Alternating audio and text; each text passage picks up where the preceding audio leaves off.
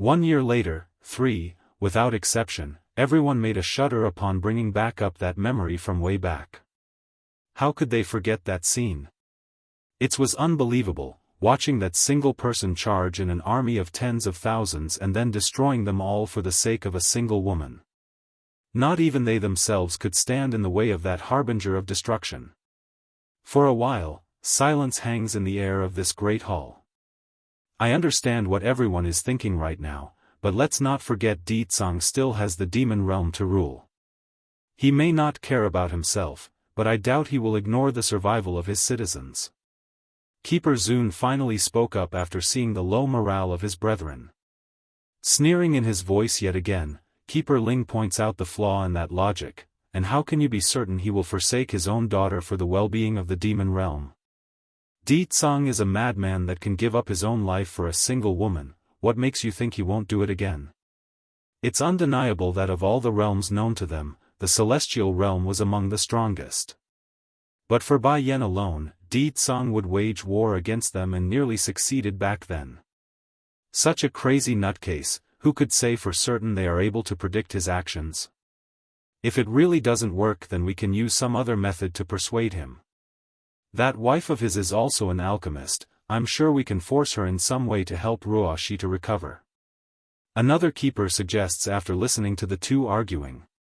Putting on a pitiful and teary face after seeing how they're all pushing herself into the matter, Yun Ruoshi really didn't want to do this. Revered keepers, I am ashamed of making you all expend so much effort on myself. Please, just let me be like this for the rest of my life. I don't want to drag you all down with me. No shit, she doesn't want to recover. If he does, then wouldn't that mean she'd be pushed into the front lines? That would be catastrophic. Besides, she knows her own talent better than anyone else. What savior of this world? Even back in her prime, she could barely keep up with Bai Yan's growth, and that was thanks to all the treasures and amazing alchemic ingredients given to her by Bai Yan in secret. Yun Ruoshi may believe she's thought up a good excuse on the issue, but that's not what these elders are thinking. Immediately, a set of dissatisfied frowns filled their faces. You don't have to think about it so much, Roshi, we're only here to inform you of what we are going to do. For the sake of this world, for the sake of repelling the impending calamity, we will do everything in our powers to help you recover. That was equivalent to a death sentence for the lady. Her heart felt endless horror until she couldn't properly utter another word. Go ahead and rest first, Ruoshi. Keeper Ling continues with a smile, and if you protect the world from that calamity, I'm sure the Lord will also be grateful towards you. By then wouldn't it be easy to convince him to marry you? 1 year later, 4, a visible tremble could be visibly seen across the lady's face. Back then Chui God would give up Bai Yan for the sake of the celestial realm. Perhaps he would do the same and marry her if she helps save this world? Revered keepers, I will not cower or hide for the sake of this world. As long as she could marry Chui God before the calamity strikes, then even if it's only for a single night, she won't regret it. After dropping those words, Yun Roshi didn't wait and resigned herself for what's to come. Leaving the room, the lady didn't forget to close the door behind herself on this occasion. Meanwhile, back in the conference hall, the air has become eerily quiet again until Keeper Ling broke the silence. Everyone, our feud with the demon realm is unending, so, having us go bargain for the deal is out of the question. I know only two who can handle such a task. Who? The Celestial Lord. That lass came to the Celestial Palace since she was young and grew up under the care of the Lord. If we have him go, then it will be a huge boon. The second is that crazy old coot, we can use him as well. Grumbling in his voice, Keeper Zun clearly didn't believe this would work based on his expression. And how do you expect us to persuade that old coot to do as we say? Don't think just because he's all crazy nowadays that he will do as we instruct. He understands a lot more than he lets on. Back then we only managed to go after that girl because we tricked him to go off somewhere, otherwise the plan would have died in its infancy if he had found out. Sure enough, Keeper Ling didn't refute that claim and became quiet for a while. Then we have no choice but to rely on the Lord. He cares about the celestial realm, so he's our greatest candidate. Moreover, I know he still misses the lass from the hearts down. If we promise him to allow his marriage with Bai Yan, then I'm sure he will do as we say. This, Keeper Zun actually became lost for words. Doesn't he hate the girl to the bone? Why would he give such a commitment? Keeper Ling obviously noticed the suspicious gaze coming his way. Smiling shadily, I'm only tricking the Lord. Once the calamity is over, I won't let a single one from the demon realm go. Rising from his chair, Keeper Zun sighs and showed a bittersweet smile on his face. Then I will go ahead and try to contact the Lord. For the sake of the big picture, we have no choice but to do this. Let's just hope that girl doesn't hate us anymore so we can do this without incident. Time flowed like water for Bai Yan, who had been on this sky mountain for well over a year by this point. She's grown much stronger since then, but despite hitting the peak of the middle divine stage, she's now at a bottleneck and couldn't progress any further. Mother, second brother is picking on me again. Right as Bai Yan's about to take a break, a cuddly and babyish voice calls out to her from the front. This child had a very tender face like a little peach, but those eyes were gorgeous and watery. Though her footwork left a lot to be desired still because of how unsteady she was walking, one could nevertheless tell she would one day grow up to be a fine beauty. Reaching down to pick up the precious little girl, she pinches that nose as a form of play. And how did your second brother pick on you this time? The fruits picked by little Foxy has been taken by him. I also want to eat the sour and sweet fruits. Even though Di Ling Yan, girl, was about to become 2 years old at the end of this year, she's nevertheless still a child, so it's normal for her to act like a baby. However, her words are already very mature and could hold proper conversations due to her royal lineage. 1 year later, 5, her big eyes are watery and full of grievance when looking up at Bai Yan. Mama, second brother eats so much, he took all of the fruits little Foxy prepared for us. Woohoo, I don't like second brother anymore. The way she said that was truly melting to the heart, because when she cried, the peachy-faced girl didn't forget to rub her eyes with those tiny hands. Be good, Ling Yan, we only need to have your little Foxy pick some more for you. Bai Yan cuddles her daughter some more to stop that weeping. Truly, of all the things that's occurred over the year, these 2 babies are her greatest joy and the driving force for removing the gloom hovering in her life due to her eldest's unchanging condition.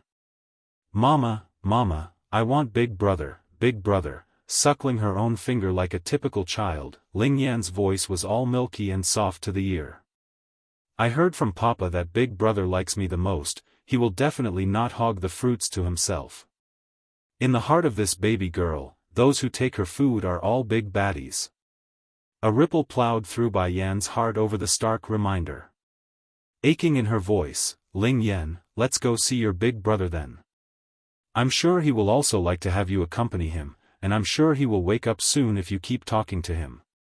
It's been so long already, Xiaofan should be waking up soon. But before the mother and daughter pair could even make it all that far, the baby holding the woman's pinky to walk steadily, Di Ling Yan had already started to show signs of fatigue. Mama, carry. Staring down at her own daughter, your big brother could already walk very well by your age back then. How come you are so adverse to walking?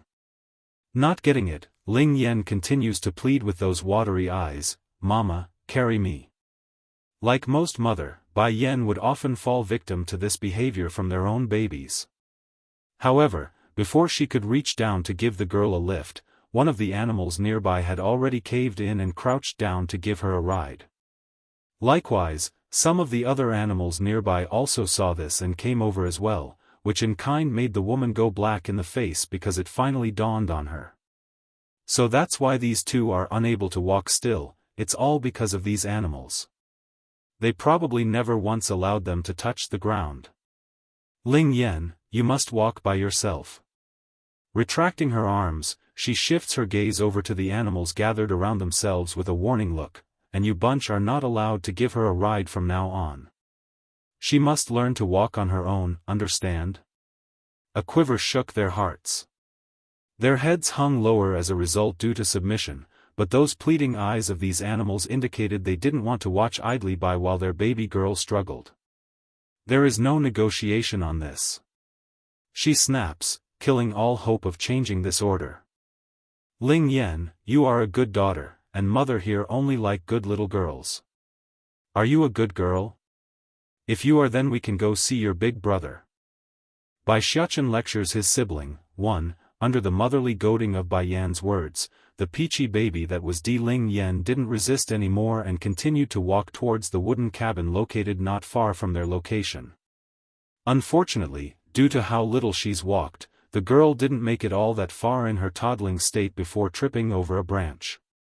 Ling Yan! Bai Yan exclaims in great fright. But before a helping could be extended, the girl had already climbed back up from the ground. Sure, Ling Yan's knee did make a scrape that drew an itsy-bitsy drop of blood, but that's all it took to make her tear up. Hurt, hurt. In the end, Bai Yan could only yield under her daughter's pitiful appearance. After all, the girl's only 1, barely 2 by the end of this year. How could she be so harsh on her? Ling Yan, do you want mother here to hold you? Reaching out with open arms, she had every intent to do so, which in kind drew a sparkling look from the peachy girl's eyes who was offered the chance. However, instead of running into those arms like she always did, Ling Yan only hanged her head down and shook it like a rocking drum. I will walk by myself. Unable to resist a smile over that strong will, Bai Yan felt proud of this daughter. Good Ling Yan, you are so good. Come, let's go see your big brother. Inside the wooden cabin, Bai Xiaochen continues to lay motionlessly atop of the bed prepared for him despite the strong ray of sunlight coming through the window and hitting his face. He's been in this comatose state for all this time, never once showing signs of recovery. Then suddenly, as if beckoned by the world, that little face twitched. After more than a year of this, his eyes opened, popping wide like he's regained his soul and became renewed with life. Squeal. The door to the cabin gets pushed open then and draws the boy's attention. Immediately, his fuzzy eyes were presented with the familiar face of a surprised woman clad in a reddish dress of rose color. Mother! Without any ado, Bai Xiaochen jumps right out of the bed and threw himself into Bai Yan's body, tightly wounding his arms around her waist. Mother, I feel like I slept for a long time, I miss you. Looking down at her eldest, this poor mother who's been worried sick for all this time finally felt a boulder lift off her shoulder. Xiaochen, welcome back. Perhaps those were the words need to release the dam inside his memory, but the boy froze in that split second. I remember now. I gave up control of my body to the other me, but how did I return? It can't be. The other me willingly returned control to me? Oh, whatever, as long as I can be with mother, then I don't care what happened. Mother, I'm so happy to be able to see you again. I had a long dream. I dreamt that I was in a lonely dark place, unable to find my way out. I really thought I would never be able to see you again. Pursing his lips into a thin line, Bai Xiaochen looks up to meet Bai Yan's gaze and realized it wasn't only him who was crying right now, she too as well. Bai Xiaochen lectures his sibling, too. It's like, this period was all but a dream for the boy, and when he woke up Bai Yan was just like before, standing there and waiting for him to wake up with a smile. Nothing's changed. Big brother is crying, so embarrassing. It's then a milky and childish voice came from the side, catching Bai Xiaochen's attention. Twisting his head to one side, he was finally graced with the image of the baby girl. A sweet, sweet peachy baby that made him want to take a quick nibble out of it. Of course, Bai Xiaochen had always been one to act on his ideas. Without further ado, he picks the baby up and kisses her on the cheek. Mother, my little sister smells so good. She is far more beautiful than Wang Xiaopeng's sister. Looking at her own daughter, Bai Yan really had to wonder where his eldest got this idea. Such a small baby would at most be called cute, where does he even find the word beautiful to describe one so young? Xiaochen, Bai Yan turns to his eldest again. The wisp of resentment occupying your body is now completely integrated into your body. Speaking of this topic, the poor woman undoubtedly felt a sting poking at her heart. That sad and grieving face, how could she ever forget? Perhaps he's able to sense the grief as well. Bai Xiaochen gripped the woman's hand and turns the situation around to soothe Bai Yan instead. Don't be sad anymore, mother, I will always be by your side and stay with you. I will also overturn the heavens with you. Pressing down the negative emotions, she forces a faint smile. All right, I believe you. Anyways, are there any changes to your body? I want to make sure you're all right. A momentary daze filled the boy's eye in that second. Wrinkling his nose after checking, Mother, I think I can feel a cluster of gas inside me. What? Shocked by the idea, Bai Yan grew frantic and examined her son all over. She's already lost one child before in the past life, she could no longer afford to lose another in this one. Sure enough, the woman did find what the boy was talking about. Instead of a cluster of gas like Bai Xiaochen describes it, the oddity was more akin to a cloud of red mist hovering around her son's beast core. Xiaochen, do you feel in any way uncomfortable? Asked Bai Yan. No, I don't. We'll find your father later. He should be able to tell what the red mist is, she says after musing over the problem. Unexpectedly though, Bai Yan had just wanted to pull her spiritual feelers out of her boy's body when something strange occurred. The red mist, it started to slowly flow in Xiaochen's beast core, nourishing it and helping it grow. Unlike humans who has a dantian when they cultivate, a demon and demonic beast will produce a nucleus core when they grow stronger. Bai Yan's heart shook over this discovery. Is this what the other Xiaochen meant by he will help protect me? Needless to say, that assumption would be correct. It's a precious revelation that warmed the mother's heart, but at the same time it brought bittersweet pain knowing she couldn't save both boys at the same time. For that reasoning, her hatred for the celestial palace only grew deeper. They will pay for what they did to my family. I will return all the pain they instilled upon me and my son, everything. Mama, don't cry. Finding the tears continuing to leak out, Di Ling Yan, girl, reaches up with her tiny little hands to help wipe that cheek.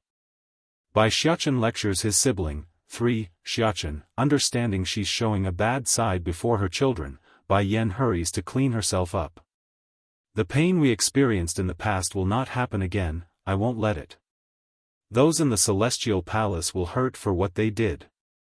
Under those embracing arms, the boy's expression gradually relaxed as well and revealed the iconic bright smile of his from the past. Okay, I believe in you, mother. As long as you say it, I will believe it. When the woman made that vow, a serious flash of killing intent definitely sparked in those eyes, just that the intent quickly went away when looking down at her children. Come you two, let's go find your brother and father. That drew a displeased pucker from the boy. Obviously Bai Xiaochen still didn't forget the suffering this younger brother of his caused to his mother, hence the bad reception. However, in order to not let Bai Yan be unhappy, he could only hold on to his little sister's hand and slowly follow along. Not far away, inside a forested area. Apparently a certain baby silver fox was very much enjoying himself right now, and that was Bai Yan her two kids saw when they arrived at the location. They could see how ridiculous the picture was, two animals climbing the fruit tree and shaking the branches so the fruits would fall off into the baby fox's mouth. Mother, noticing the familiar face, the little glutton attempts to crawl over. Unfortunately for him though, he's eaten way too much. In order to move, the only option he has was to lie on the ground and roll over on his tummy. Leaving a paw print once he manages to cling onto the woman's skirt. Mama, I want to eat meat, I want to eat meat. Bai Yan's face literally went black over her second son's behavior. It's bad enough he's unable to walk and could only roll over, he's now suckling that finger with drool coming out. Wait first, you need to digest what you've eaten. Puckering that lip in displeasure, I'll digest it very quickly. I want to eat meat. I want the meat made by mother. Just that before the gluttonous boy could whine some more, Di Ling Yan had jumped in. Forking her little arms around the waist, the peachy girl was already showing her powerful might from being Di Tsang's blood. Read more chapter on VIP novel. Calm, bad brother, you took the fruits from me, you are big baddie. Don't give him meat, mother. That's definitely a sore spot for the gluttonous baby boy. Looking towards Bai Yen with those aggrieved eyes of his, he's still salivating despite the fact. Oh, I want meat, what am I supposed to do? Jean Tian, come greet your big brother first, your big brother is now awake. When I'm not around in the future, the two of you are to listen to him, understand? Blinking those big eyes of his, Jean Tian turns to the mentioned boy who was starting down at himself. With a smile, he reaches out with his small paw. Big brother, how come you've been sleeping for so long and not play with us? Bai Xiaochen lectures his sibling, for, when Bai Xiaochen saw how his little brother's dirty little paws were about to come into contact with his clothes and leave a print, the boy immediately jerked backwards and avoided the close call. Mama, does big brother not like me? Jean Tian turns to his mother for an answer after grasping at air. He's looking all teary and aggrieved right now due to the treatment. Undoubtedly true, his eldest brother held an improper opinion of this little glutton due to how much pain Bai Yen had to go through in order to give birth. But now upon seeing the tearing up face of the baby boy, not even Bai Xiaochen could keep up his iron heart and promptly softened up. How could he not? Don't cry, Bai Xiaochen steps back over and stared nervously at those two little paws that's covered in dirt. The way he's acting was like someone heading off to the execution grounds. If you want to grip my robe, then go ahead. That's right, after years of teaching and lecturing from Bai Yen, the future demon prince of this world actually has a phobia against being dirty. If he so much as catches a stain, then it would be akin to torture.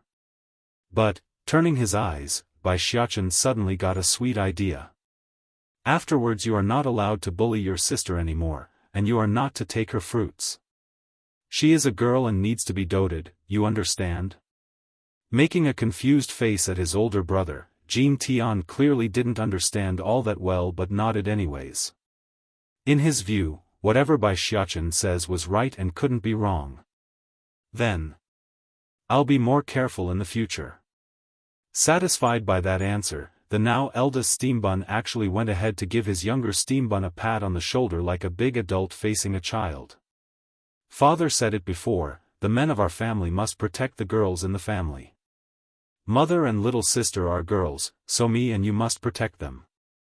Nodding heavily, Jean Tian cries out in compliance using his milky and childish voice, I am a man, I am a man. Now that's a good boy. Giving Jean Tian a good rub on the head as a prize, remember now, if there's ever a boy daring enough to come near your sister, break his leg. Bai Yen instantly blew up with a plume of black smoke over her own head.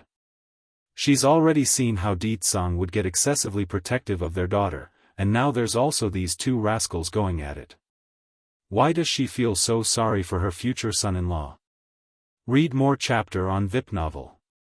Calm Jean Tian didn't find the logic wrong at all, though in comparison to his mother's view. Nodding with enthusiasm, the baby boy now looked on to his older brother with admiration despite how wrong the whole situation was.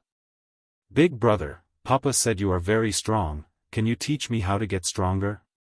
I also want to cultivate and protect Mother and Ling Yen. You're too young right now, wait until you're all grown up first. Bai Xiaochen says it like a big adult. Biting his own finger, the little glutton now sounded troubled. Then, when can I start learning from you? Caressing his own chin in contemplating, Bai Xiaochen apparently didn't think that far ahead and had to take a good moment to come up with an answer. 3 years old. Wait until you're 3 and then I'll allow you to tag along. Right now you're still an immature baby. Bai Yen literally wanted to scream in that second. She almost face-bombed herself because the way her eldest said it right there sounded like he's also a grown-up. In reality, Bai Xiaochen's only a child himself, barely a young teen.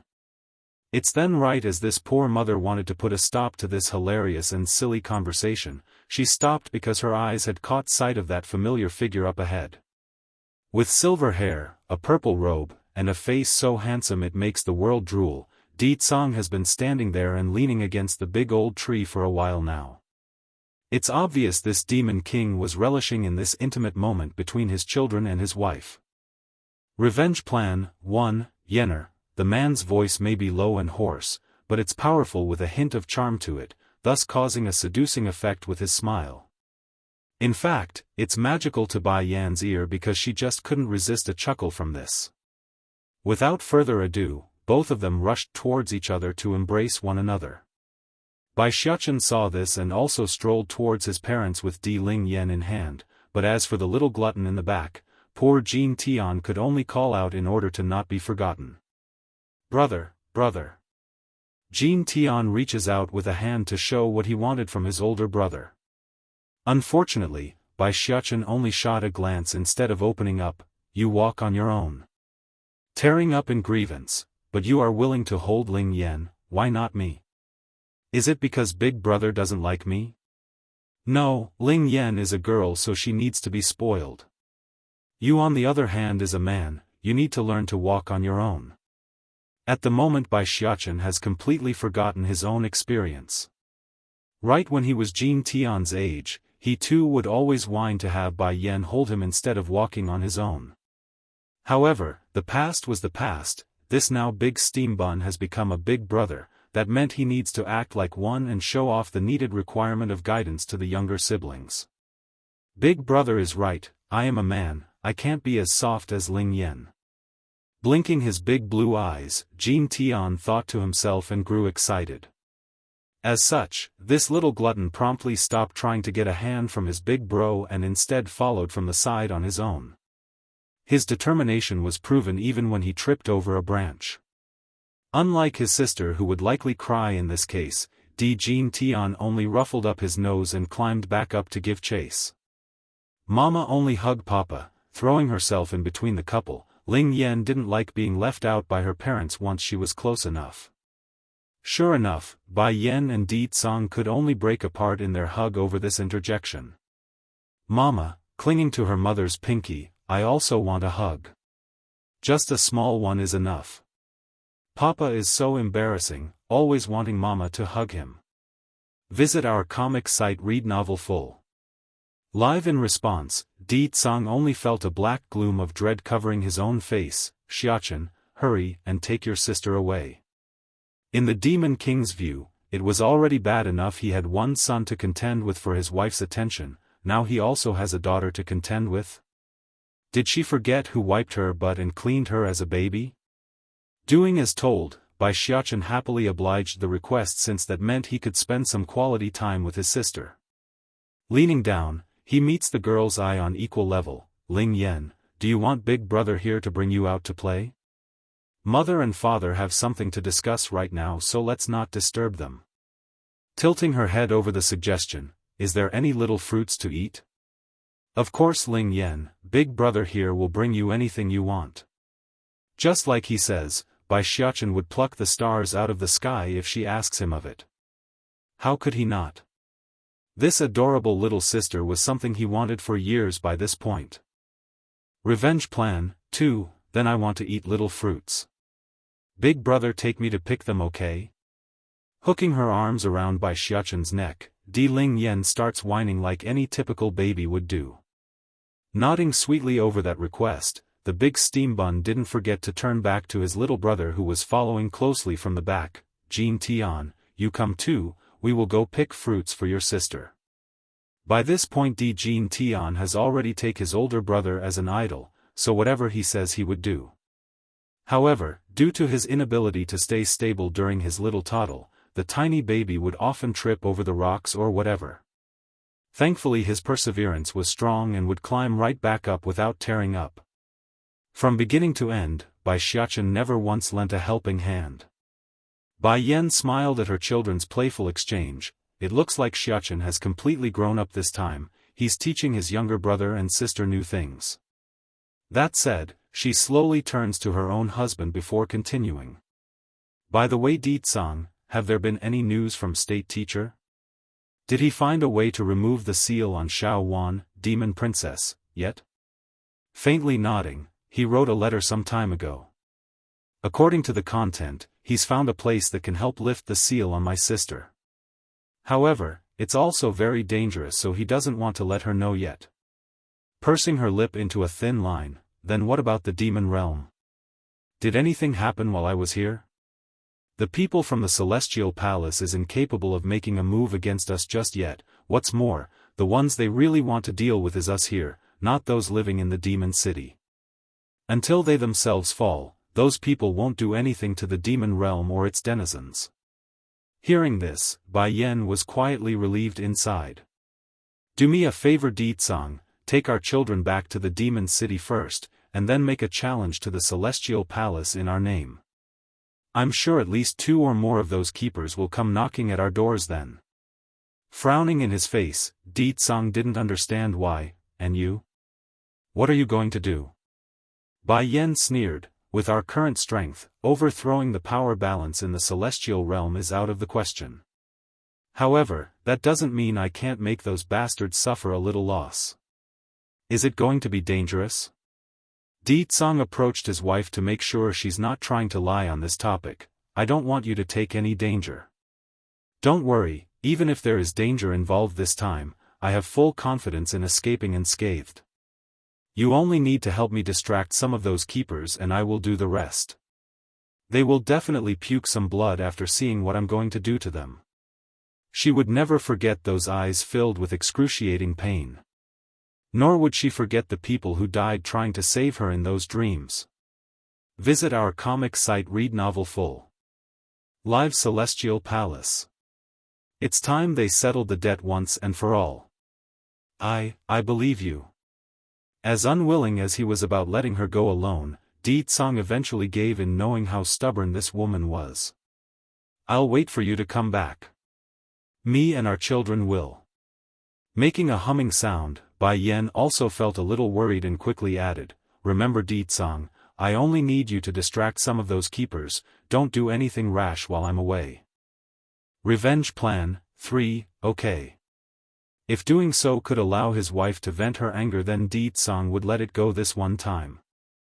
I can promise you that, however, you must also bring Xiaofan with you. Only then will I be at ease.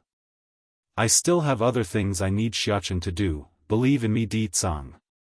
Now that Jing Tian and Ling Yan is in this world, I need to work hard to give them a peaceful life. After she says that with clear determination, Bai Yan takes the lead and leans in to kiss her husband to seal the deal.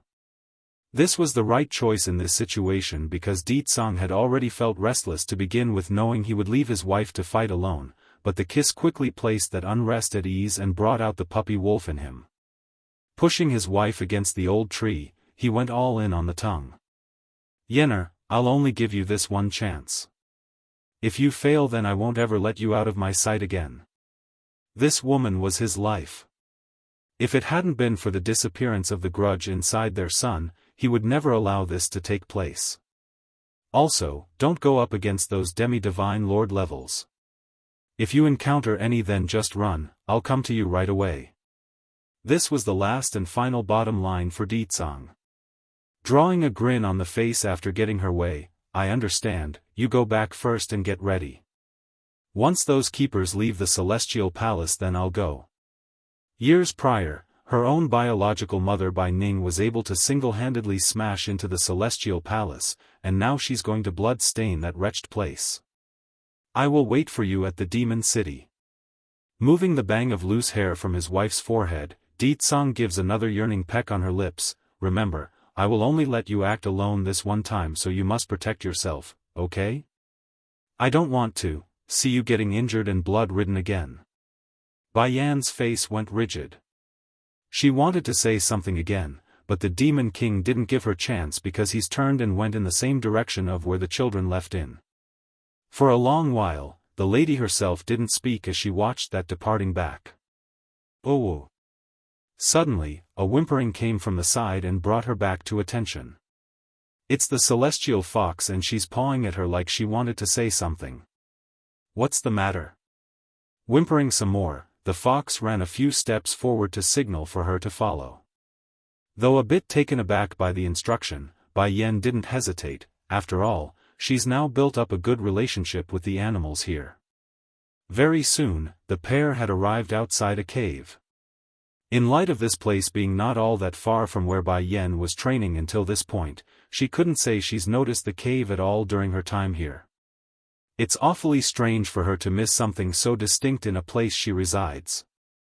What is this place, Celestial Fox? How come I never noticed this place before?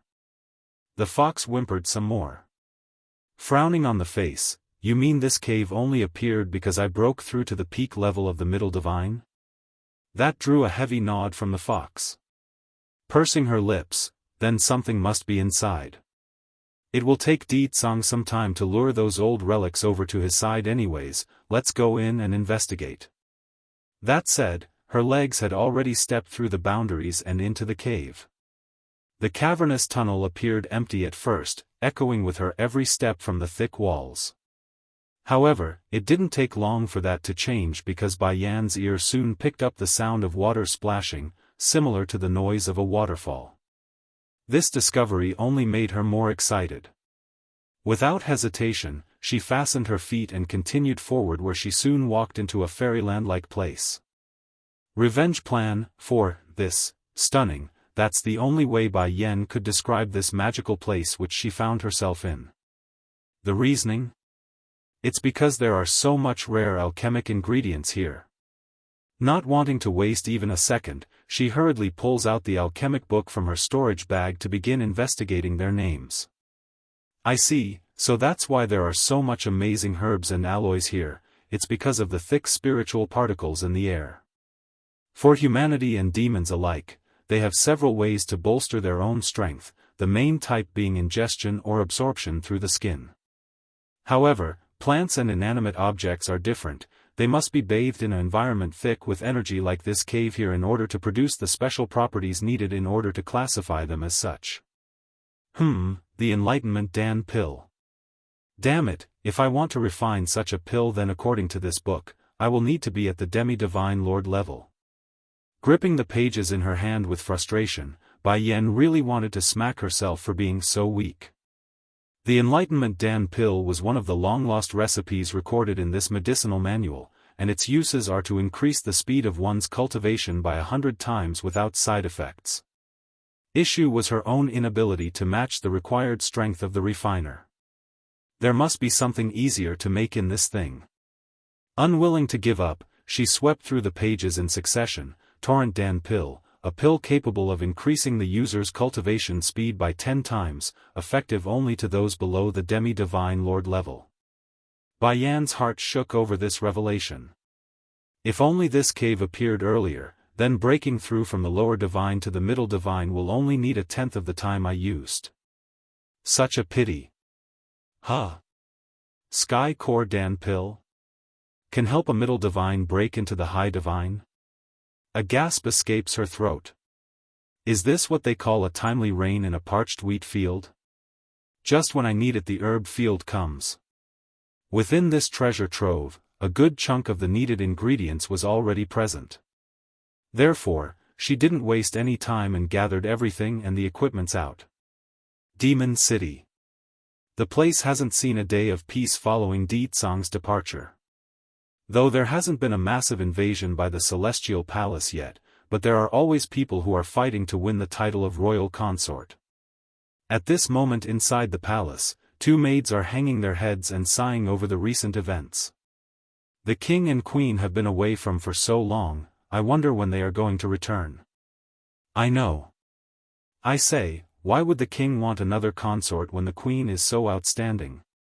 Compared to the queen's beauty, these ladies who came into the palace is worlds apart. And, what if those consorts manages to pull the queen down? What's going to happen to the prince then? I have never seen such an adorable and polite child in my life, it'd be such a pity for something to happen to our little prince. Just when the 2 maids were sighing again, a cold and harsh snappy voice cuts in and jerked them to attention. Why are you 2 chit-chatting around for when there's cleaning to be done? Revenge Plan 5, the maid turned white upon seeing who it was.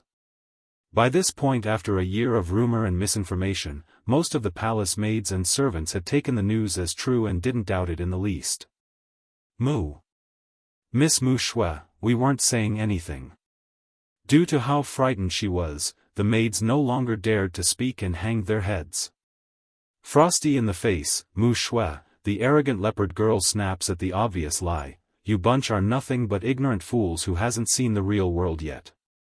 Nothing but a human woman, how good can she possibly look? Moreover, that son of hers is only a half-breed, that child can only be a useless weakling at best. Only idiots like you two would treat him as a thing. The face of the two maids were undoubtedly very ugly after hearing that pompous and disgusting statement. Unfortunately, due to their fear of Mu Shui's supposed identity and possibility of becoming a consort, they didn't dare to retort her. Hurry up and get back to work. If I find out any of you are lazing around, then I will go tell the king to dispose of you too. Without surprise, the two timid maids did exactly just that. Bowing their head, they quickly retreated to carry out their work, afraid the sassy bitch would really go report them. Meanwhile, at the same time in the back mountain of the palace, a door which has been closed for nearly 2 years has finally been opened again. First Elder. A guard greets the cheeky and jolly-looking elder after coming over to greet the individual. First Elder slightly nods. Did the king return yet? Sadly not, both the king and queen hasn't returned yet. However, the king did send us a letter and a badge for us to use. The content said as long as we snap the badge in half, then the king will come if we are in need of him. Twitching in his old mouth, the king and queen's been away that long? Alright, I understand then. Don't fret too much on the matter, I'm sure the king and queen will come back soon enough. Anyways, did anything happen to the city while I was in closed-door training? Yes, First Elder, there is. The attacks from the celestial realm are getting fiercer and fiercer with every battle. Fortunately our forces are able to repel them at every turn. Now the only matter left uncertain is the matter of the king taking in a new consort. Shouldn't we settle on the candidates before the king returns? Choose a consort? The elder appeared dumbfounded on the face. When did the king want a consort, and how come I didn't know about this? Outrageous. First Elder huffs and snaps out at the guard in utter anger. Who told you such nonsense about the king choosing a consort, and why would he go and take another woman when he has such deep affection for the queen? Now it was the guard's turn to be dumbfounded. The king didn't plan to choose a consort? Then what was the point of those ladies being brought into the palace? Idiots, a bunch of idiots.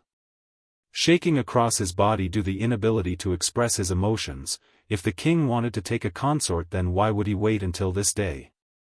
He promised the queen that he will only have her for this life, and knowing how proud the queen is, do you think she will allow other females to serve her husband? With a shudder, the guard plopped to the ground in the next and recalled back to all the rumors over the year. As expected, his back was drenched in cold sweat at the thought. It's over. This time it's over. Tell me, who is the bastard who said the king wants a consort? Grabbing the guard by the collar, the elder roars out with a boom, is that moron trying to get me killed? Revenge Plan 6. His Majesty gave me control of the city before he left. If it becomes known that I allowed such rumors to float around, then wouldn't it be me who failed? I don't know, the guard gulped, but they are saying the girls brought by the king from before is going to be the consorts. I thought. First Elder, I really don't know anything. Almost wanting to smack this idiot before himself, the poor elder was burning fire in those eyes. Go now. Go and investigate who began this rumor. If I hear another person talking about this nonsense, then I want them disposed of. I only hope they can stop yapping their mouth before the king returns. The queen and king went through so much in order to be together, I can't allow something like this to get in between them. If it does, then I'm the one at fault because I didn't do a good job. The guard made a shudder over what he's going to say, knowing it's not what the other side wanted to hear. First Elder. I'm afraid it's already too late. Glaring in the eye, what do you mean by that? It's around a year ago. The king's brother-in-law came and demanded to see His Majesty. He had inadvertently learned of the rumors and was very angry, saying he won't let the queen stay with the king. Poor First Elder, he could already feel his soul flying away into the sky and leaving his mortal body. The queen's younger brother already found out? In that case then. Oh no, no, no, no.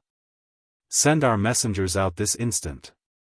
Go find Her Highness's younger brother.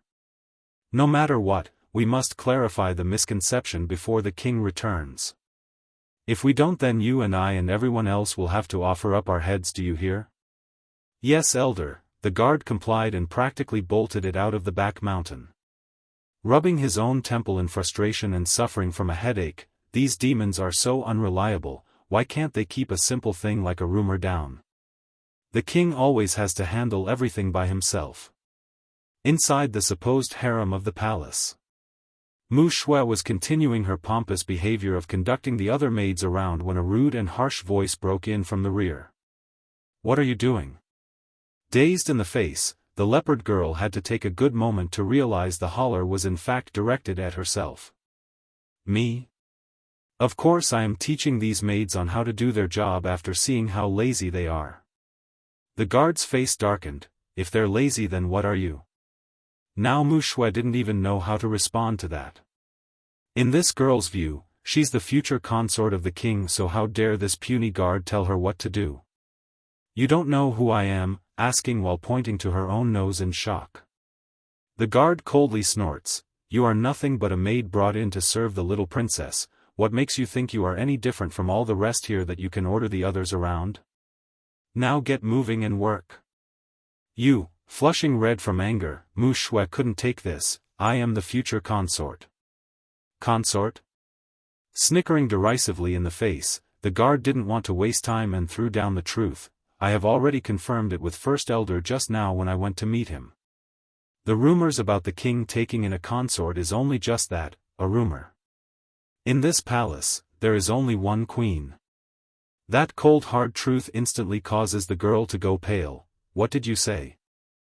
Revenge Plan 7. First Elder also opened his mouth. If there are rumors going around again using the consort title, then the punishment will be torture. In a stumble, Mu Shui nearly fell to the ground as she staggered backwards. It's impossible, it's not possible. It must be the First Elder defending that queen. He's a dog of hers, so this guard must be lying as well. Despite what she felt inwardly, this arrogant bitch from the leopard tribe would never show it openly. She may be pompous and overly proud of herself, but even she knew better than to offend the one in charge right now. As such, the resentment could only be hidden in those eyes. Furthermore, if I find out who is the one spreading all these lies and framing the king, then it's the death penalty to that person. Now Mu Shui has lost all color as the blood drained from her face. A flash of panic quickly filled those eyes, in which she only managed to cover up by hanging her head. If these people really want to check, then they will definitely get back to me as the source. I can't let this continue. I can't let them get their way. The guard left and didn't do much else after throwing this warning out there. However, it doesn't mean others weren't going to come over. Right as Mu Shui felt safe and raised her head again, a beautiful yet strong figure had appeared in front. I said so before, the king only brought us here to care for the little princess, it's not what you assumed. Mooing, the older sister, spoke with disapproving eyes, and, I already promised mother not to throw you out there. But so what if I don't say anything? The fact that the king doesn't have any intent of taking a consort is already enough. They will eventually find out who's making the rumors without me spilling her out there. Irritated by this, Mu Shui shoots a glare at her older sister before speaking in a low whispering voice, it's just that elder trying to help the queen. If the king had no intention, then why did he summon us into the palace in the first place? Just wait until the king returns, then you will see. And do you think you will be able to wait until that day comes? Mooing didn't get taunted and chuckled sarcastically. First Elder is already starting to investigate the rumors. What makes you think they won't trace the source back to you when you've openly said it before the public? Growing cold in the face, Mu Shui clearly thought of that and retorted, Sister, don't forget those maids who came into the palace with us are all from our tribe. Do you think they will rat me out when their family is in the hands of father and mother? If they so much as make a peep, then it's enough for mother to kill them. Her voice sounded all somber and eerie to the ear, but thanks to the departure of everyone nearby, none was able to pick this fact up. Or are you assuming the elders in this palace are going to get involved with our tribe's internal affair? Besides, First Elder doesn't look like the type to randomly kill others. As long as those demons don't point to me, then what do I have to fear? It's not like that old fart is going to kill every maid they brought in. If that does happen, the king won't let him off either. Mu Ying's expression darkened over her younger sister's lack of care for their own tribeswoman. Don't forget, there is also those 2 guards from that day. They also heard your speech in the open.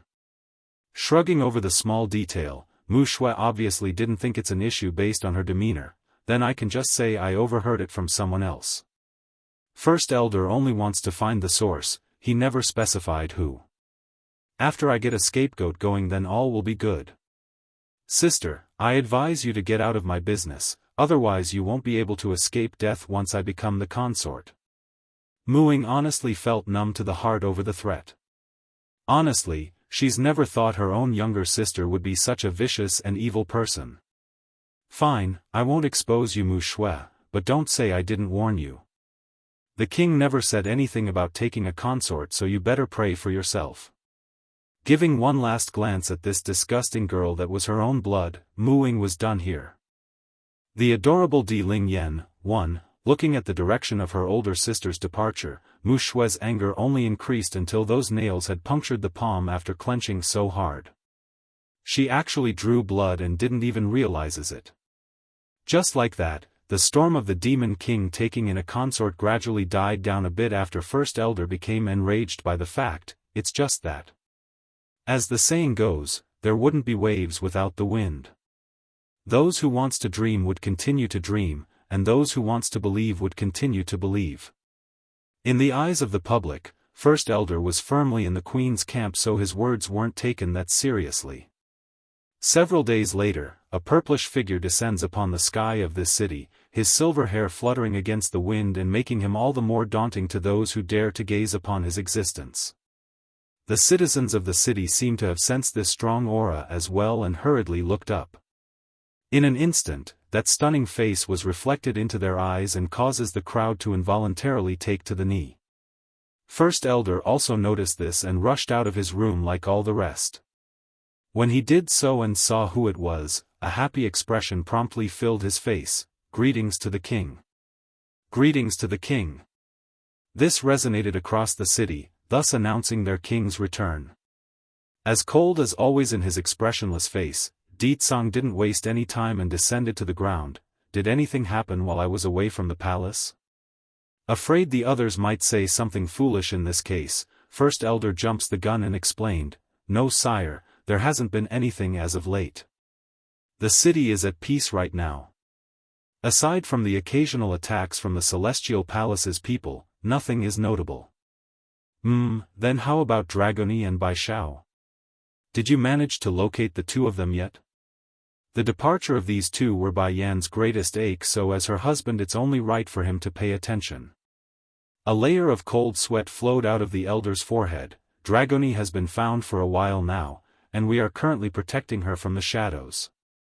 As for Sir Bai Shao. After a pause, he grits his teeth and decides to hide the truth, we haven't found him yet. If the king finds out about the rumors, then he will definitely be outraged and might even punish me for failing to stop it.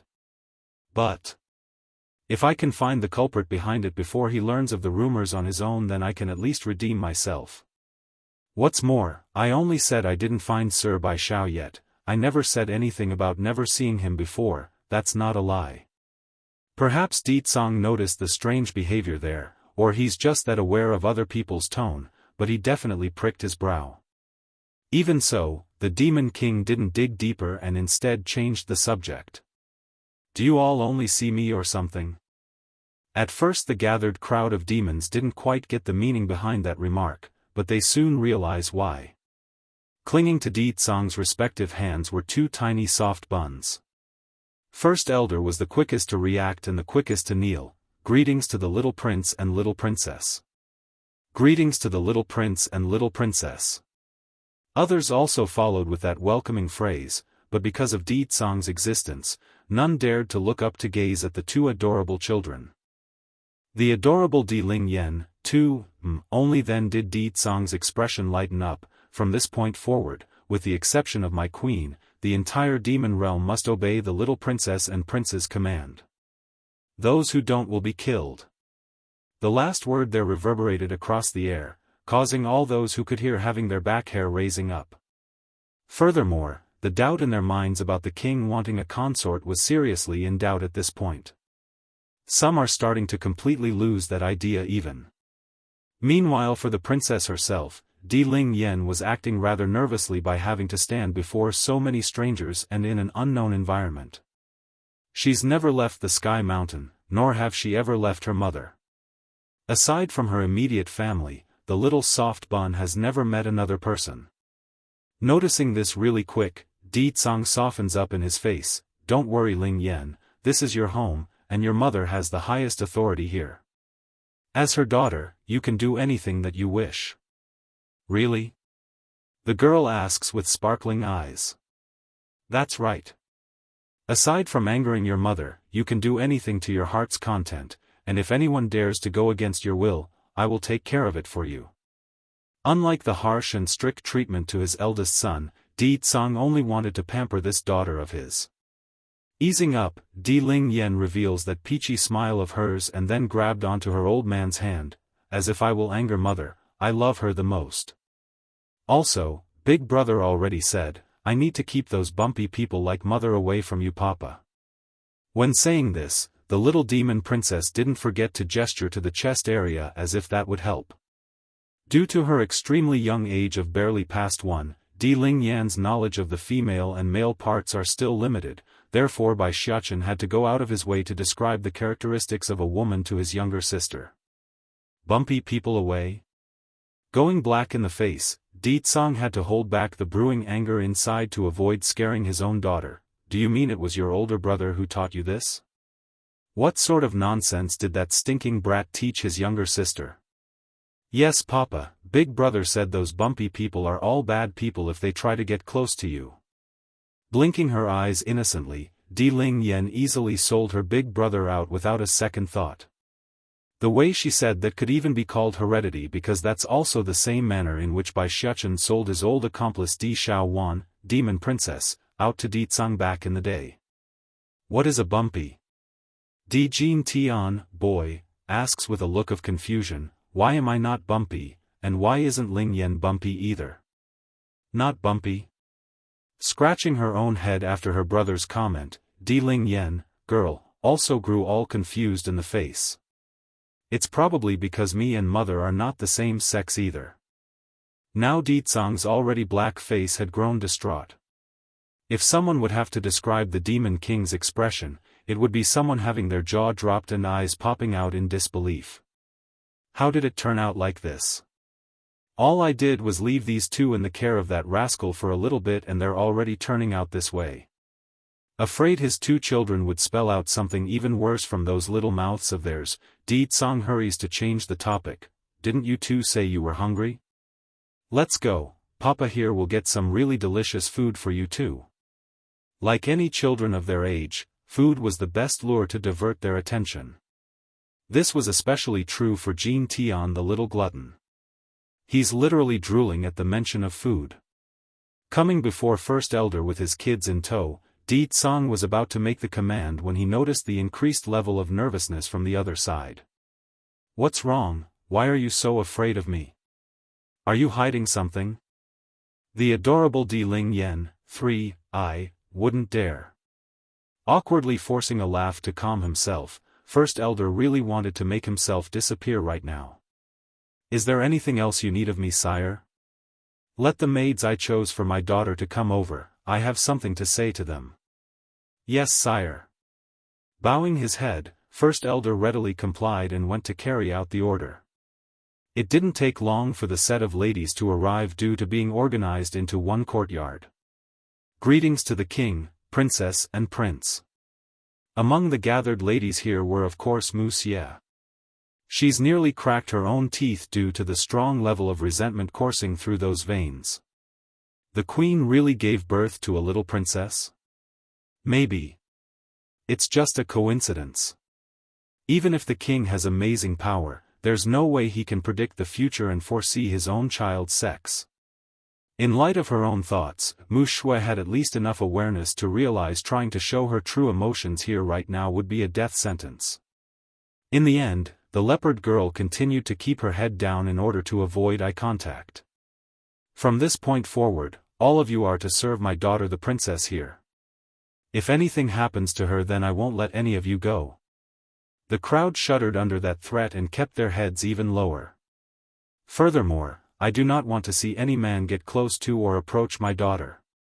If there are any violators, then the crime will apply to those who failed in this as well. When he chose these maids for his precious gem of a daughter, Di Tsang specifically vowed to himself that no brat would get near.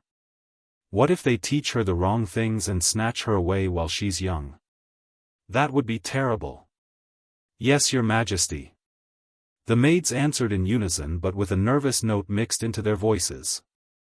Unlike when First Elder attempted to squash the rumors, this time Di Tsang really did kill it off in its entirety. After all, rumors are rumors, this order here was the real deal. As for Mu Shui, she's being devoured by jealousy at this point. Not even she could deny the fact that her own belief has been crushed. Nothing but a half-breed born of a human woman, why does the king like this runt so much? Muing naturally saw through to her own younger sister's thought pattern there. However, when she saw no noticeable change or outburst from the other girl, this eldest sister undoubtedly felt relieved, both for herself and her tribe. First Elder, also go find some more people to take care of the little prince. It's then that Di Tsang got to caring for his youngest boy. Jin Tian is still young, I don't want anyone using his ignorance to their advantage. Unlike his trust in his daughter being all innocent, this father had a different opinion about his boy though. When it comes to the male of his family, Di Tsang's certain both by Xiaofan and Jin Tian would eventually want to learn about the differences between men and women. By then, what if multiple girls try to seduce his son and use him? That's out of the question because the men of his family could only have one wife, just like himself. Others did not understand the meaning behind their king's word, but First Elder did. Without saying a word to explain to the others, yes sire, I will gather the necessary people for the little prince. I will also make sure they teach His Highness the needed lessons. Then go now. Yes, arching his fist, the elder left without delay. Due to not foreseeing the new baby being a set of twins, no servants were prepared for poor Jin Tian by Di Tsang.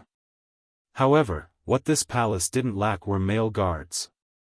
For that reasoning, it didn't take long at all for First Elder to organize a set of people he deemed worthy of teaching the new prince. Ling Yan.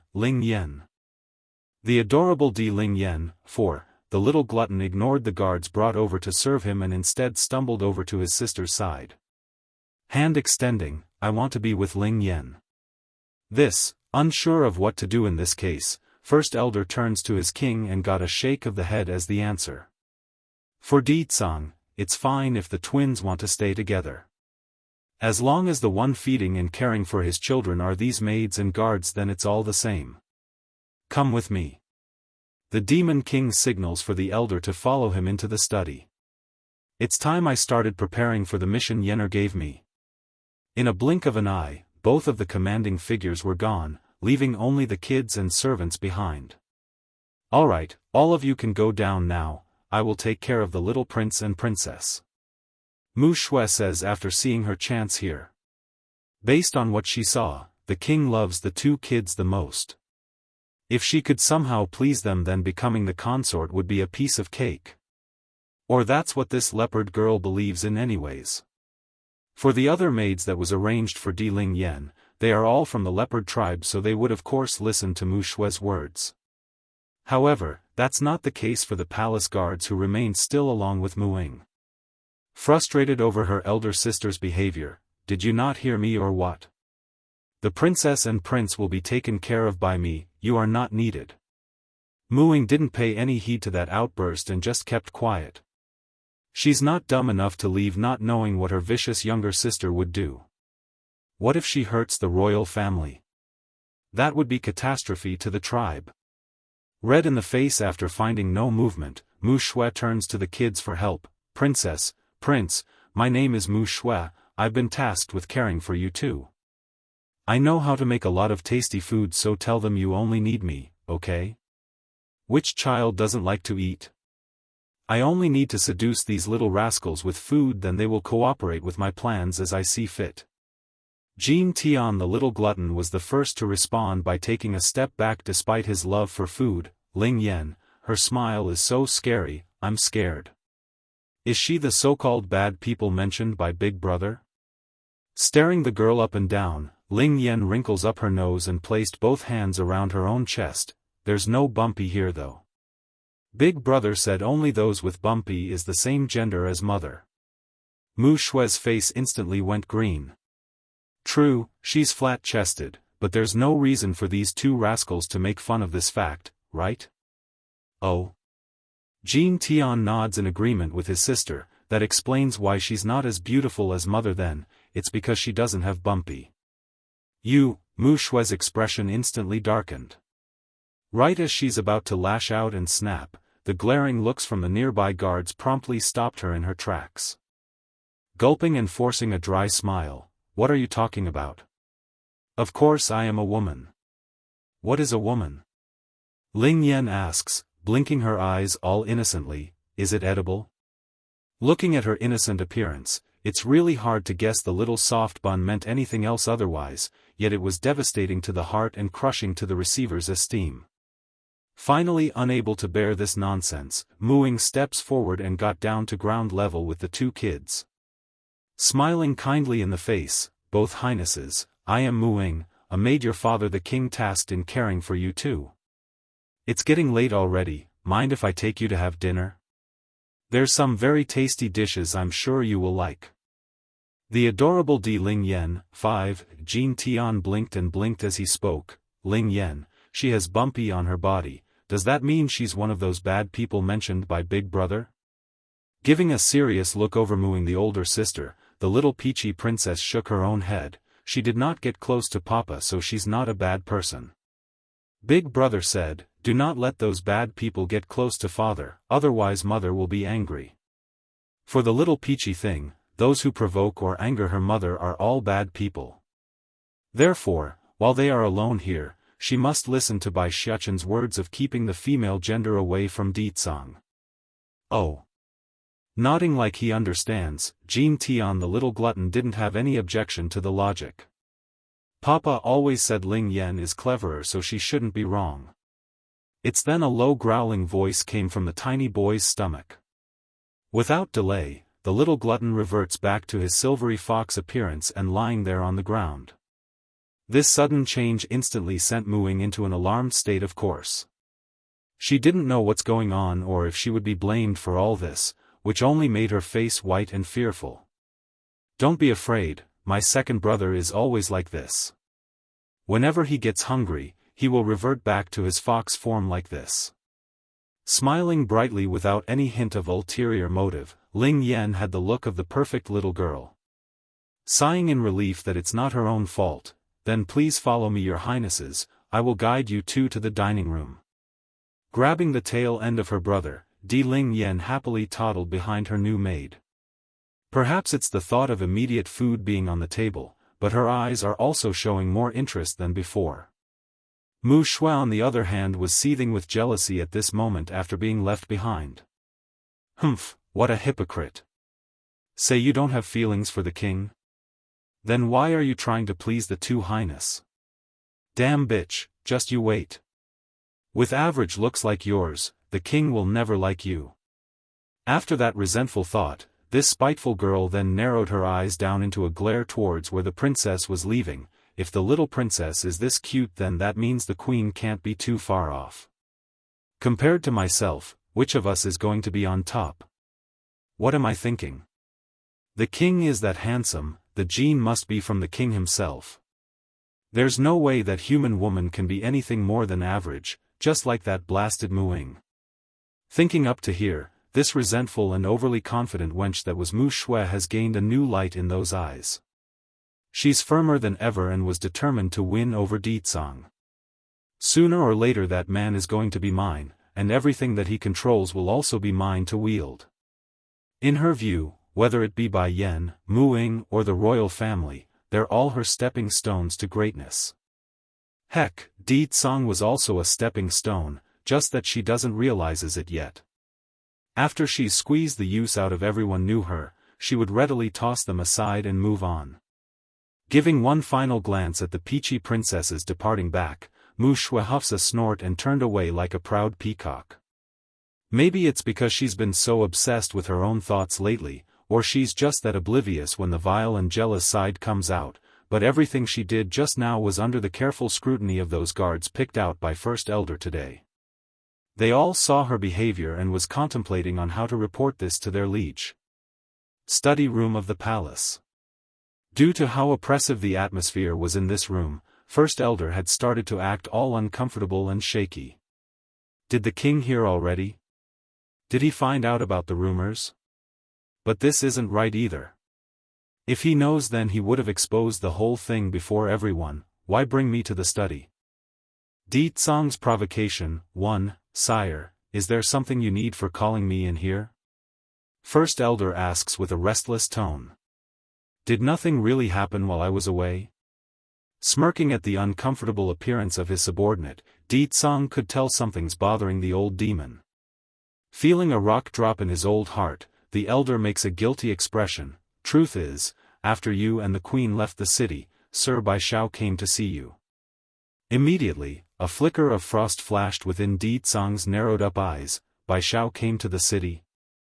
Yes, the elder replied timidly, but after hearing you and the queen were away, he left immediately. I couldn't stop him because I was in closed-door training and only became aware of this recently. In the end, this old man still felt it's best for himself to keep the rumors away from the limelight. He's just too afraid of what would happen if he blew that out there before this man. For a long time, no words were exchanged between the two of them until it got very awkward. Regarding the matter of my brother-in-law, I will personally handle it by sending my own subordinate. Right now I want you to complete another matter I have on hand. Please instruct me. Kneeling on the ground, First Elder readily complied. Pass the message down, say, in 3 days, I'm holding a gathering and is inviting those from the Celestial Palace to attend. Let's see if those bastards will actually have the courage to attend. The most direct way in bringing those people would be to send a challenge. And it must be known to all to work. Yes, sire. Though a bit surprised by the order, First Elder didn't question his liege's command. Without hesitation, he left to carry out his mission. Murmuring to himself as he watches that old departing back, Yenner, I have given you a chance now, the only chance I will give you. Read more chapter on VIP novel. Calm. Right after leaving the study, the old elder had intended to go begin preparations for spreading the word when he got stopped by one of the guards. First Elder. Frowning in the face, what happened? Did something happen to the prince and princess? No, First Elder, it's something else regarding the maids tasked with caring for the princess. Among them is a maid called Mu Shui. She's unwilling to follow the order given and attempted to drive away the other maids in order to monopolize the princess. This news made the old senior darken up in the face. He's lived for many years, so he's well aware of what that maid intends to do. Leave them for now, there's many more important matters to handle first in the palace. However, have some of the guards keep an eye out for those maids. I'm suspecting the source of those rumors is somehow related to that group. Eyes narrowing in, First Elder felt frustrated at how many things there are to do for himself. Otherwise, he would have dug deep into this matter and pull out the one responsible for his own troubles right this instant. Yes, Elder. The guard obeyed and left without struggle. Ditsang's provocation, too, sitting inside a wonderland-like valley, Bai Yan was entirely focused on her task at hand when a rumbling thunder struck her head, causing her hands to tremble heavily and partially losing control of the cauldron in front.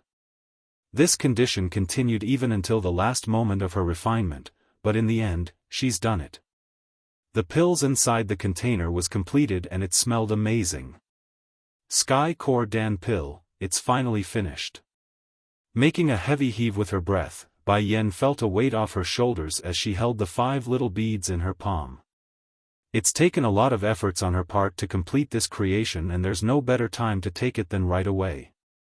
Sitting cross-legged, she pops one into her mouth and felt an incredible amount of power surging from within. Maybe it's the scent of the pills that's attractive, but after making themselves scarce during the entire refinement process, the animals of the Sky Mountain finally decides to pop their heads out. It's just that. Right then, from above their heads, a loud rumbling thunder appeared again.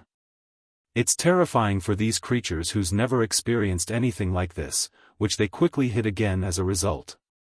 Thankfully the breakthrough trial didn't last very long. Only a couple of minutes and it was over. However, the changes in Bai Yan's body was on a whole new level. She's now at the high divine stage. This isn't enough. If I want to deal with those from the Celestial Palace, I need to prepare several more things just in case. Faintly furrowing her brow, she once again turns to the alchemic book in her possession. Through the various pages and recipes, there are many Bai Yan could try making right now to help her cultivation. However, that's not the type she needs. The kind she's looking for was the type that could help make a difference during intense combat. Metal Heart Dan pill, can make the heart hard as metal. Unless the opponent is a demi-divine lord ranked, they cannot injure me on the spot. The effects will last for half an hour. Afterimage Dan pill, can boost the user's speed to incredible levels. It's a good pill to use if I want to run away from my opponent, but other than that, it won't help if my foe is much stronger than me. Caressing her own chin, Bai Yan continues to read the book until she eventually stops at a page near the end. Demi-Divine Dan pill, able to push the user's strength directly into that level. But the side effects are extremely dangerous. Not only will I not be able to get out bed for months, each person can only consume this once in their lifetime. In other words, whether it be this pill or other type of forceful recipes that can increase her strength for short durations, she could only take them once out of precaution. Read more chapter on VIP novel. Calm clenching her fist over this bad news, I'll save this for backup, I can't waste this unless I have to. This time I will make those bastards pay a heavy price. Oh. Finding it safe to come back out, the celestial fox decides to come up and lick Bai Yan's hand. Its face said it all, she's sorry for hiding and such. Di Tsong's provocation, 3, after some more back and forth between the two of them, Bai Yan eventually got the gist of what this little fellow wanted. You are saying you want to leave with me? A heavy nod comes from the fox. She has been in this place for many years already, she's long grown tired of it. Now that a chance has come for her to leave, there's no way this celestial fox would give it up. Smirking at her little friend's behavior, don't you hate men in general? If you leave with me then you are bound to meet a lot of men in the outside world. Can you guarantee you're able to control that temper of yours? That brought a wave of hesitancy in the fox. However, it's only a brief delay before she nodded firmly again. Alright, then can you contract with me? Bai Yan asks with a happy grin. The fox nodded again, of course.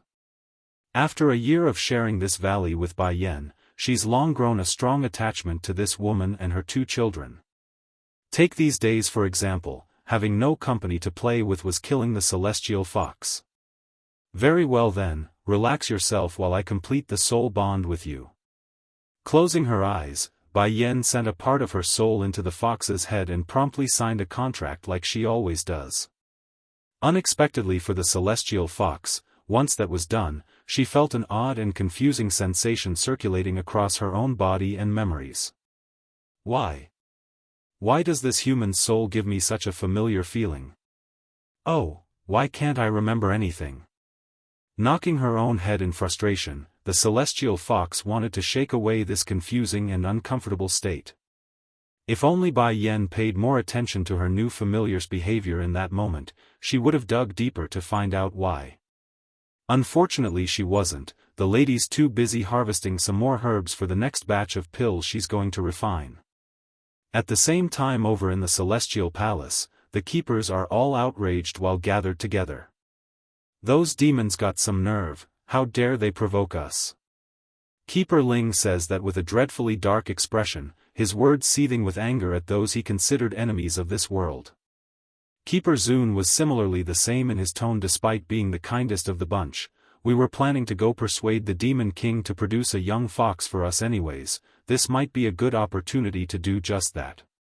However, I do not recommend only one of us attending considering how cunning and sly that person is. I'm sure some sort of trap is lying in wait for us. They wouldn't, right?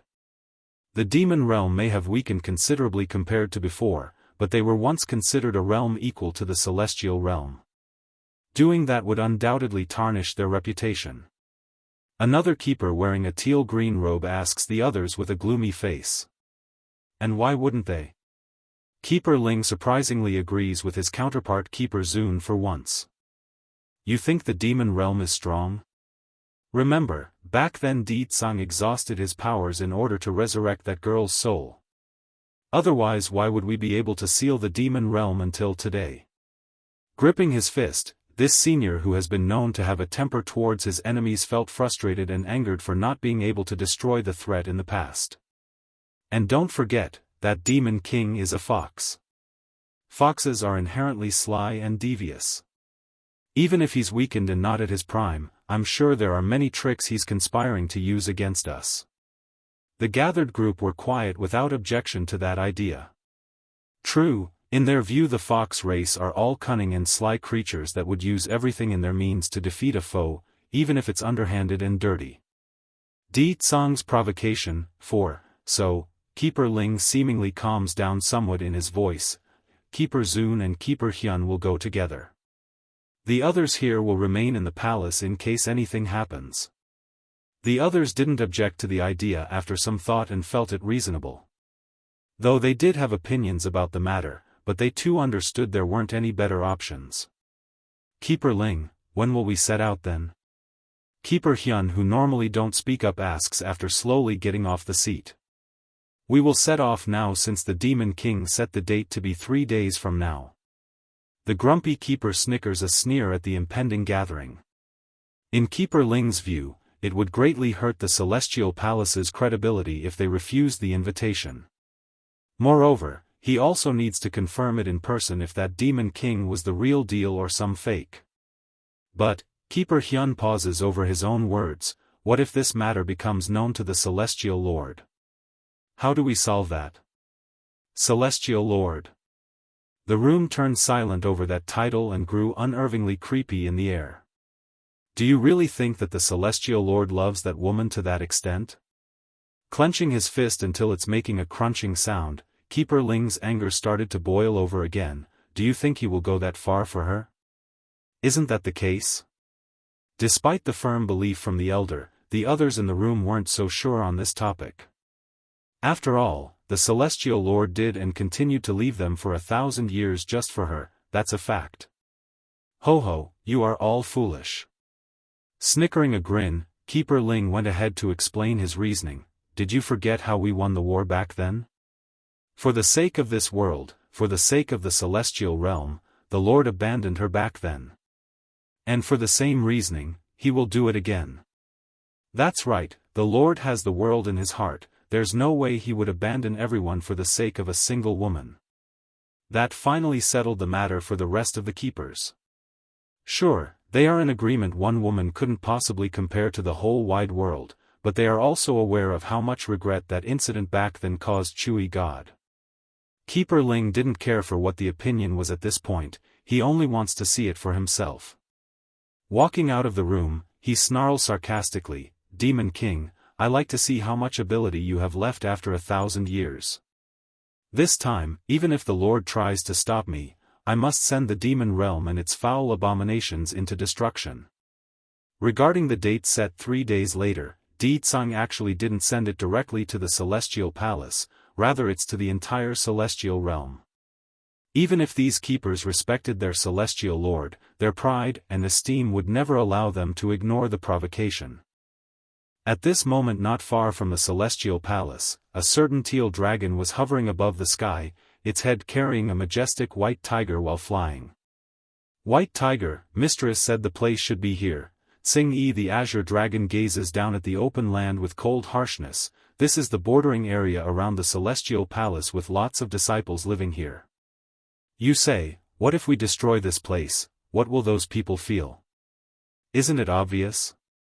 Those bastards will probably come chasing us once they find out we trashed their territory." Little Rice proudly proclaims, his appearance mighty and strong in his grown teenage form. "But I'm a good tiger, I always listen to mistress. Since she doesn't like this place, I'm going to ruin this area for her sake." The thought of 2 years ago whereby Yen suddenly removed the connection between himself and her still lingered in the tiger's heart. So, right after he got word from her to attack this place, this loyal cat wasted no time to come here. Di Tsong's provocation. 5. Mistress said there's likely a barrier around here, otherwise the celestial palace wouldn't dare to let their disciples come here to train. Blinking his tiger eyes after saying that, Little Rice then falls in a contemplative expression. "But I think I have a way to get in." Celestial Palace. A series of hurried running footsteps quickly shattered the quiet here. "Respected keepers, something big has happened." A guard barges through the doorway and enters the gathering hall, which made the gathered seniors here frown at the intrusion. "What happened to make you come in such a rush?" a yellow-robed keeper asks with an unhappy voice. It's about the area where the most talented disciples are training in. They've been attacked by a white tiger and green dragon. The strength of both demons are at the high divine. If something isn't done right away, I fear it will be too late." "What?"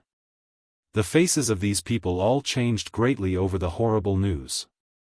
"Green dragon and white tiger? Aren't those the demon generals? Why are they still alive in this world?" The yellow-robed keeper clenches his teeth and fought to press down his anger. "Are you sure those two are what you described?"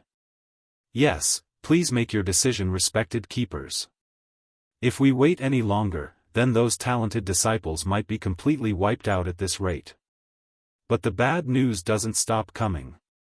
Before these seniors could comment or come to a decision, another guard of this place had come running in to report. "Respected keepers. The Back Mountains herb garden has been destroyed by someone." Their expressions were already ugly to begin with, now it only got worse and became drearily dark and dangerous. Read more chapter on VIP novel. Calm, those demons got some nerve. Do they think just because we accepted the Demon King's invitation that we don't have anyone left in the Celestial Palace? The yellow-robed keeper continues to ask for more info while struggling to keep himself from snapping. "Who did it? Is it the demons who destroyed the herb garden in the back mountain?" The guard meekly replied, "Yoo, it's a child that looks to be about 7 or 8. He's not incredibly strong, but that child is surrounded by demonic beasts. Among the pack is one that's at the high divine level. Keepers, should we send people of similar strength to go capture those intruders?" Turning to his peers, the yellow-robed keeper didn't speak right away this time. Instead, he's thinking up a plan on the best course of action. "Everyone, right now the Celestial Palace only has us left here. It used to be that old coot who is the strongest among us, followed by Keeper Ling and Keeper Zun, but all three are unavailable to help in this case. Keeper Fire, Keeper Rock, the two of you will take that white tiger and green dragon. Though both of them were only at the peak of the high divine in the past, but it's been many years since then, we don't know how powerful they truly are. For insurance sake, both of you need to take absolute precaution and not underestimate them." That said, he then turns to the remaining people in the hall. "As for the intruders in the back mountain, Keeper Sky and Keeper Wu, the three of us will go handle that boy and his pack of monsters. I speculate the child is likely the Demon King's child, the current prince. If we capture him, then it will be a great card for us to use in our upcoming plan." Good granddaughter, you've returned. 1. A flash of killing intent flickered within the yellow-robed keeper's eye. He's never found the practice of Keeper Ling to be wrong. In his view, the demon realm and its creations all deserve to be treated the same, and that's crushed firmly under their feet. Keeper Red, you stay at the palace. The order was directed towards an old lady. Though her contour has been well maintained without much wrinkles at all, but that white in the hair told everything one needs to know about her true age. After instructing everyone he needs to instruct, the two groups promptly sped towards the back mountain and training area. At this time above the herb mountain, a dragon with a strange head was hovering in the sky while carrying a young boy on its back. As the leading head of this pack, Dragon Flame watches on as the rest of the weaker monsters trampled across the garden, trying their very best to wreak as much havoc as possible.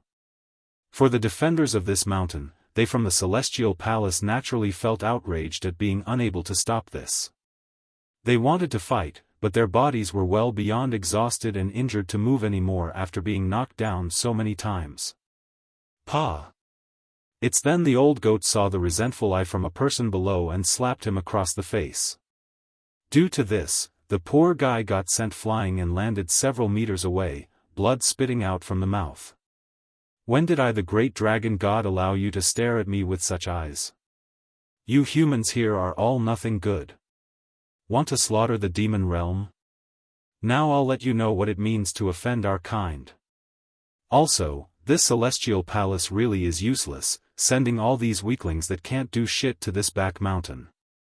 Every word he threw out were like knives for these defenders because it's the facts right now. They are proud people who already felt humiliated for being stationed in the mountains, now they aren't even worthy of doing that in the eyes of these animals. Dragon Flame, those bad people from the Celestial Palace should be coming soon, we should leave first. Bai Xiaofan says, remembering clearly the main objective of this mission wasn't to fight, but to lure the remaining keepers away. Puckering that goat mouth displeasingly, Dragon Flame shoots one final glare at the humans beneath himself before giving in. So where are we going now? Go and meet my mother. Taking out a medicine bottle and tossing it over to the old goat, Mother said to use this when we need to run. It's a type of pill that can increase the user's speed, so hand them out to the rest of the demons down there. Read more chapter on VIP novel. If there wasn't such a pill in her possession, then Bai Yan might not allow her son to do this thing on his own. After all, it's no secret regarding the importance of her son and the temptation of capturing him. Okay.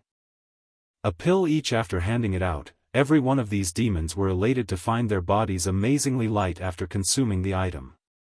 Good granddaughter, you've returned, too. After issuing everything out, Dragon Flame wasted no time to move on to the next step of destroying this place. In one full breath, he ignites the entire mountain in a thick layer of flame using his own fire. Little master, the people of the Celestial Palace are all evil, there's no reason to grieve for them.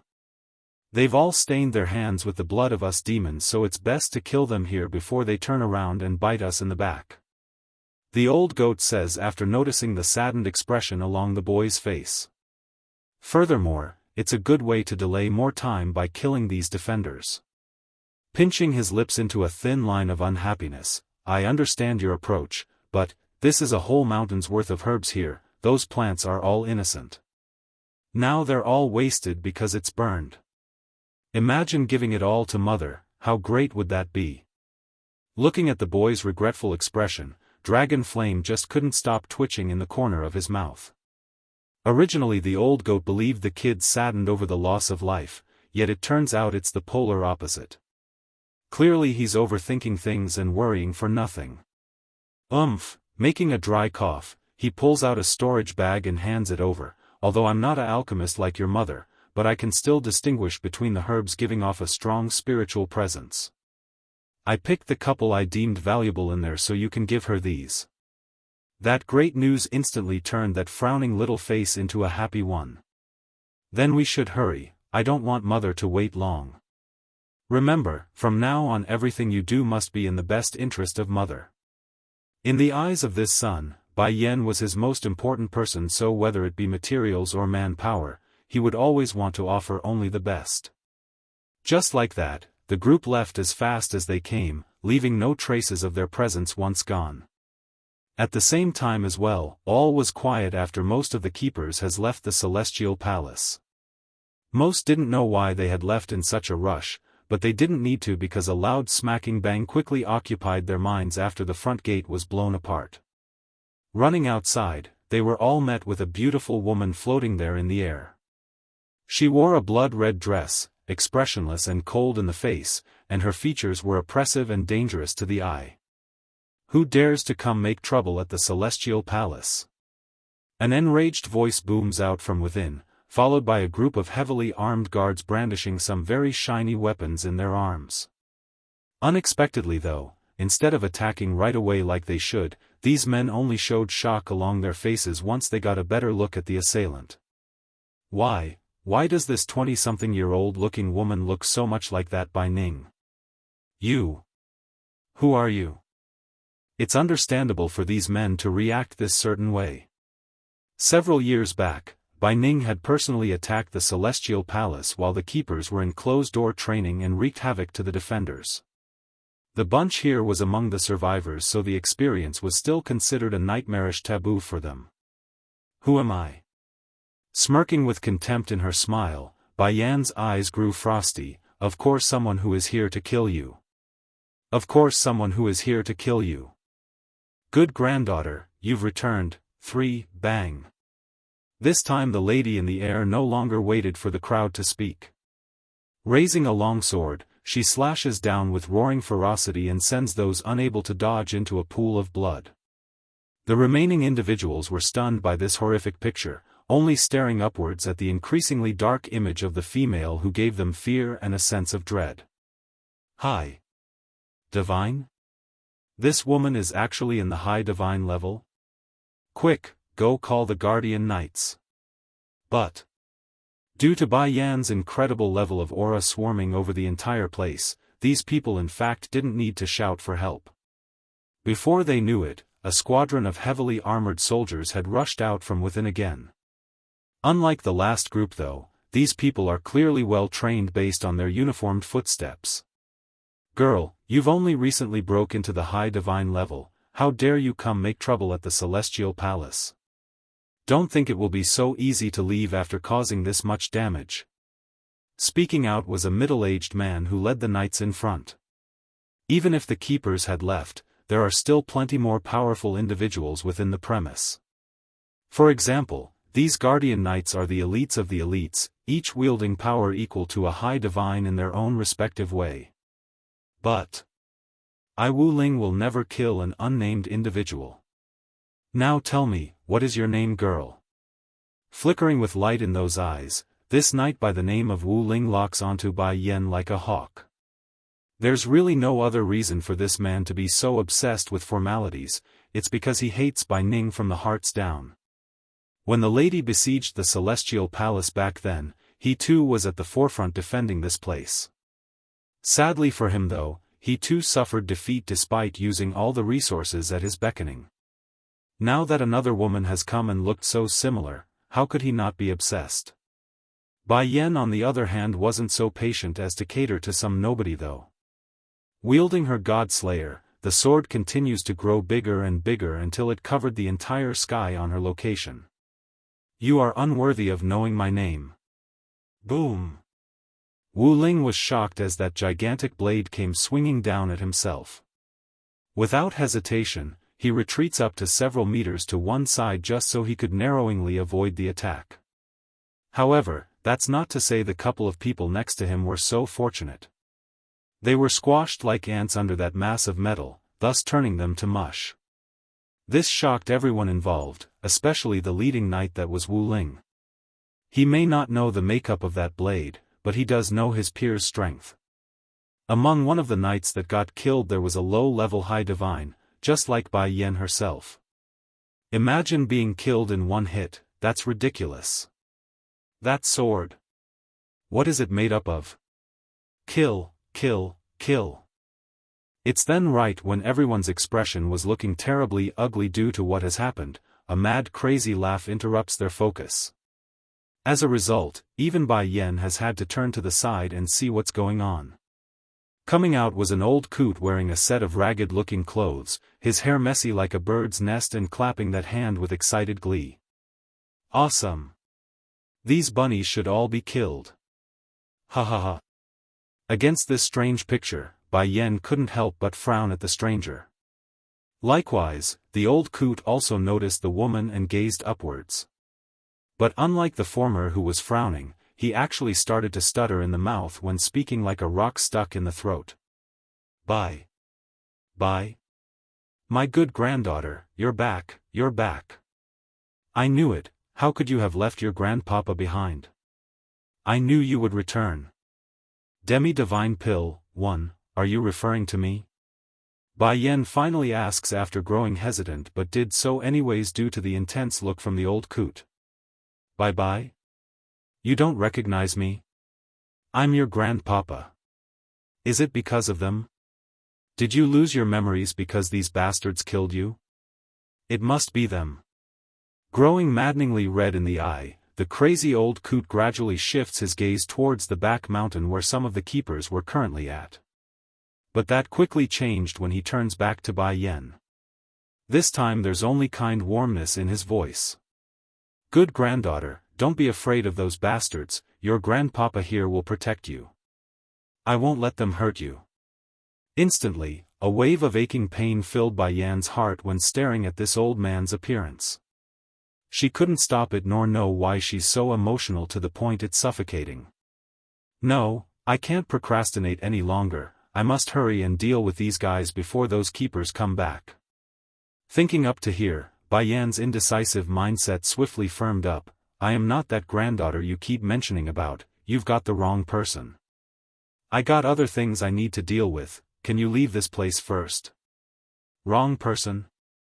The old coot's eyes suddenly got dull like the soul just left him. No, how can I recognize the wrong person? You are my good granddaughter. I am not wrong. Bye-bye, do you still blame me for what happened back then, for not being able to protect you? Is that why you won't recognize me?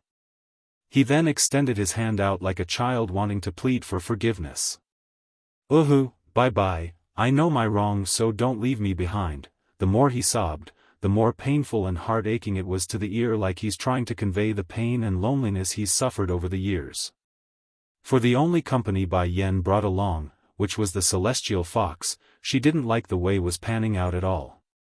For one thing, the keepers who went to the training ground in Demon City wouldn't return as quickly even if they got the message. However, those who went to the back mountain could easily return in no time at all. For the sake of her mistress and herself, the fox hurried to lick the lady's hand to remind her to move it lest they get trapped here. Celestial fox, you take this old man and leave this place first, I'll come after I finish up here. Bai Yen orders after understanding the issue here. Whoa. Complying by jumping down from her shoulder, the fox wasted no time to bite down at the old coot's robe to drag away. But the dull dazed state of this crazy old coot wouldn't last long. After a short distance, he suddenly regained himself and pushed the fox away to run back over to Bai Yan's spot. Bye-bye, good granddaughter, grandpapa will not leave you, I will never leave you again in this life. Boom. Read more chapter on VIP novel.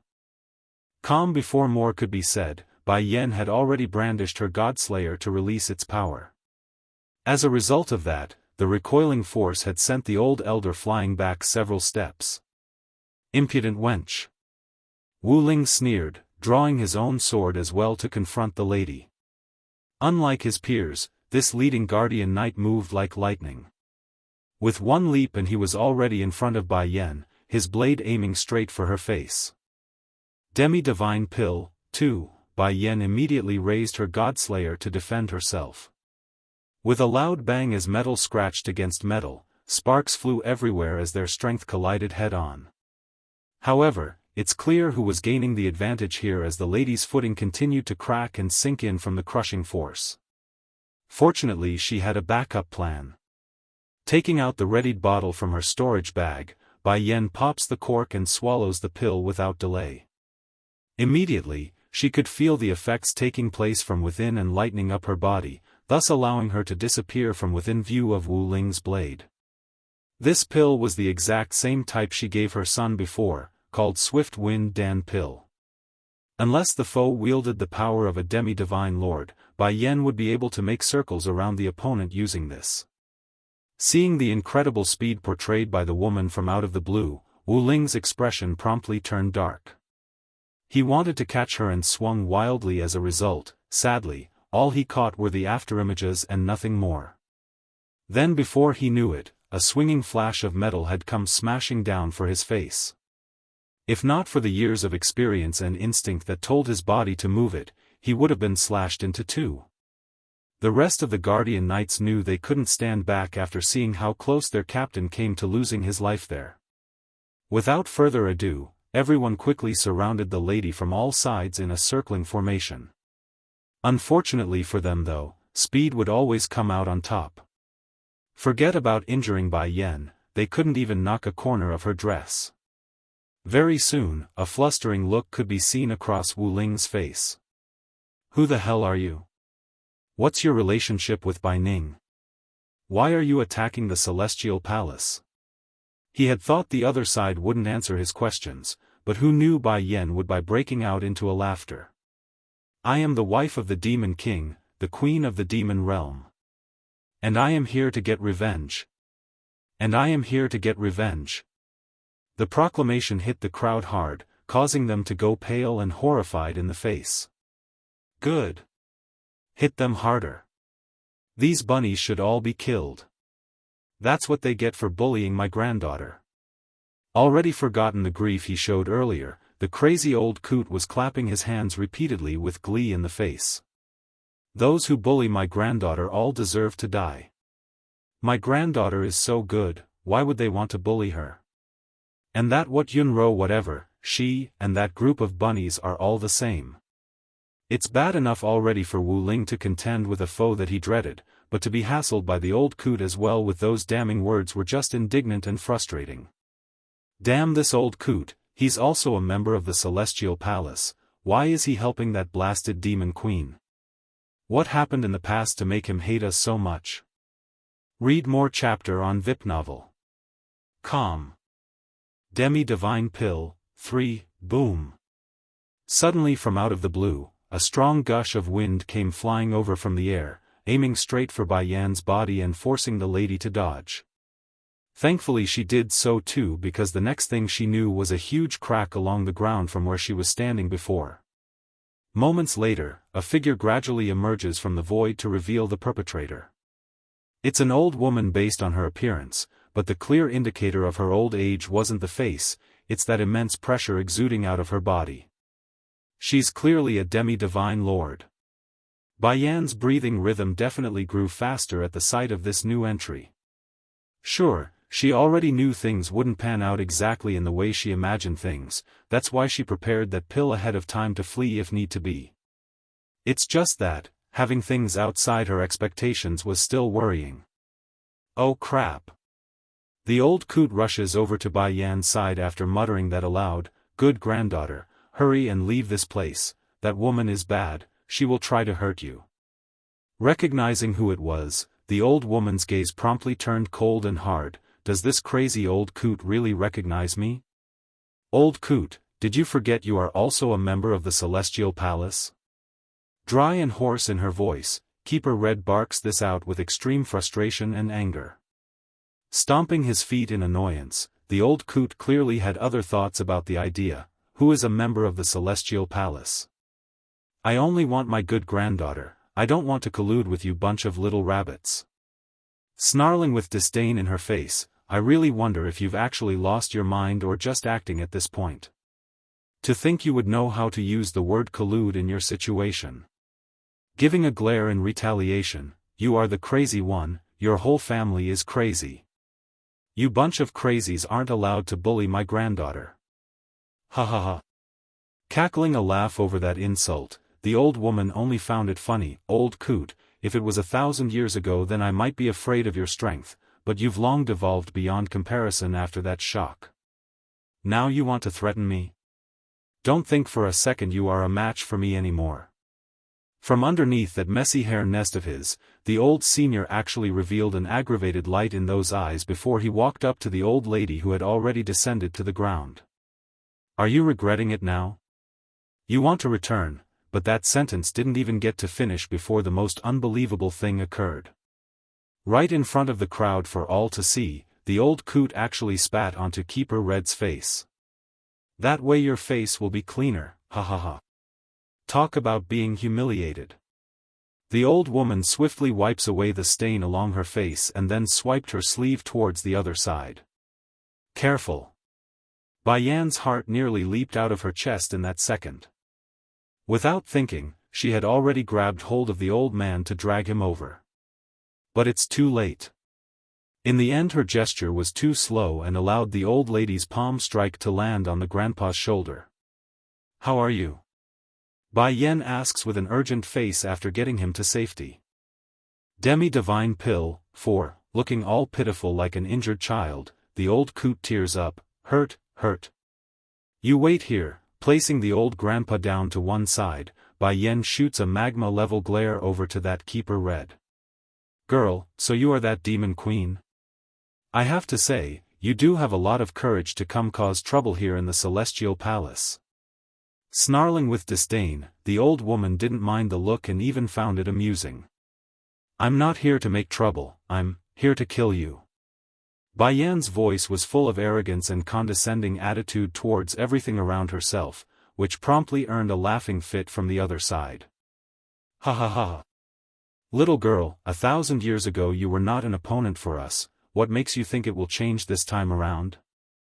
Without Demon King Deetsong's protection, you aren't even worthy of coming into my eye.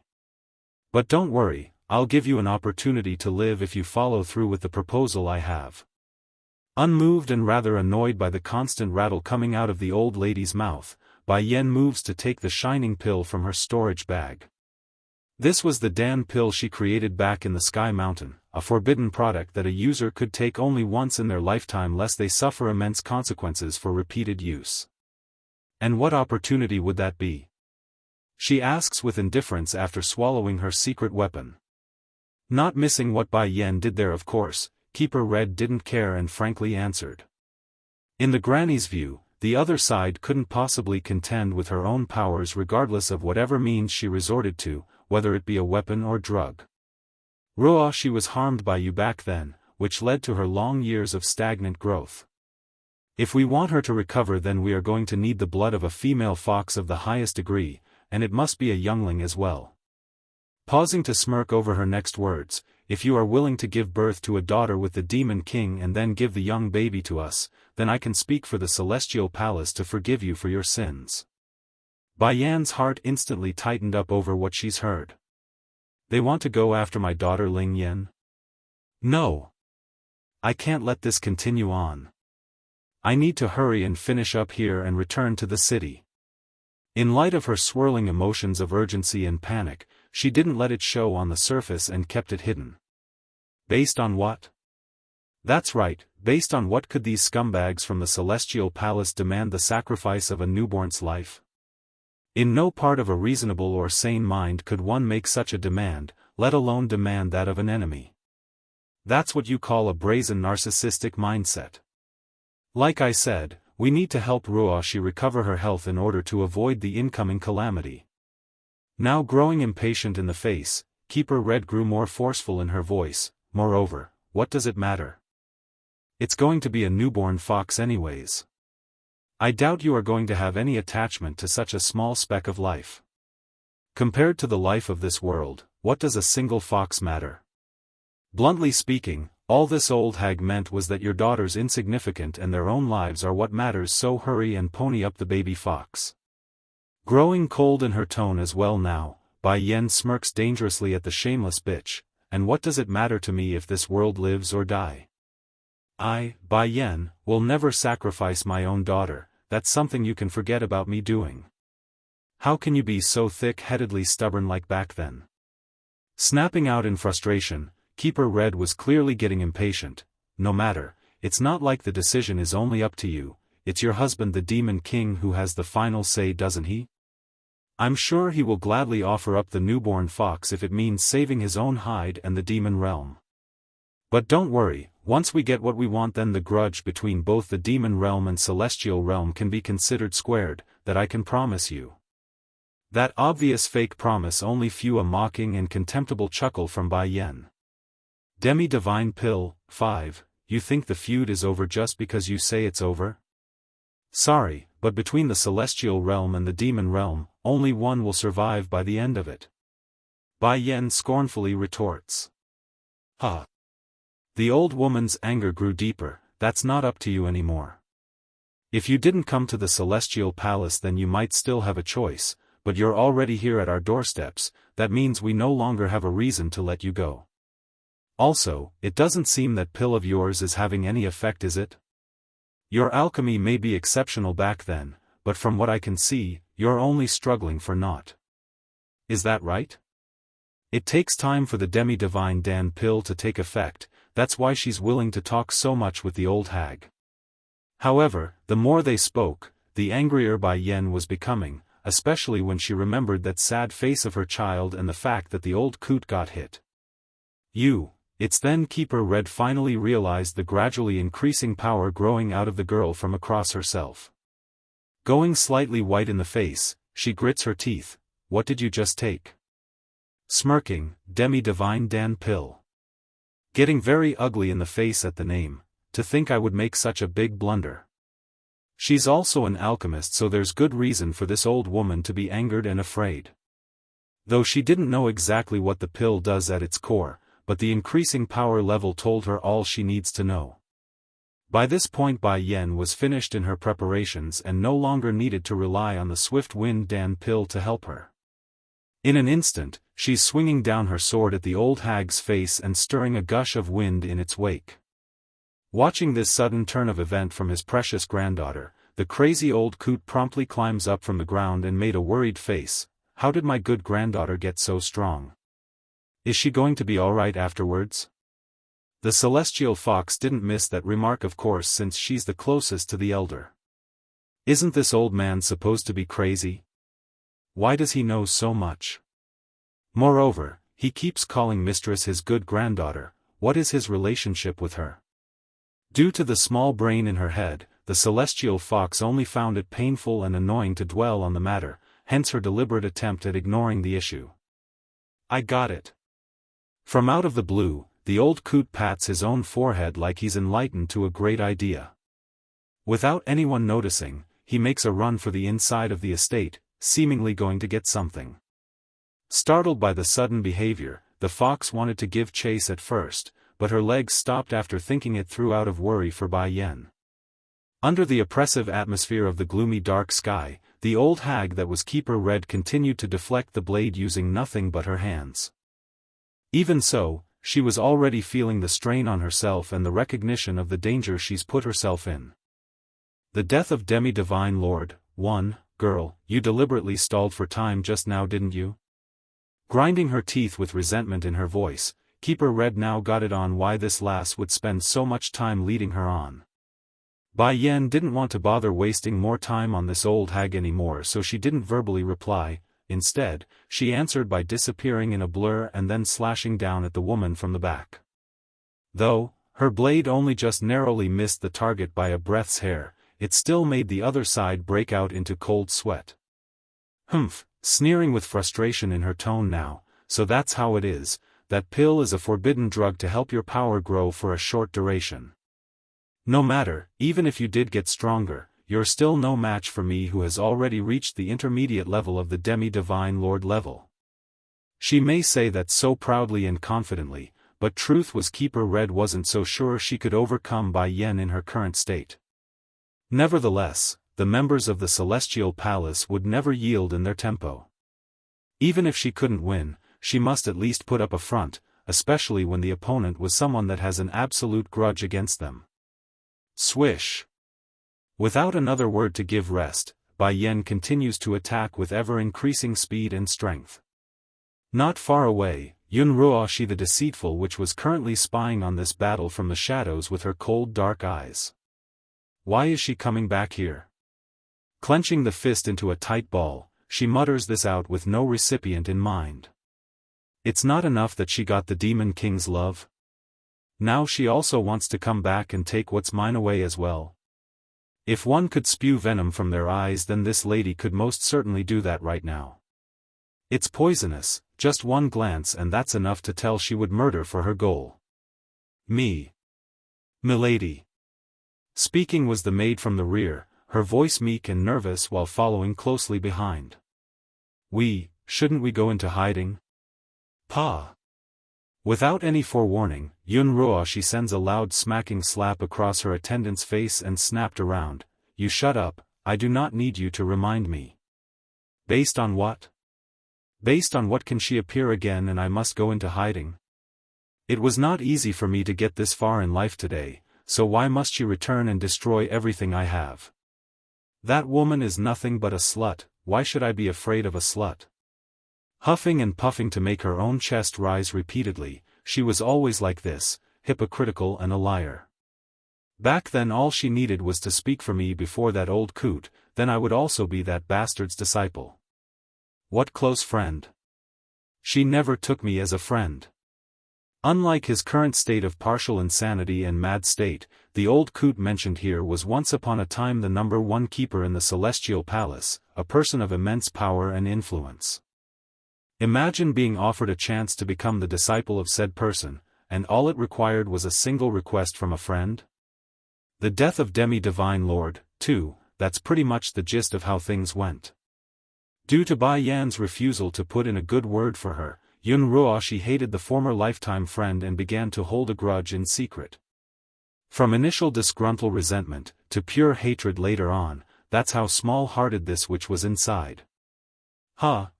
This is all retribution. If that old coot had taken me as her disciple, then none of this would have happened. This is all karma. Laughing maniacally like she has a screw loose in the head, she gives one final glare to her one-time friend before turning around. In the end this cowardly bitch didn't do nothing despite all those hateful words. Back over in the air, the old female keeper was starting to show signs of being overwhelmed under the constant attacks from all angles. Bai Yan, you ungrateful dog. Let's not mention the grudge between the demon realm and celestial realm, your debt to Ruoshi alone is enough to make you offer up your daughter to save her. No reply came from Bai Yan, only an increased onslaught of attacks from the demon queen after that outburst. Back then she suffered incredible damage to her own body in order to save you, that act of kindness has cost her more than you can even imagine. She can't make an inch of growth because of you. Don't you feel even an ounce of remorse for what you've done? That finally drew a reaction because it's just getting ridiculous. Snickering a cold laugh, and who is this Yun Ruoshi? Save me, and how did she save me? Gritting her teeth, Keeper Red sounded frustrated, you forgot?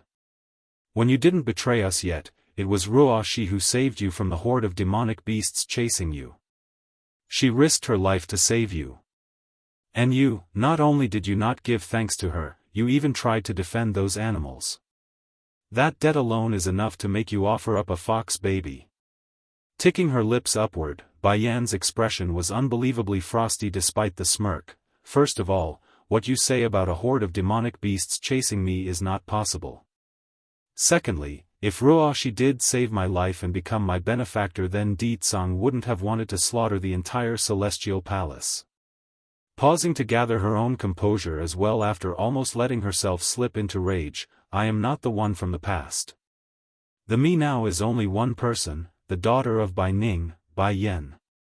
Aside from the occasional flickers of memory coming out from the deep subconsciousness, Bai Yan couldn't truly say that past life was herself, at least not yet anyways.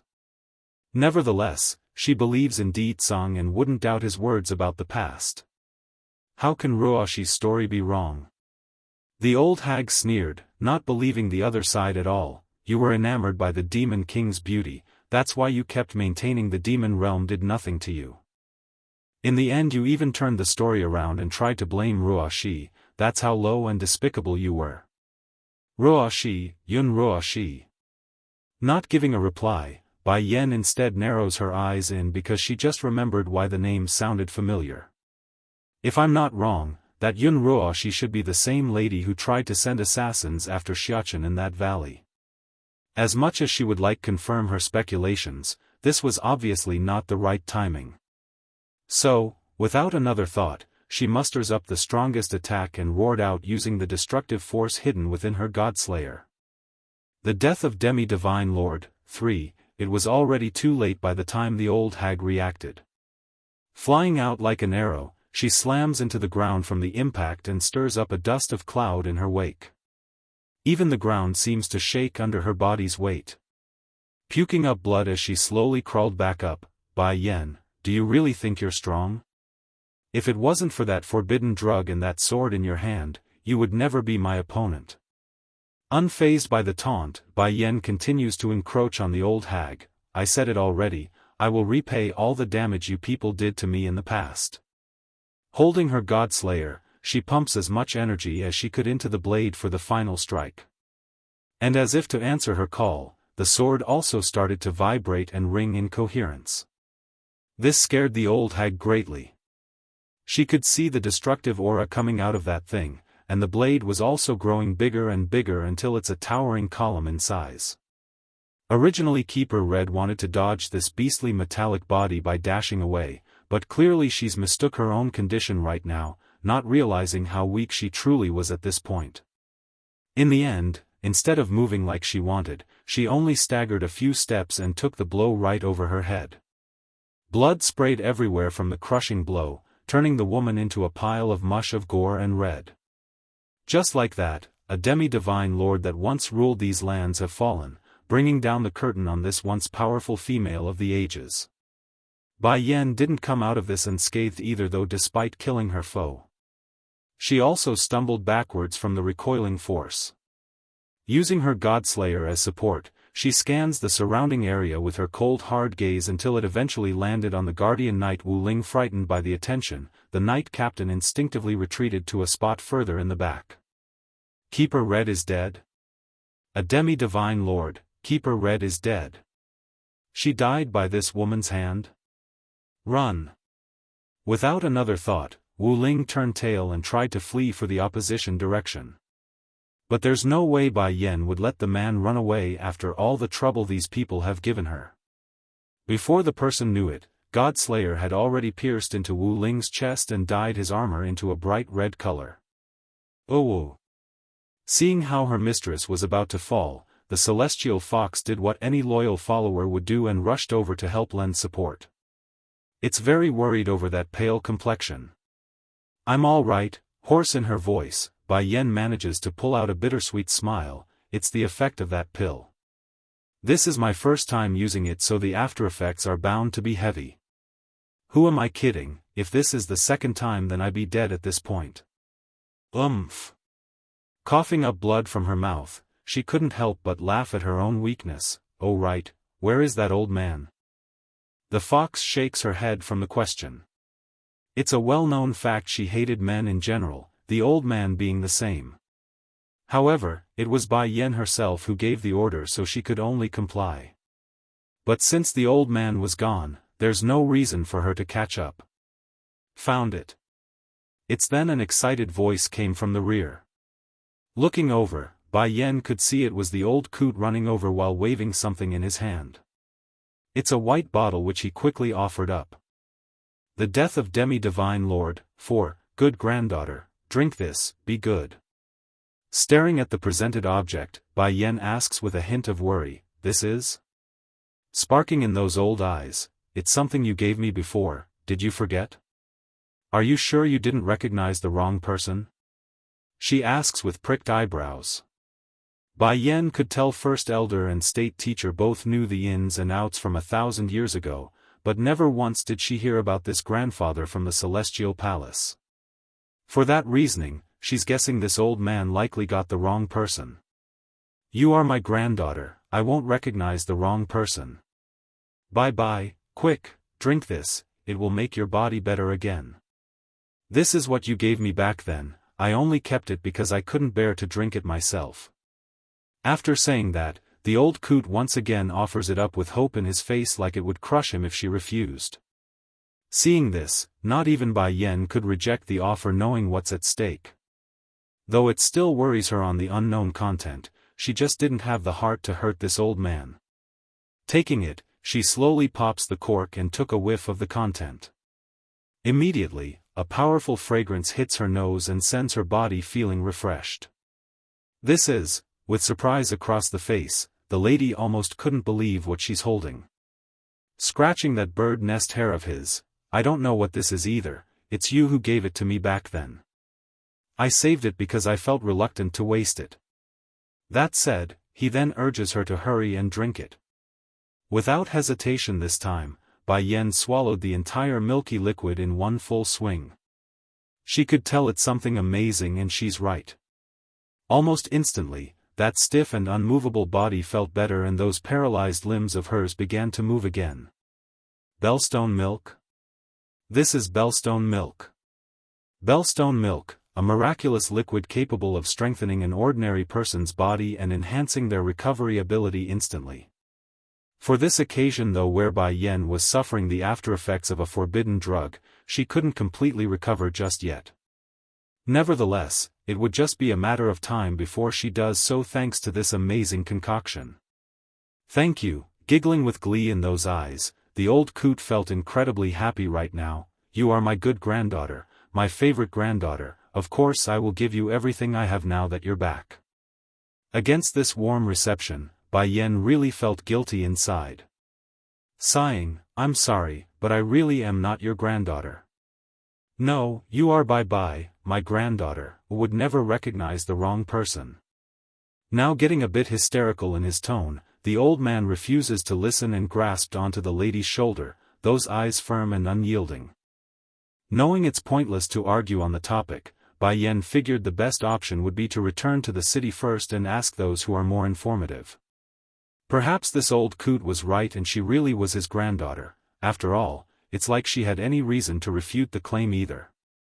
Granddaughter, seeing the girl had gone quiet, the old man started getting all anxious and pitiful in the voice. I really didn't recognize the wrong person, please don't leave me, okay? Don't worry grandpapa, I won't leave you again. In the end Bai Yen could only play along against those puppy eyes. It's not like she's going to lose a chunk of herself for acting as his family. Turning that sad face into a happy one again like a mask change, good granddaughter, I won't let those bad people hurt you again, I will definitely protect you. The death of Demi-Divine Lord, 5, ticking her eyebrows up, Bai Yen seems to remember what that old hag was saying about this old man from earlier, that he used to be very strong but have regressed over the years due to his mental state. Grandpapa, can you let me examine your body? Bai Yen asks with a gentle voice that was akin to sugar to the ear. Of course, nodding repeatedly. What do you need to check? I will use my spiritual feelers to check the inside of your body. All you have to do is relax and not resist me, she says while slowly standing up from the ground. In an instant, the old coot could feel something seeping into his skin and swimming through his internal structure. Huh? Showing a tint of surprise in her eyes, Bai Yen appeared puzzled by what she found. Generally speaking, those who can't grow and become stagnant in their strength is because their meridian veins are blocked by something, but your body is perfectly fine from my examination. Can you tell me when your mental stability started to wane? What's going on here? This doesn't make sense at all. Shaking his old head like a rocking drum, I am not crazy, I am not crazy. Why are you saying I'm crazy like those people? I'm not crazy, I only want to find you.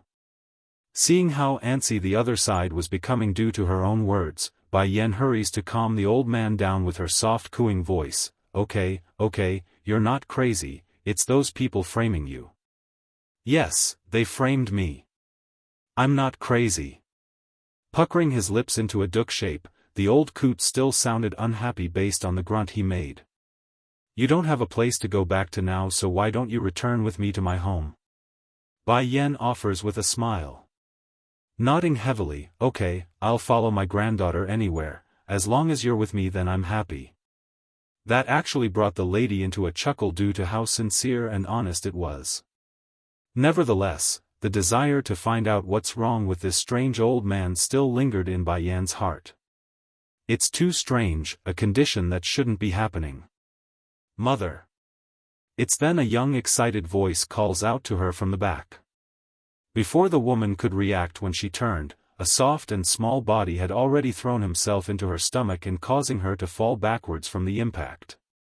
Warm in her face upon recognizing it's her own son, "Thank goodness you're all right, but how come you're back so fast?" Grinning like a child that he was, Bai Xiachen looked like a proud little boy that wants to be praised and patted on the head. "Mother, me and Dragon Flame set that herb mountain on fire. We also killed many of the defenders there, so we decided to come back to you before those keepers find us. Such a pity we couldn't take all those herbs.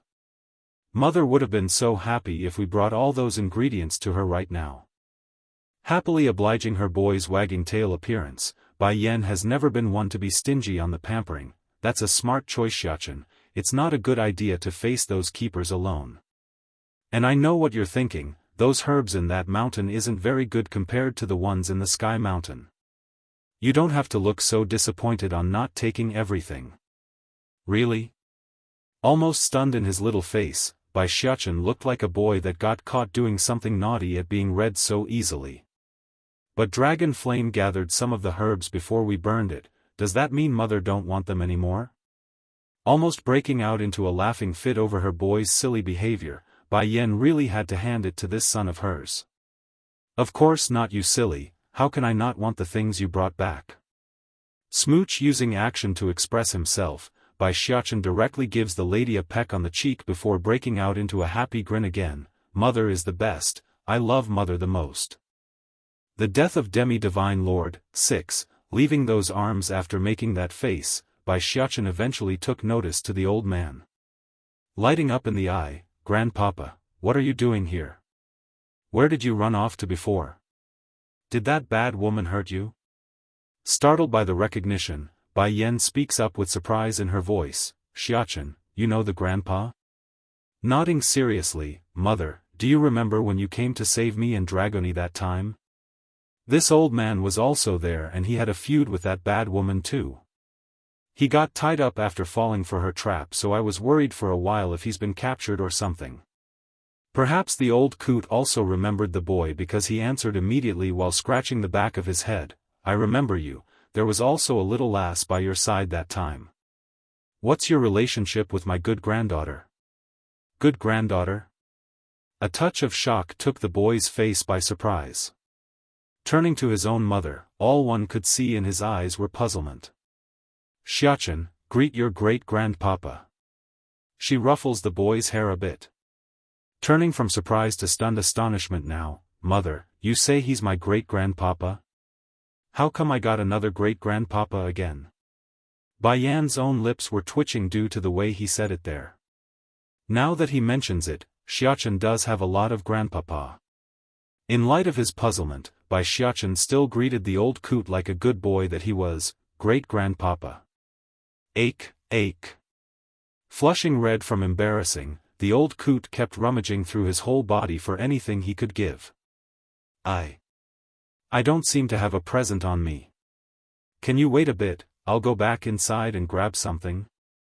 Seeing how he's about to dash back inside and delay their departure further, Bai Yan desperately clings on the old coot's sleeve and said, "Grandpapa, don't go back, those people will soon come back here. We need to hurry and leave before they do so." Yes, patting his head like he's done something foolish, "My granddaughter is right, I can't let those little rabbits see you. They will hurt you, so let's get out of here." "Mother, where's Little Rice?" It's then Bai Xiachen decides to jump in and ask after not finding the familiar feline around. "I told him and Tsing Yi to go back first.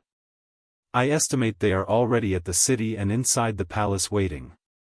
Lighting up with anticipation for their reunion, the boy couldn't wait for his friend to return to his side. "Then can we go back now? I miss everyone, especially my little sister."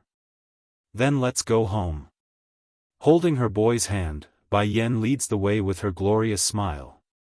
By the time the keepers returned to the celestial palace, all that remained to welcome their arrival were the carnage of the battle's aftermath.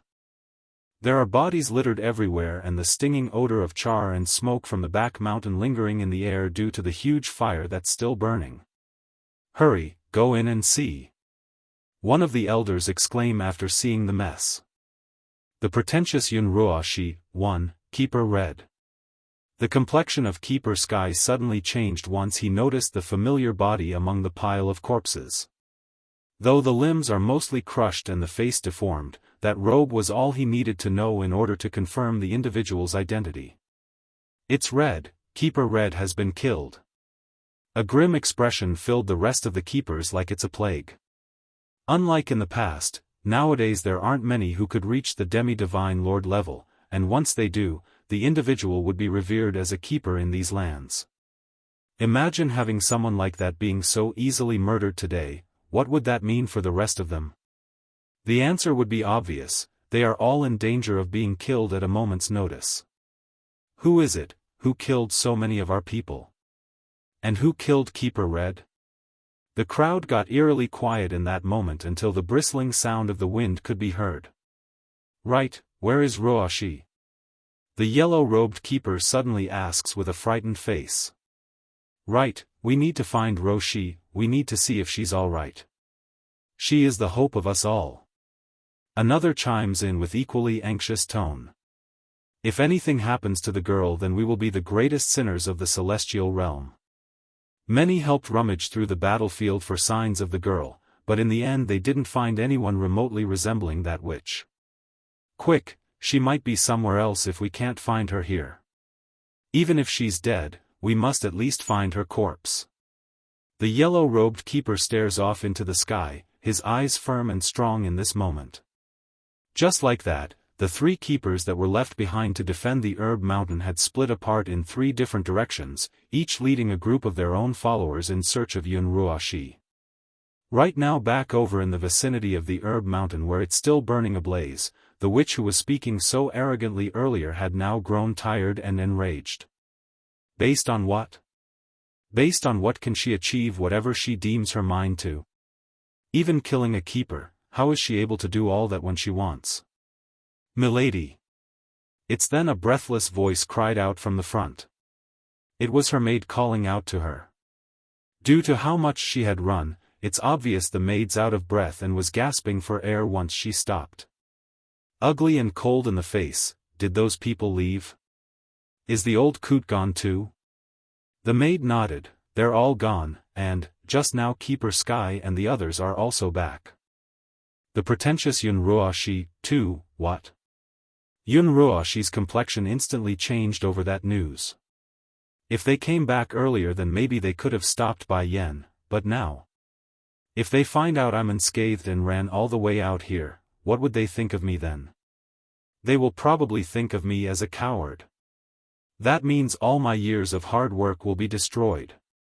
Sensing a powerful aura fast approaching her location, the witch promptly got fierce in the eyes. Without hesitation, she slams herself in the chest with a palm strike. Pfffff. Spraying out blood from the mouth, she crumbles to the ground like a helpless doll. Milady! The maid exclaims from the front, not understanding why the woman would do that to herself. Miss, you, getting hard in the face, do not under any circumstances say anything. If you say so much as a word then you know what will happen. Shuddering from the threat, the maid hung her head low in fear. She's been with this witch for far too long, so she's aware of the methods this Yun Ruoshi had in deceiving others. Then before more could be said between the two ladies, a yellow-robed figure had already arrived in their spot. What's going on here, Ruoshi? Who hurt you this badly? The yellow-robed keeper asks with serious concern after noticing how weak she was. Undeniably, this elder got mixed feelings about the girl when he was searching the area. One being that he's happy Ruoshi's alive somewhere, the other being disappointment because she likely ran away in the heat of battle or something along those lines. However, when he finally located the witch and discovered the weakened state she was in, the heaviness in his heart finally lifted. I knew Ruoshi is a brave and kind soul all along, why did I doubt her? Letting trickles of tears slip down her eyes, the deceitful witch promptly grabbed onto the elder's sleeve and asked, "Keeper Yellow, is Keeper Red, is she okay?" The maid behind the lady almost popped her eyes out. Didn't Miss witness the death of Keeper Red herself? Why is she asking if she's dead or not? But from the warning she got earlier, the maid knew better than to speak up and question the idea. Keeper Yellow's expression got ugly in that moment. It's not hard for him to connect the dots on what narrative occurred, even if it's a fake one misled by the witch. Keeper Red, she's dead. In that moment, Yun Ruoshi's grasping hand froze. Then, as if drained of life, she dropped them and started to laugh silently. There are tears flowing out of her eyes in drove, which made her appearance all the more believable. It's all because of me. I saw how that old coot brought Bai Yen over to the Celestial Palace and couldn't do anything to stop them. I begged her to spare Keeper Red's life, but she refused and attacked me, pausing like she's losing her voice due to all the sobbing. It was Keeper Red who saved me in the last second. She told me to run away because I am the hope of everyone in this world. I wanted to stay and help even in my weakened state, but I also knew my existence is more important than my own self-interest. I'm sorry, Keeper Yellow, this is all my fault. I should have been there, I should have stayed. I. The pretentious Yun Ruoshi, 3, boom. A wave of anger poured out of Keeper Yellow's heart in that moment, causing his fist to crunch up into a ball and eyes flaring with fire. That old coot actually, how dare he help that woman kill Keeper Red? It's true, aside from our lord and that demon king, only that old coot has the powers to kill us keepers. There's no way the celestial lord will do something like that, nor can Demon King Deetsang come here while he's at the demon city. He really betrayed us for that adopted granddaughter. Ruoshi, you've done nothing wrong. You defended the Celestial Palace when those people had criticized us, that proves you are a kind-hearted girl. Besides, you left not for the sake of yourself, but everyone in this world as a whole. Even if we were to change place with Keeper Red, we would also send you away like she did. Anger has already taken over this elder's head, so the flaws in that story were easily able to slip past him. For one thing, why would the old coot want to kill her, and then let her escape to the mountain? That doesn't add up already in that regards. Why not hunt her down after killing Keeper Red? And there were many more flaws not listed, but at the end of the day, if this keeper had spent even a minute going over the issue, he would be able to point out all the major lies here today. But he didn't. Why? It's because he trusts this witch way too much to the point of being blind. Keeper Yellow. Looking all pitiful and sad in her face, you don't have to keep comforting me, this is my fault, I was the one who saved Bai Yen back then. If I didn't save her, then none of this would have happened. I tried to go speak to her, use logic to persuade her, but she didn't listen. Then when I brought up the subject about using a young fox's blood to heal my body, she flew into a rage and wanted to kill me. I honestly didn't think she would be so stubborn and thick-headed. After saying all that, she once again lowered her head and began to sob, which hit the elder's heart like a sore spot. That wretched woman is a real ungrateful dog. You saved her and still want to kill you? Grinding his teeth, Keeper Yellow swore he's never seen such a shameless person before. Meanwhile, on the other end, Yun Ruoshi was elated inside after finding success to her story. I never wanted power. I only wanted the fox blood for the sake of this world. I know, I'm the only hope of everyone and must regain the ability to grow stronger, otherwise there will be no one to solve the incoming calamity. In the end it is I who is the useless one for not being better. Talk about being deceitful. It's bad enough this witch stole Bai Yan's identity by using that crescent moon amulet she got as a gift, now she's going with the story of wanting to be a savior. If anyone were to be a coward here, it would be this Yun Ruoshi. She would run at the slightest hint of danger, that's the sort of person she was. The pretentious Yun Ruoshi, soft in his tone, Ruoshi, you can rest assured, we will do everything in our powers to let you cultivate. Even if I have to tie them up, I will bring Bai Yen and Deetsang here to give birth to a daughter for you. That shook the lady's heart, not because she's moved, but rather she's feeling bittersweet inside due to the words she couldn't speak. If so, then the world will be saved. What a good girl she is. When finding out she can cultivate again, the first word she says isn't about being able to grow again, but of being able to save the world. The Lord must be blind to not see what a kind girl she is to not choose her. Go back and rest first, Ruoxi, your injury must be tended to. Me and the other keepers will handle the matter from this point forward, you don't need to worry. The elder's voice was loving and gentle to the ear. Though the outcome wasn't exactly as she had hoped, it's enough of a win for the witch in this case. Leaning against her maid for support, Keeper Yellow, you don't need to worry about me. Even if I suffered such grievance at the hand of my former friend, I still hope you can give Bai Yen some mercy when the time comes. Firming up in the eye at the mention of the matter, since she killed Keeper Red, I know my request will be difficult for you, but still. I hope kindness will eventually move her to do as we demand. That lengthy speech only reaffirmed the elder's decision to do everything in his power to help. Thank goodness Ruoxi didn't throw her life needlessly away today, otherwise the entire world will also perish in the future. Perhaps she too was tired from injuring herself, but the witch didn't say more. Turning for the palace again, she made sure to walk in staggered steps to look more pitiful and frail. However, if someone were to so much as glanced into her eyes, they would immediately pick up the venomous poison in the irises. Ruoxi is truly a saint, she's so selfless and kind even when things have come this far. That Bai Yen is the polar opposite of her. Perhaps Keeper Ling is wrong from the very start with his plan, not everyone is willing to sacrifice themselves for others.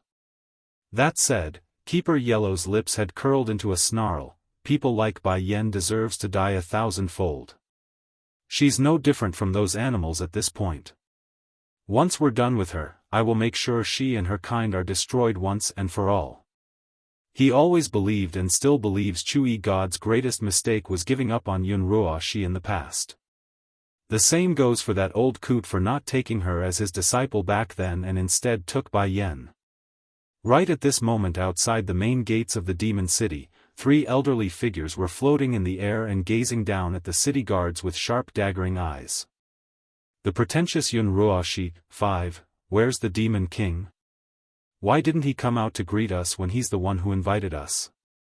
Keeper Hyun coldly snaps at the demon guards below himself, that face a distrustful frown. Just like his peer, the grumpy Keeper Ling was also very gloomy in the face, while Keeper Zun, who was the nicest of the bunch, merely looked equally as dull but with an unhappy look. Squeak! Eventually the gates were pushed open and out came a long-bearded old elder. This individual was very well dressed with that pristinely white robe, but his smile was so fake and obvious that it made him look very strange. Members of the Celestial Palace, it's been a millennium since we last met, how are you all doing? It's you? Keeper Ling's expression promptly changed to viciousness, you're still alive? Huh, First Elder returns with a cold snarl of his own, if you didn't die yet then how can I die first? Back then you pushed the demon realm to such a state and still have the nerve to come knocking at our door? Going green in the face due to how livid he felt inside, Keeper Ling wanted to snap out in rage when his partner Keeper Hyun cuts him off first. First of all, this area belongs to the Celestial Realm, we are not knocking at your door. We left you alone because of the Celestial Lord's request and relationship with your queen, that's why you're able to survive this long. The meaning behind those words were simple, they allowed the demon realm to live because of Chui God's request and not a threat to them. That way they could not only appear merciful and kind, but also to save their own face. Secondly, you demons are our enemy to begin with, so why can't we come knocking at your door? Moreover, you should go ask your so-called demon queen on why she's keeping such an unclear relationship with the Celestial Lord. We are only here to capture her, a traitor of the Celestial Palace. Unable to hold back his laughter, First Elder almost wanted to point out the idiocy of that statement. Our queen only has a childhood friendship with him, what claim do you have on the subject? And don't forget, he abandoned her highness first, then it's you bastards who tried to kill her. How did the queen betray you people, how? Humph. Huffing a grunt, Keeper Ling cuts in again. She will always be a member of the Celestial Palace, whether it be in death or life. She was adopted by us as a child, that makes her ours by claim. What qualification does she have for turning her backs on the Celestial Palace? In other words, they are rightfully just in murdering Bai Yan if they deem fit, even if they are the one who betrayed her to begin with. Turning ugly in the face, First Elder always knew these bastards are shameless, but he didn't know they would remain just as shameless and even worse than a millennium ago. Keeper Hyun, Keeper Ling, let's stop wasting time on irrelevant words. The third senior Keeper Zun finally speaks up, his brow fixing up into a knot. Where is the Demon King now? We came at his invitation and have some important matters to discuss with him. We will not enter that city of yours, it's too heavy with the scent of you demons and it is making us disgusted. As soon as his words were finished there, a powerful and strong gush of wind surged out from within the gates. In an instant, the brilliant figure of Di Tsang had arrived for all to see. His silvery hair fluttering against the wind, his purple robe daunting as ever, and his sharp overbearing eyes just as strong like in the past. Aiming at Di Lingyan? 1. No matter where this man appears, he's destined to be the focus of attention in a party. He's simply too eye-catching to the point where Keeper Ling and the others couldn't ignore. That's Di Tsang, the Demon King and ruler of the demon kind. You looking for me? The man asks with an almost playful note in his voice. Di Tsang. Keeper Ling quickly calms himself and gathered the wits to confront the foe. There's viciousness brewing within those eyes because he would never forget the time where they wanted to burn Bai Yan at the altar. It was this very man, the very same Di Tsang who broke into the Celestial Palace and saved the woman by decimated thousands in his wake. It was a bloodbath, a total bloodbath that would bring nightmares to his dreams even to this day. And back then they still had the support of Chui God, but now. Demon King, you invited us here and we have answered that request, now explain your purpose. I don't believe it's just to reminiscent about the past by asking us to come. Keeper Zun, the kindest of the three, asks with clenched fists. He's equally as tense and rightfully so. Showing a surprised face in return, Di Tsang almost seems shocked there. I invited you to come here, how come I didn't know? The look on his expression didn't seem fake, so it instantly left the three seniors gawking their eyes out. Di Tsang didn't invite us? Then who could it be? Pleased by the expressions he got from the three, Di Tsang silently smirked in success and threw out the bomb that he's been saving. I never invited you, I only notified you. Inviting someone and being notified are two very different concepts. The former could be declined, while the latter couldn't. Keeper Ling's face was already very ugly to begin with, now he's practically steaming. This bastard dare to humiliate us. Wait. Keeper Zun raises an arm to stop his peer from attacking. Demon King, we have come because we have business to discuss with you. Chuckling menacingly, Di Tsang didn't give a clear answer, only staring coldly at the old elder who finally decides to get down to the main business. 1,000 years ago, someone once told us that the great calamity is coming. Whether it be the demon realm or celestial realm, all will suffer and face destruction. And the only way to save everyone is Ruoshi. Unfortunately, the girl suffered a grave injury in order to save your wife back then. She's still not healed due to that incident. Now getting dark in the eyes at the mention of his wife, Di Tsang's tone also got colder. And what does that have to do with me or her? She saved your wife, shouldn't you hold some responsibility for her misdeed? Growling in his voice now, Keeper Ling could spew fire from his mouth if he had that capability. Only a stupid person like Bai Yan would marry you. Back then hordes of demonic beasts attacked her and tried to kill her. It was Ruoshi who risked her own life in order to save that ungrateful lass. Now you are ignoring your duties and trying to shirk off the responsibility. How low can you animals get? Bullshit. First Elder could no longer hold back and cried out that curse after hearing what they had to say. Aiming at Di Lingyan? 2. When did we ever go after the queen? Quit making false accusations. As far that Yun Ruoshi, humph, that woman deserves what she got. If she hadn't abused a newborn foxling in the demon palace back then, and then cruelly skinned the child alive, she wouldn't have angered so many demons and made us chase after her. For First Elder, one of his greatest regrets was not murdering that evil scourge at the time, thus leading to all those tragic events over time. Seriously, in his mind he never could have imagined such a fragile-looking girl to be so ruthless and cruel inside. It's shocking for him back then. Imagine their future queen's close friend being so evil at heart. What could he have done? Ho ho. Keeper Ling snarls dismissively and retorts, "You think I will believe you when Ruoshi is such a kind and gentle lady? I'll tell you the truth now, not long ago we have discovered a mean to heal her body."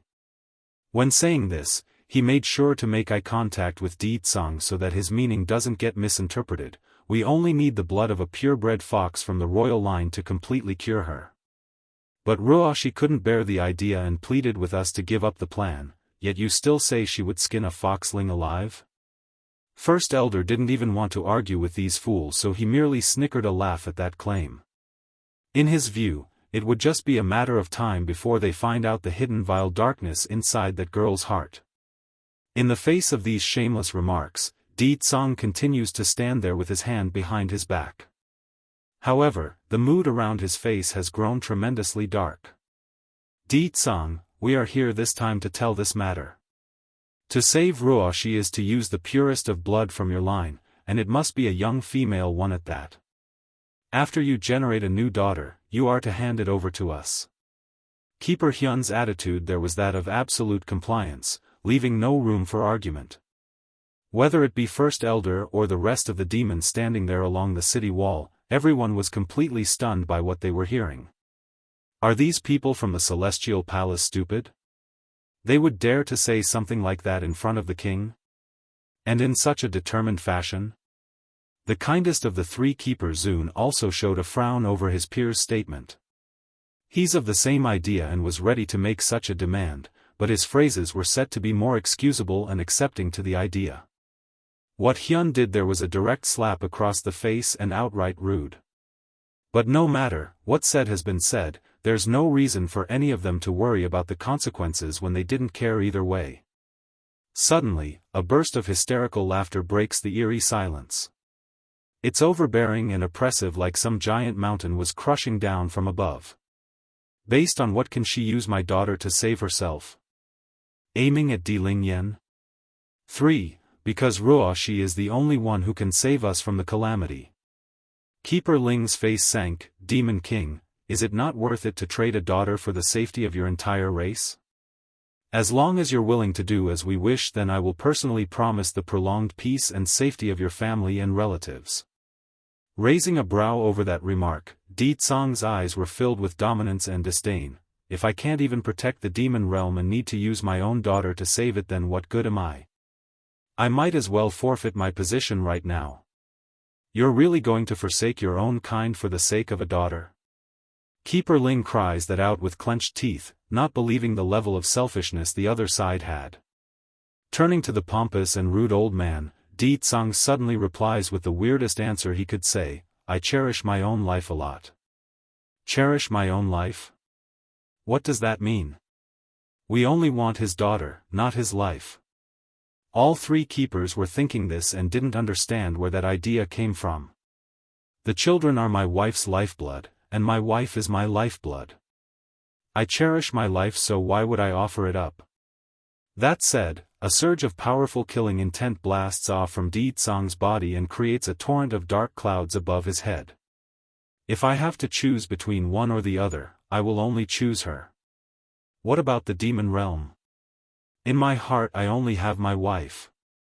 Keeper Ling, who has never been good on his temper, exploded. He went from green to red, then red to white, then from white to blue. That's how outraged he was right now. Do you hear that? This is your king. The one you all swore loyalty to is abandoning your well-being. How can any of you fight for him? In light of the powerful and reasonable questioning from his viewpoint, the demons gathered here today only ignored the senior's words and didn't bother to give any eye contact. Fools. All are fools. Stomping his feet like a loose cannon, Keeper Ling didn't get it at all. He doesn't understand why these demons would follow someone so ruthless and cruel in his eye. But then he didn't have time to dwell on the matter because something more urgent was requiring his attention. Right exactly then, the token hidden within his sleeve had activated and created a burning sensation to catch his attention.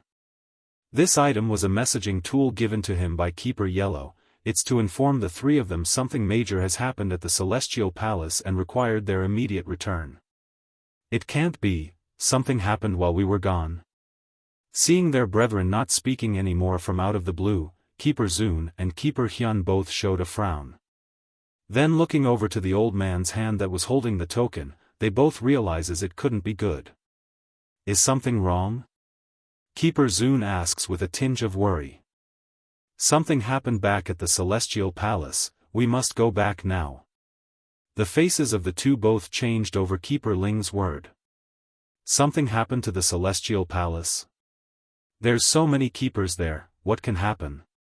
Di Tsang didn't take his eye off these three, so he was easily able to pick up the sudden change in their mood. Therefore he could already guess his wife had succeeded and the plan was taking place as they speak. You think you can just come and go as you please? With a whisk of his sleeve, his figure instantly reappears before the three seniors back to block off their path. Before he didn't attack after they dared to go after his daughter, mainly because he was stalling for time, but now that the plan was in action, he had no reason to hold back anymore and allowed his fury to take control. Demon King, you really want to make an enemy of us? Aiming at Di Ling Yen? For, due to how urgent he was in getting back to help, Keeper Ling's attitude had grown frantic and threatening in hopes of making Di Tsang move aside. Me and the Celestial Realm are enemies to begin with, 1,000 years ago I was, now the same. Yet you come and want peace? Ha ha ha. In other words, whatever these idiotic bunch was trying to do was pointless to begin with. Di Tsang never intended to make peace with these bastards. Di Tsang, if your strength was the same as a millennium ago, then us three might have perhaps been wary of you, but now you're no longer a threat to us. Want to make us stay? Dream on. Smirking with a derisive note in his face, Di Tsang clearly thought otherwise. Even if I can't kill you three today, I will still make you leave behind a limb or two. Want to leave? Sure, leave behind a leg or an arm first, then perhaps you can leave. Keeper Hyun, Keeper Ling, stop wasting words with him. If he won't let us leave, then just kill him, then we'll leave. Keeper Zun states this with dark menacing eyes, something which this elder normally doesn't show in his usual mood. Perhaps they are just that confident, or they're just that self-conceited, but the three here still hasn't connected the dots yet. In their view, only Di Tsang has the power to threaten them, but even then, it's impossible to overcome so many keepers at once. That leaves only one other person capable, and that was the prophet from way back informing them of the calamity. But ever since then the person has disappeared from this world, never to be seen again, meaning that speculation was also out of the question. Meanwhile inside the demon city, a sneaky little figure was sniveling around in the shadows and had overheard everything. Without hesitation, this individual had snuck away again by taking advantage of the fighting between Di Tsang and the three keepers. Minutes later, back inside the palace. High above an old peach tree, Di Ling Yen had just finished picking one of the fruits with her small little hands when she poked her head out from the leaves. Here, catch second brother. Unfortunately, right as she's about to throw the object down within her tiny hands, that little leg slipped and sent her tumbling downwards for the ground. This was a very dangerous situation and it sent the maids nearby flying in horror.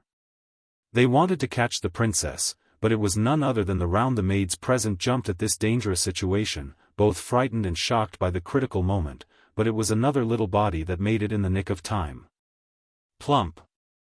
Landing right atop of the big roundish body from the top down, the baby girl was all fine and dandy from the impact. However, the poor baby boy on the bottom wasn't so fortunate. Di Jin Tian almost cried with those tears trickling in the corner of his eye. Second brother, are you alright? Ling Yen asks after climbing down and patting the dust off her pretty dress. Climbing back up with reddish color along his eyes, I'm not hurt, I'm not hurt, it's good that you are alright. Big brother said that I'm a small adult already, I can't keep crying and need to protect my little sister. Princess. Just then, a series of hurried footsteps came from the side and catches the kid's attention. Madam, are you calling me? Ling Yan asks with big innocent eyes. Aiming at Ling Yan. 5, Ma. Madam? Mu Shui instantly stopped on the spot. She could already see the mocking glances coming her way from the other maids, so it was very awkward. Little princess, why are you calling me madam? Big brother told me the good-looking ones are the big sisters, and the not-so-good-looking ones are the madams. Big brother is so amazing, it must be right if he says that. Mu Shui's face turned increasingly green, due mainly from anger and embarrassment at being called ugly. However, she's not moronic enough to lash out at the princess in her current state here in the palace. Little princess, you got your dress all dirty, why don't I help you wash up and get clean? Forcing a smile, the girl suggests shamelessly. But before the idea could be taken up, Muing the older sister had already stepped in, knowing what the younger girl intended. Mu Shui, I will take care of the princess, you don't need to get involved. That said, the proud and strong-willed lady then turns back to the baby princess. How about it, princess, do you want me to help you wash up? Smiling with big innocent eyes, okay, I'll trouble Sister Muing then. Mother said, good children should be polite, only then will they be liked. Now Mu Shui could no longer hold back the disgusted and venomous light in those eyes of hers. For one thing, it's widely recognized among her leopard tribe that she's the better-looking one. Imagine being called a madam and the other being called a sister, that's an obvious jab at her ego and pride. It can't be, is the princess as blind as the king? Little princess, holding her breath in order to suppress the anger, how come you call Muing a sister while calling me madam? Biting her thumb like she's being lectured, Ling Yan answers honestly with a look of worry, but Muing is better looking than you. Although they are not anywhere close to being as good as mother, but at least Mu Ying's scent doesn't put me off. Yes, the main reason the baby girl doesn't like Mu Shui was because of the scent she gave off. It made Ling Yan uncomfortable. Heck, if it wasn't for her own worry of bothering Tsang, the peachy girl might have already driven the conceited leopard girl away by now. Impudent. The nearby guard snaps out with annoyance, how dare you? If the princess wants to call you a madam, then you are a madam, how dare you question her highness? As resentful as she was, Mu Shui kept silent and merely clenched her fist in frustration. This demon soldier is also a servant, how dare he scold me? I just want to help the princess wash up, there's no other meaning. It's Muing who is always trying to compete with me, she attempts to explain. This woman must also be going after the king, otherwise why else is she always seeking the princess's grace? She's just like me, wanting to be a consort. Come princess, I'll take you to go wash up now. Muing wants to pick up the baby girl but was taken aback when Ling Yan ducked to one side. Mother said, only good children will be liked. I can walk, so I will do so on my own. I don't want mother to be angry at me for constantly riding on others. After this speech, the little peachy girl didn't say more and toddled forward. Though her steps are still wobbly from a lack of practice, she nevertheless managed to not fall this time. Meanwhile in the back, Mu Shui glared out in disgust and contempt at this scene. In her view, demons should be able to run and walk very early on. Having 2 years of life and still being unable to walk was a humiliation in her eye. Aiming at Ling Yan. 6. So, it can be seen that the so-called queen is a real useless shit bag. Only a shit bag can produce such stupid children. Wait for me, Ling Yan, wait for me. It's then Jin Tian also climbs up from the ground and attempts to catch up to his sister. However, it's at this moment a puff of smoke blew out of his body and he reverts back to his silvery fox form. Rubbing his tummy as he looked towards the guard nearby, I'm hungry. Prince, the king said you are not allowed to eat too much, I'm hungry and I can't maintain my human form without food. Can you help me get something to eat? Letting the tears slowly brewing up from the corner of his eye, Jin Tian begs with pitiful appearance. As much as these demon guards would like to answer the request, they are more afraid of Di Tsang's wrath for disobeying the order. I want to eat fruit, I also want to eat meat, breaking out into a cry, you bad people won't let me eat. Wait until mother comes back, I'm going to tell mother you bullied me. Sure enough, this causes the poor guards to break out into sweat. When did we bully him? This prince really knows how to tattle. Mu Shui on the other hand saw this as an opportunity and grew happy. Prince, I know how to make a few good dishes, why don't I take you to have dinner? I don't want to. Puckering his lips in dissatisfaction, the little glutton showed no mercy in his words. Going ugly in the face again, Mu Shui almost couldn't believe this. He would rather be hungry than to eat my food? Are these two siblings some sort of monster or something? They're always throwing jabs at me. Ling Yan said she doesn't like you. Although you are not the same gender as mother, but you're not a good person, so your food can't be good either. You will try to poison me. This time not even Mu Shui's restraint could hold back her humiliated emotions. This little shit dared to insult me again and call me a man. Just you wait, I will skin you alive once I get the chance. For the guards stationed here to watch over the prince, not even their well-trained self could hold back the laughter anymore. Over time they've also disliked Mu Shui and the attitude she portrayed before them, but never did they expect to get payback on the leopard girl in this manner. Heck, the only reason they didn't go report Mu Shui's behavior was due to all the fuss lately, otherwise the matter would have been dealt with long ago by now. Your Highness is jesting, how can I poison you? Scratching the back of his head, but Ling Yan is usually smarter than me, so she can't be wrong. She said you want to poison me and that dying by poison is very painful on the tummy. I'm afraid of pain. Dare to say, the real reason behind him not wanting to eat Mu Shui's food was because he's afraid of getting a tummy ache. First it was the princess insulting her, then it's this brat making fun of her. No sensible person would want to take this. In the end Mu Shui could only march for the exit with tears almost seeping out of her eyes due to the humiliation. I'm hungry, lying there pathetically after shooing away the fly, Jin Tian once again cries out for food like a hopeless baby. Aiming at Ling Yan. 7. I'm going to tell my mother that you guys are abusing me and won't let me eat enough. Looking at this small silver fox rolling around on the ground and making that face, these men just didn't know what else to do. This. Prince, why don't you go to the kitchen and steal some food for yourself? We will pretend we didn't see you. Then when the king seeks to punish us, it will only be for watching over you poorly and not indulging you in the crime. A visible burst of light explodes out of Jin Tian's greedy eyes then. Almost jumping up from the ground, he toddles toward the kitchen with immense vigor. This utterly and literally stupefied the guards in the background. They knew the little prince was a glutton, but not this gluttonous. Outside the palace, Mu Shui was still very much disgruntled as she kicked the rocks along the courtyard.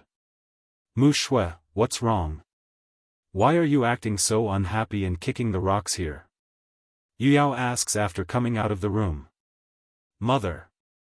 Tearing up instantly as she throws herself into her mother's arm, it's mooing that bitch again. She claims to not want the king and that she didn't fall for him, but she's been doing everything in her ability to prevent me from getting close to the two kids. That woman must be like me, she wants the king for herself, otherwise why else would she keep chasing me away? Shu, you need to keep your voice down.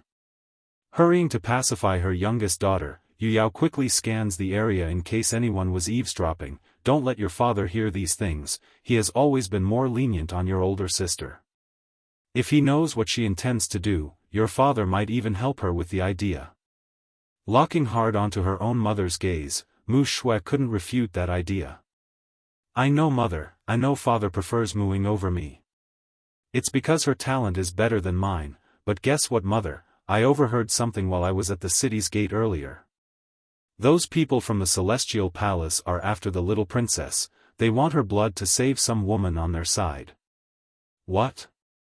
Surprised by the news, Yu Yao had to take a moment to collect herself. Those people are after the little princess? So, a scheming light flickers within the lass's eye. What if I kidnap the little princess and then frame it onto Mu Ying? How about it? Yu Yao didn't answer her, only shaking her head after contemplating the issue. Mu Shui, you need to know who your real enemy is. I know you hate that Mu Ying and want to marry the king, but what your plan will do is incriminate our entire tribe. Furthermore, her facials are nowhere as good as yours, she can't seduce the king with her face. Now that leaves only the demon queen, she's your real enemy. Reflecting over the points as well, Mu Shui knew her mother was right on the topic. That's right, I look way better than her, why should I fret? I only need to meet the king and then get him under my thumb. Then what am I supposed to do? If you're going to the effort of framing Mu Ying, then you might as well frame the queen instead. We all know the king loves his children dearly, imagine the queen being at fault for the child's death. Aiming at Di Lingyan? 8. Smirking in her lips, the horrible mother that she was explains her reasoning, we are all able to see these things. The little princess is the king's treasure. If because of the queen's failure and the princess goes missing or dies, what do you think will happen? Obviously the favor will be moved and the queen punished. By then you can just slip into that crack between them and become the royal consort. As much as she would like to agree with that opinion, Mu Shui's head couldn't help but recall back to Di Tsang's words from earlier. My wife is my life, and my wife's life is her children. Will that man really demote the queen because of the little princess? Is this really feasible, mother? She carefully mutters this to the other woman's ear, but what if the king loves the queen more than the princess, what if? But Yu Yao didn't even doubt herself and cuts the girl off. Men love their children the most, that's a fact. Just look at your own father. Before we had your older sister, your father treated me as his precious jewel. Then look what happened, he's never cared about my feelings since then. That's right, the true and main reason she dislikes Mu Ying so much was apparently because of the love she lost from her own husband. Even if the supposed girl was her own daughter, this wretched woman doesn't care. It's also one of the main reasons she doted Mu Shui the younger daughter as such. Her own husband doesn't like the girl, so she does it to spite the man. Really? Mu Shui asks with pursed lips. Maybe I can give it a try, even if the king doesn't blame the queen, I can at least hope to snatch a part of his love due to this. A wisp of hope once again flickers within this leopard girl's eye, causing her lips to curve upwards into a smile. Mother, I know what I need to do now. The glory and pride of our tribe will be on my shoulders now. When father finds out, I will let him know I am the one he should be proud of, not that Mu Ying. After all, she's only a maid and I will be a royal consort. Gently caressing her own daughter's hair, Yu Yao's tone softens up, you will always be mother's pride, and that Mu Ying can never compare with you. She doesn't deserve what you are entitled to. The remark instantly raises Mu Shui's heart and causes her chin to cock upwards. That's right, I am destined to be at the top. Anyone who gets in my way will be trampled under my feet, just you all wait. Meanwhile, at the same time back over in the city gates, First Elder was growing increasingly more anxious as he gazed upwards at the continuing battle between Di Tsang and the keepers. The elder wanted to help, but as someone much weaker than his king, he would only be a baggage if he intervenes in this situation. Bai Yan's return. 1. Just then, right as First Elder was about to fall into a panic, a new entry has arrived. The aura felt familiar, so the elder immediately turned to the source. In an instant, he could see that beautiful face reflecting in his eyes. Batty father. Bai Xiachen cries out first, his eyes glowing with excitement at the sight of home. Truth be told, First Elder didn't feel at ease when Bai Yan took the prince away from the city before. He's afraid they would encounter some sort of danger outside, but now that they're back and safe, he's truly relieved. It's just that. Why hasn't the prince changed at all since 2 years ago? He's not taller or grown more mature, what's going on here? He's no different from a 6 years old. It's a given that First Elder wouldn't understand why, after all, when Bai Xiachen was asleep, he's akin to being sealed away inside his body and that stumped his growth. Stepping back from the fighting, Di Tsang turns to his family that's on the other side of the sky. Yenner, welcome back. Though smiling on the face, Bai Yan's tone was serious when replying, Di Tsang, these are, naturally as the husband the man wouldn't miss his wife's intent because this shouldn't come as a surprise. They are from the Celestial Palace. He plays along without any delay. Celestial Palace? Appearing surprised on the face, Bai Yan's voice grew hesitant. When I was coming back I happened to pass by that place. It looks like they are fighting each other. What? Keeper Ling and his peers were all shocked by the remark, causing their attacking self to stop with ugliness showing across their faces. Those idiots. The grumpy keeper yells this out. We've only left for a few days and they're infighting? They never doubted Bai Yan's claim because aside from Di Tsang, they couldn't think of anyone else who could raise up such a fuss. Therefore, aside from infighting, what else could it be? We're leaving. Bai Yan's dark smile only grew deeper at that. Oh yes, when I was passing by, I also noticed a dead keeper there. If I remember correctly, they were calling her Keeper Red or something. I estimate it won't be long before several more keepers fall at this rate. Now the three seniors from the Celestial Palace could no longer stand still. They're white in the face instead of just shock. In this day and age, finding someone capable of breaking into the demi-divine lord level has become next to impossible. The last one was already several hundred years ago. That meant if even one of them dies, there won't be another to replace that individual. Sharing a glance with each other, the three of them didn't think much and wanted to leave this instant. Unfortunately. You think you can come as you please and leave as you please? Di Tsang's cold frosty voice cuts in again. Darkening in his face, Keeper Ling snaps back, then what do you want? Like I said, leave an arm or a leg first, then the three of you can leave. That said, the Demon King's figure was gone in a blink of an eye, reappearing right behind the three seniors to block off their path. Bai Yan's return, too, Keeper Ling and his companions are now panicking. They were able to take the upper hand earlier during the fight because they had time, but now their attention was all on the Celestial Palace and getting back. There's way they could focus on this battle like this. Di Tsang didn't miss this opening either. With a loud bang from his palm, he strikes at one of the old men from the rear and causes the person to spew blood from the injury. Damn it! If we had time then this bastard won't stand a chance against us, but we must get back now. The grumpy keeper curses inside. Fight! Kill them! Running over then and crying out that was none other than the old coot who's been chasing in from the direction of Bai Yan's side. He kept jumping and clapping his hands like a kid who couldn't stop laughing. Ha ha ha. Hit them is good, hit them is good. Boy, you are good. If you kill these damn things then I will betroth my beautiful granddaughter to you. Frowning in his face, Di Tsang didn't understand where this old grandpa was coming from and couldn't keep up. Boy? Is the old grandpa speaking to me? What the hell are you doing here, you old coot? Keeper Ling almost couldn't keep his breath due to how outraged he was right now. He would strangle the other person if he's within reach. Boy, hurry and kill these crazies. Clapping his hand repeatedly and ignoring the outcry aimed at himself, if you kill these crazies then I will give my beautiful granddaughter to you. I will also give myself to you. Buy one get one, a great deal, right? Di Tsang's face instantly went black over that. Where the hell did this person come from? Just wait until I'm done, I'll deal with him once I'm done. Meanwhile in the back First Elder definitely recognizes this old coot though.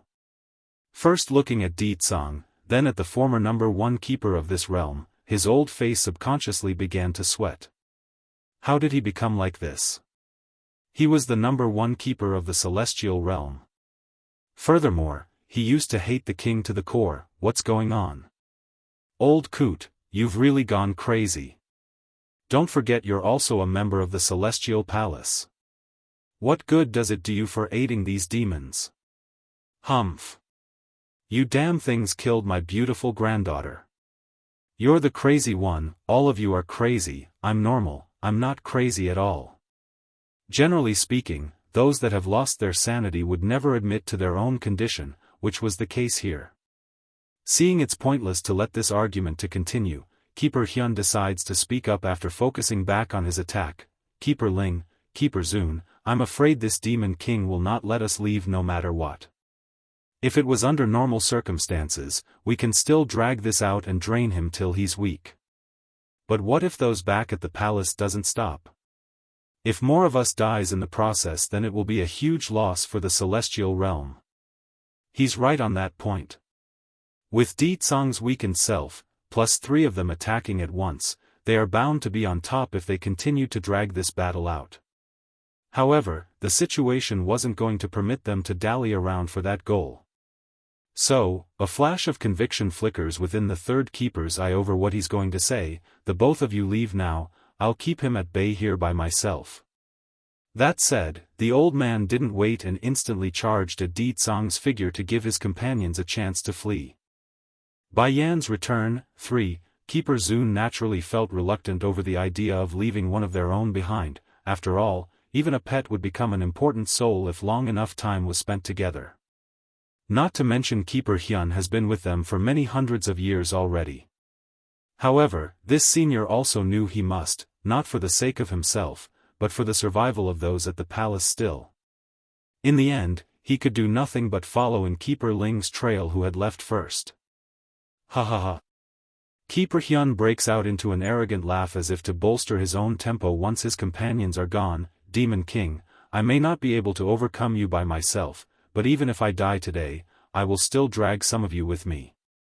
Boom. After he dropped in this remark, the momentum around the old elder's body grew increasingly more violent and caused the clouds above their head to swirl around like a cyclone. Self-explosion? Di Tsang smirked with disdain at what the foe was trying to do.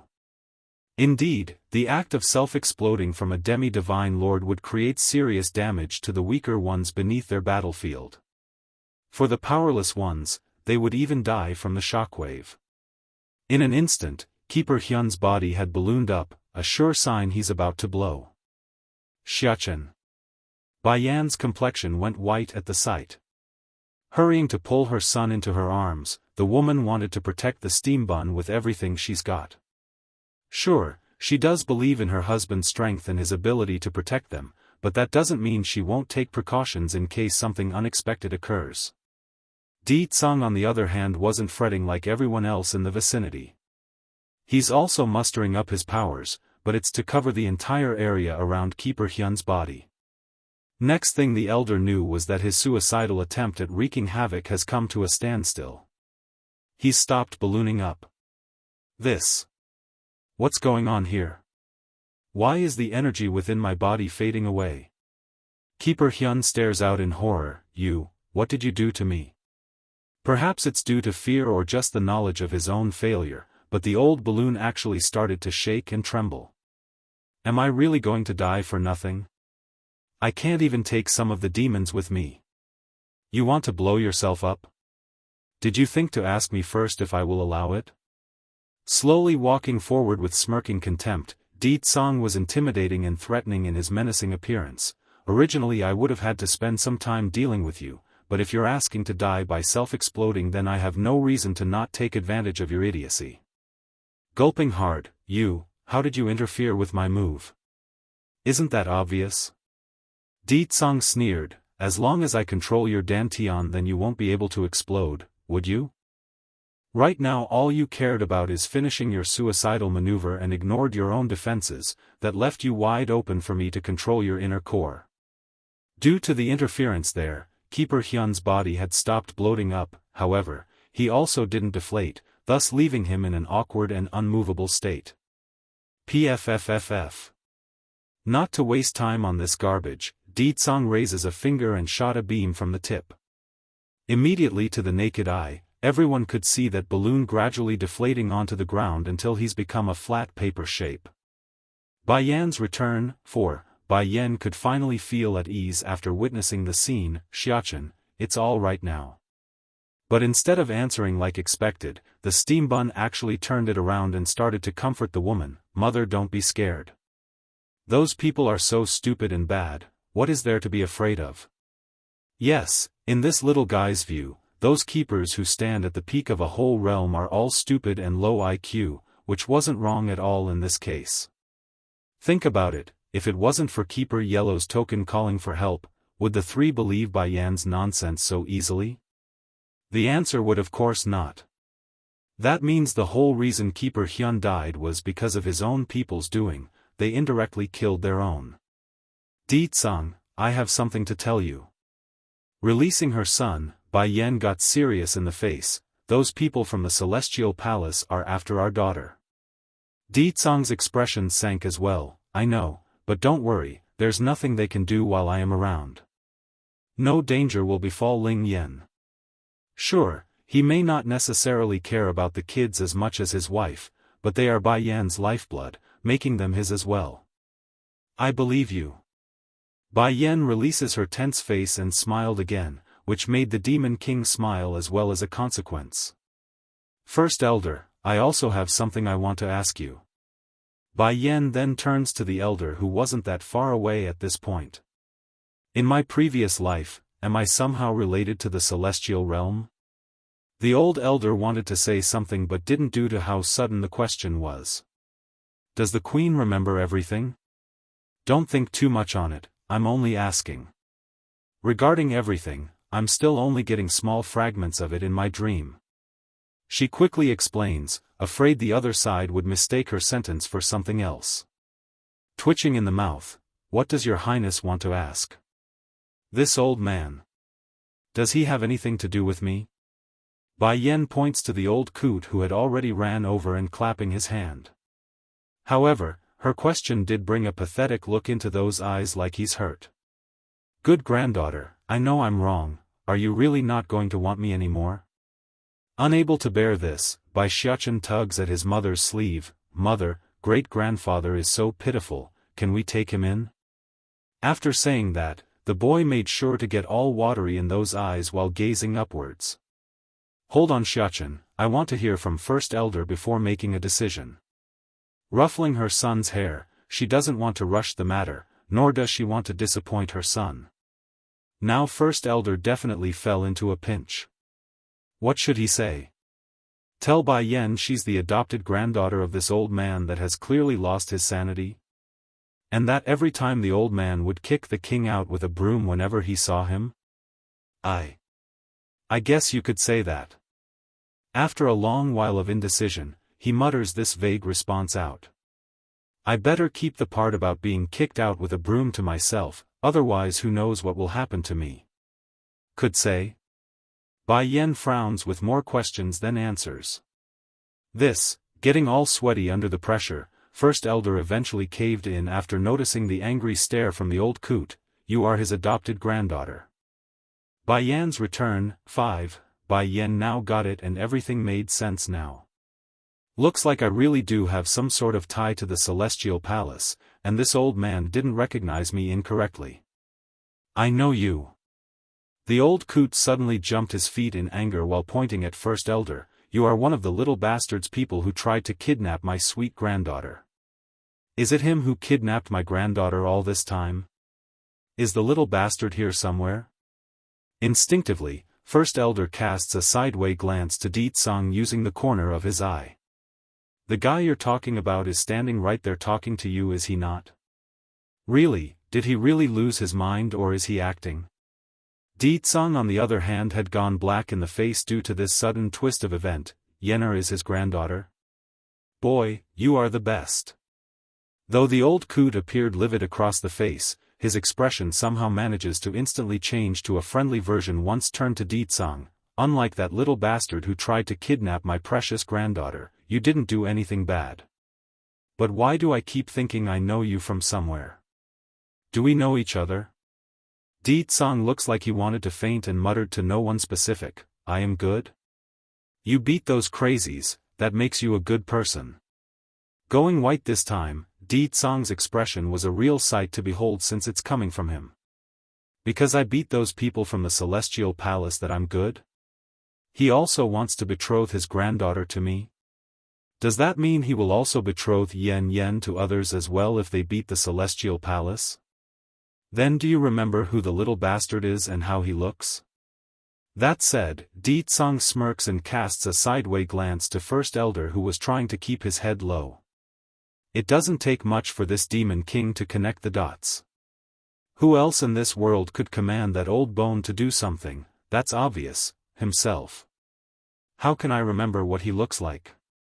The old coot scratches his head with confusion apparent in his eyes. It's exactly like the former keeper says, he doesn't remember it's Di Tsang who was standing before himself. Aside from the fact that he caught his beautiful granddaughter making out with the little bastard in her room, and that he grabbed a broom and drove the guy away afterwards, he couldn't recall anything from the past. But that little bastard must be ugly, unlike you, young man, who is quite handsome. Grinning goofily while saying that, the old coot found Di Tsang's face to be very pleasant to look at, especially when he remembers who the man beat those keepers back. First Elder could already feel the frightening aura coming out of his liege's body after that last comment. However, before the old fella could intervene and remind the man of the importance of this old coot, that murderous aura suddenly just dissipated from out of the blue. Grandpapa really have good eyesight, Di Tsang unexpectedly throws this out there.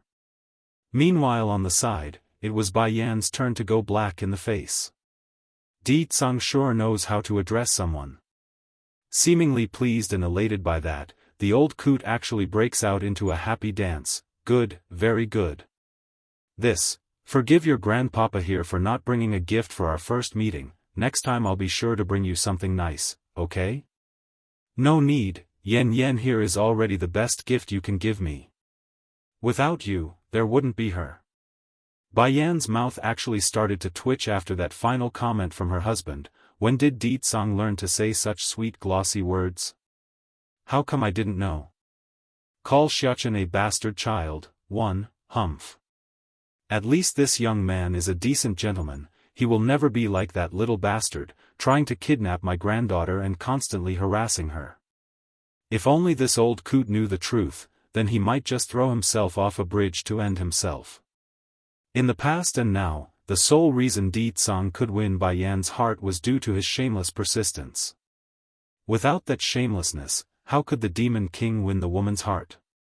Mother, Bai Xiaofan then pulls at his mother's sleeve, his eyes all pitiful and sad. I miss Ling Yan, can we go see her first? I don't know if Jean Tian is picking on her, I need to hurry and go see for myself. Understanding how much her son wants to see his little sister, Bai Yan didn't have the heart to refuse. Soft in her voice, okay, you go inside first and find your siblings, me and your father will follow behind soon. Way! Jumping up with glee, the kid gives a giant smooch onto the woman's cheek and then ran for the palace without a second thought. How could the steam bun not be happy? The little sister was something he's been wanting for ages, and now she's finally here for him to cuddle. Like usual though, Di Tsang's sour grouchy side popped up again. Yan Yan, you keep away from that boy from now on. He's my son. But he's too clingy with you. In particular is that kiss on her cheek, how dare he kiss my wife? Di Tsang's expression only grew uglier over his own thought, and he's not small anymore, you can't keep pampering him. It's good that we have a daughter to refocus his attention, now we can push him in that direction and stop him from being so clingy. All of a sudden, Di Tsang wanted many more daughters.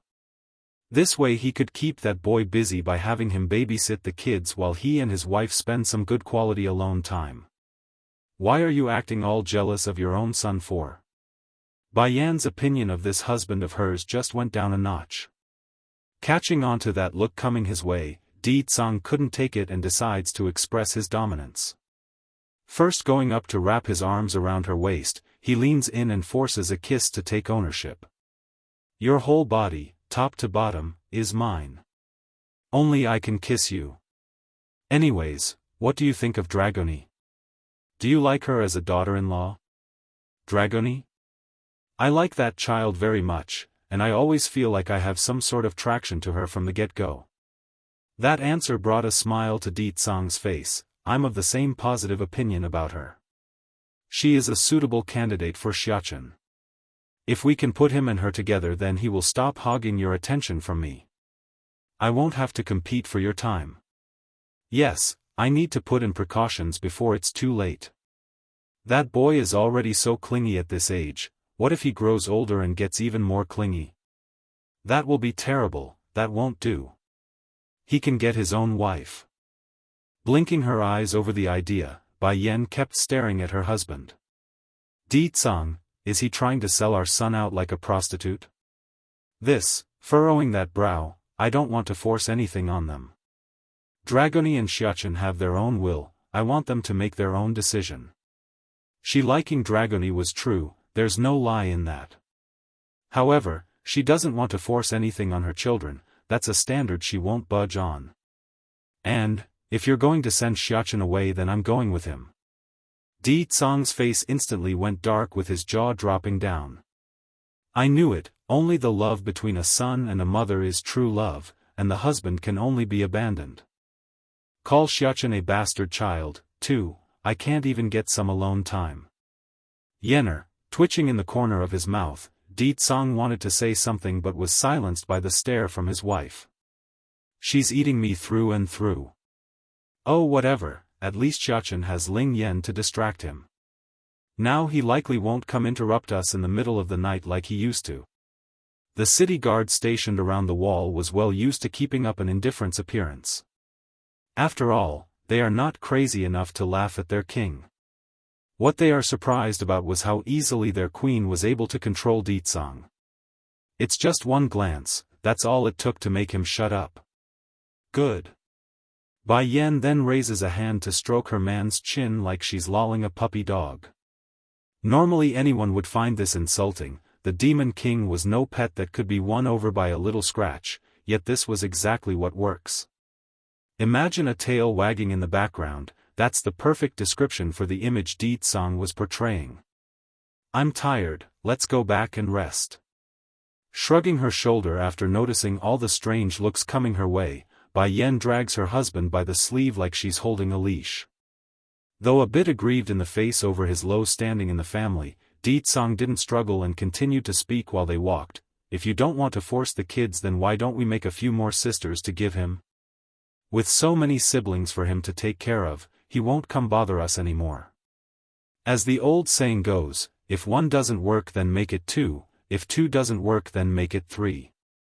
For by Xiaofan who always come knocking at their door in the middle of the night, the boy's a stalker that needs to be redirected. Imagine your bottom part was rearing to go and someone douses it with water at its peak, what man wouldn't be angry?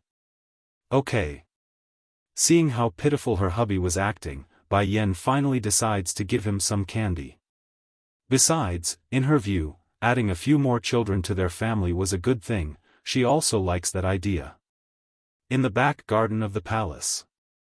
Bai Xiaofan had just finished running over to this area when he noticed the soft cuddly appearance of that peachy girl. Sister, it's then right as he's about to call out to get the peachy girl's attention, Di Ling Yan abruptly loses her balance and was about to fall into the pond. This scared the daylights out of him. He wanted to save her. Without a second thought, the boy sprints for it before it's too late.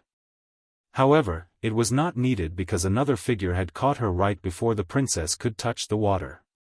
For the baby girl herself, she was totally oblivious to the fact that she could have drowned there. In fact, Di Ling Yan was finding the experience very fun as she giggled and flailed her hands around in the air. The critical situation was definitely averted, but that doesn't mean Bai Xiaofan was completely relieved. He's still very much scared inside at what could have happened. First patting his chest to calm his beating heart, the boy slowly comes forward to meet the individual who beat him to the punch. Call Xiaofan a bastard child. 3. This person was a beautiful and young-looking girl that appeared to be just of the adult age, however, Bai Xiaofan wasn't so ignorant to believe the other person really was that young. He could tell by her strength especially, she's strong and that meant she's been around for quite some time already. Then right as the boy wanted to give thanks for saving his little sister, a high-pitched screech interrupted him. It's uncomfortable to the ear and that made him turn for the source while frowning. Muing, you are quite bold, how dare you push the princess down the pond? I'm going to report this to the king and have him punish you. Coming over was none other than Yu Yao, the overly jealous mother of the leopard girls. She's extremely gorgeous looking in her makeup and trinkets, but the mean expression ruined everything about her atmosphere. What are you talking about? Mu Ying's face instantly changed for the worse. Mother, I only saw the princess falling into the water, that's why I fished her up. That defense only made Yu Yao hate her own daughter even more. She simply doesn't understand why her eldest could win Ling Yan's favor to the point where the other maids and guards were shooed away. But it didn't matter to her anymore. This was the opening she needs to destroy that bond and clean things up for Mu Shui. Although Ling Yan herself didn't know what Yu Yao meant by being pushed, but it doesn't stop the baby girl from speaking up to help her own maid. But old granny, no one pushed me, I slipped and fell by myself. Besides, she's not afraid of water to begin with. Old granny? Yu Yao's complexion instantly turned white. I'm very old. Does this princess not know what manners is? I knew it, only a half-breed will say something so rude. No education at all. Making a dry laugh to continue the conversation, little princess, you are still a child, so how can you recognize the darkness in people? This mooing is not a good thing. She deliberately pushed you into the water just so she can save you. This way you will be grateful to her and listen to her whims. Now listen to me, I won't hurt you. That said, Yu Yao then began to reach out with her filthy hands at the baby girl. What are you trying to do? Boiling with rage in the chest, Bai Xiaochen snaps at the old hag with his harsh voice. I dare you to lay a finger on her. Freezing up in her gesture, Yu Yao finally takes notice of the boy whom she's been ignoring until now. Where did this unknown child come from? The palace is not a place for some random kid to stroll into. Where is your guardian that let you in here?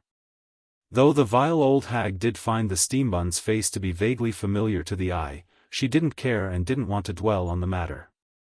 In her mind, she only wants to remove this obstacle and get on with her plan. Big brother. Lighting up in the eye after popping her little head out from Mu Ying's leg, Di Ling Yan didn't wait and hurried to toddle for the boy's spot. Once again, Bai Xiaochen was scared out of his wits after seeing how clumsily his little sister was walking. Heck, it looked like the girl's going to fall at any moment in how unsteady she was. Run slowly, don't fall, okay? He says with intense nervousness. Call Xiaochen a bastard child, for, he. Giggling with delight as she grabbed onto her big brother's arms, Di Ling Yan couldn't be any happier right now. Big brother, I clearly fell by accident earlier. Why does this old granny keep saying it's Sister Muing who pushed? Even though the peachy girl was clever and bright, she's still only a baby and needed some guidance here. Bai Xiaochen didn't bother to answer the girl's question. Instead he picked her up and gave the girl a smooch along the cheek. He just couldn't help it, she's too adorable for him. It's so nice to have a little sister. I won't let anyone use her or bully her. At the thought and vow to himself, a blast of cold light beams right of the boy's eye, his aim, right towards Yu Yao who was still snickering with disdain on one side. You go first. Bai Xiaochen dismisses Muing who's been keeping a keen eye on the situation. I have seen enough and know you didn't push Ling Yan. In light of the order, the maid didn't move and only kept her head down. It's not like she wants to go against the steambun, but her duty was to protect the princess, meaning she couldn't leave the princess's side even if she wanted to lest she seeks her own execution afterwards. Nothing but a wild child, how dare you come make trouble at the demon city? Yu Yao finally snaps after seeing how little the boy cared about herself. Where are you parents or guardians? Why didn't they properly discipline you? How dare you try to cover up for the criminal who tried to hurt the princess? If your parents won't teach you then I will. Having said that, the old hag immediately rolled up her sleeve and raised a hand to slap down hard. But, without ever making contact, Yu Yao was shocked to find her hand frozen in the air, unable to move an inch from where it stopped. What's going on here? A flicker of panic filled the old hag's face, causing it to lose all color of red like it's been sucked out of her skin. What did you do to me? Her voice trembled with fear. It's just a human child, how can he limit my movements? Smirking coldly in his face, I don't care what sort of dynamics your family has going on here, but I will not let others take advantage of my little sister and use her. This little sister was someone he intends to dote and love for the rest of his life. There's no way the boy would allow anyone to have an inch of that evil thought in mind. If they do, he's going to remove them for good. You, biting her lips hard, let go of me now. I'm warning you. This is the demon city, if you try anything then the king will not let you go. He will kill you and your entire family for crossing me. Muing was absolutely astounded on the other side. She just couldn't believe how stupid her own mother was right now. Dare to say, brain dead would be the perfect description for Yu Yao in this case. For one thing, it's obvious to the maid that Bai Xiachen was no human child, he's using bloodline suppression. Then adding in the part regarding the way the princess was addressing the boy, calling him big brother, the answer was obvious relating to his identity. Then before anyone could say more, a series of running footsteps from the rear had caught the group's attention. Excited in the face at the thought of help coming, Yu Yao got all confident again. Little twerp, do you hear it? Those are the soldiers of the demon city. They have come to help. You better let me go now, otherwise I will have the king execute you. Just so you know, the king is looking to take in a consort soon, and I will be the king's mother-in-law by then. I am not someone you can afford to offend. Naturally the ignorant old hag would never dare to say that out loud in the public, but this wasn't out in the open. First it's Muing, she's also a member of the leopard tribe so she's out of the picture of concern. Then there's Bai Xiachen who she still assumes was but a human child. No one would believe him if she herself denies the claim, or so she believes anyway. Then the princess. Ho ho, who's going to listen to a baby that barely knows anything yet? Call Xiachen a bastard child. 5. Afraid the rancid old hag would scare his precious little sister that was in his arms, Bai Xiachen hurries to pat the girl's back to pacify her mood. However, his woes were clearly pointless because Di Ling Yan only had her big brother in those eyes. Whatever foul language Yu Yao was spouting, it never made it past her ear. Good Ling Yan, go play by yourself first, your big brother here needs to take care of something.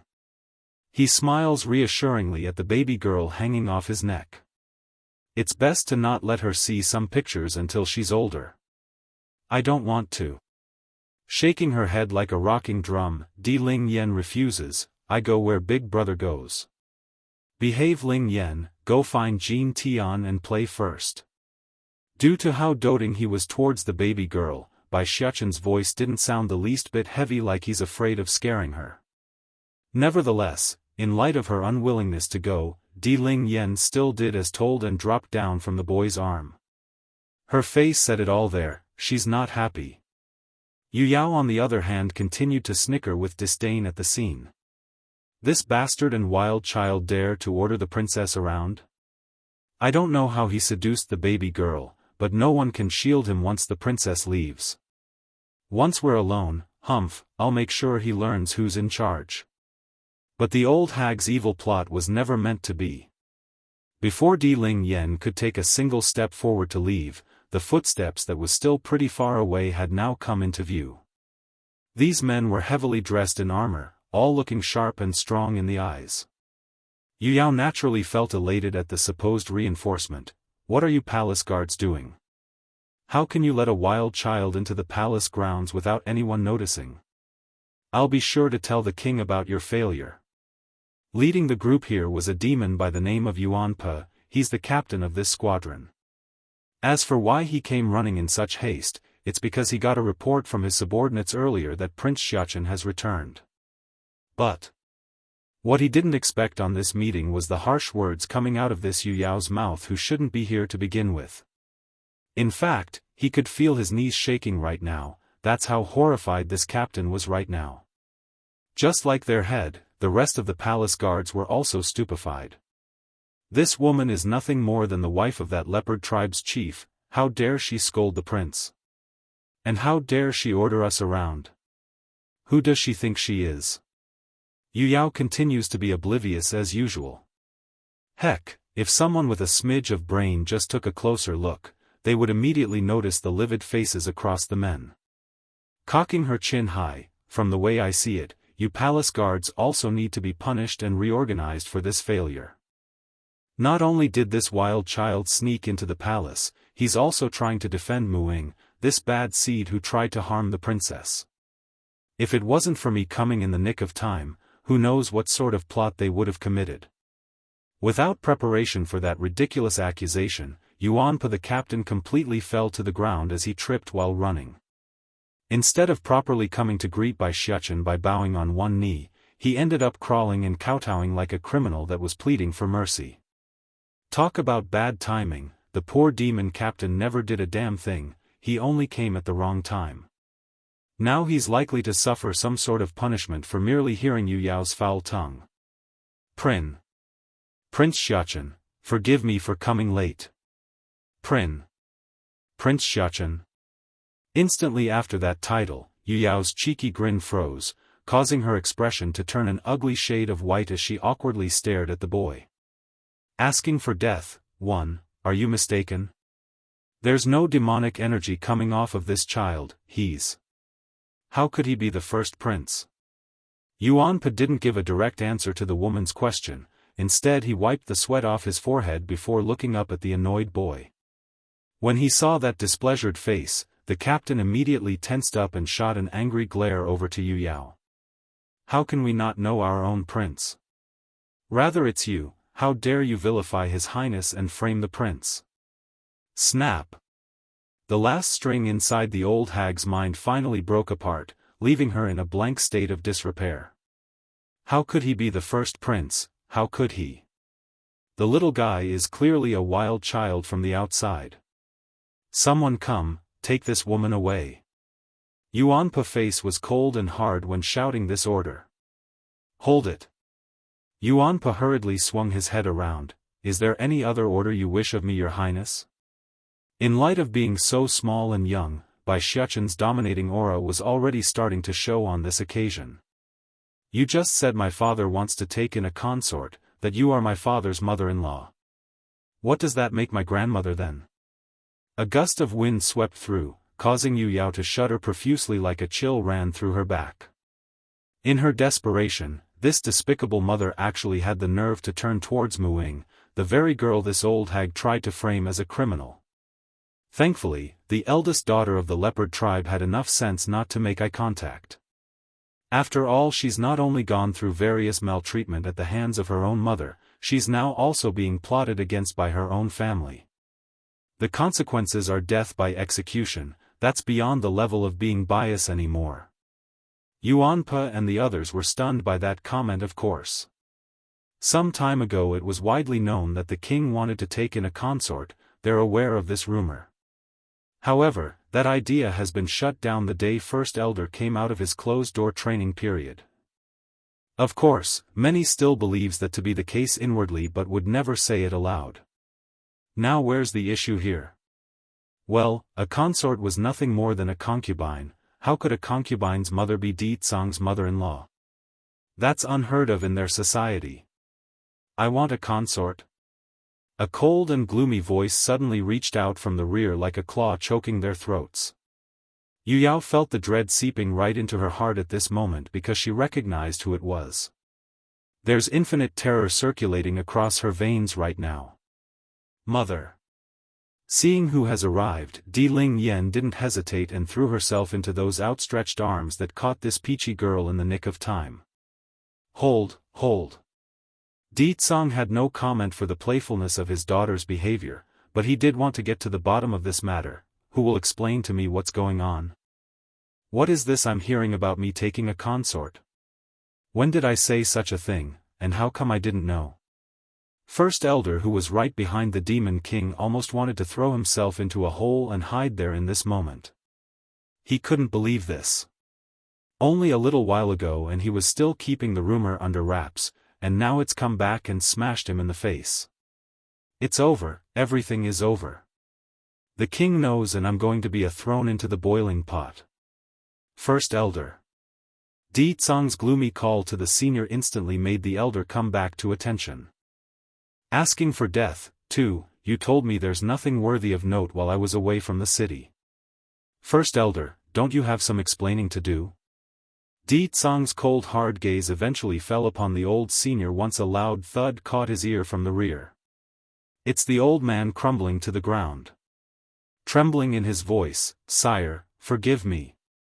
I was in the middle of a closed-door training session and didn't know about the rumors until I came out. By the time I got wind of it and started to investigate the matter, Your Majesty have already returned. Is that why you're hiding it from me, afraid I would get mad?"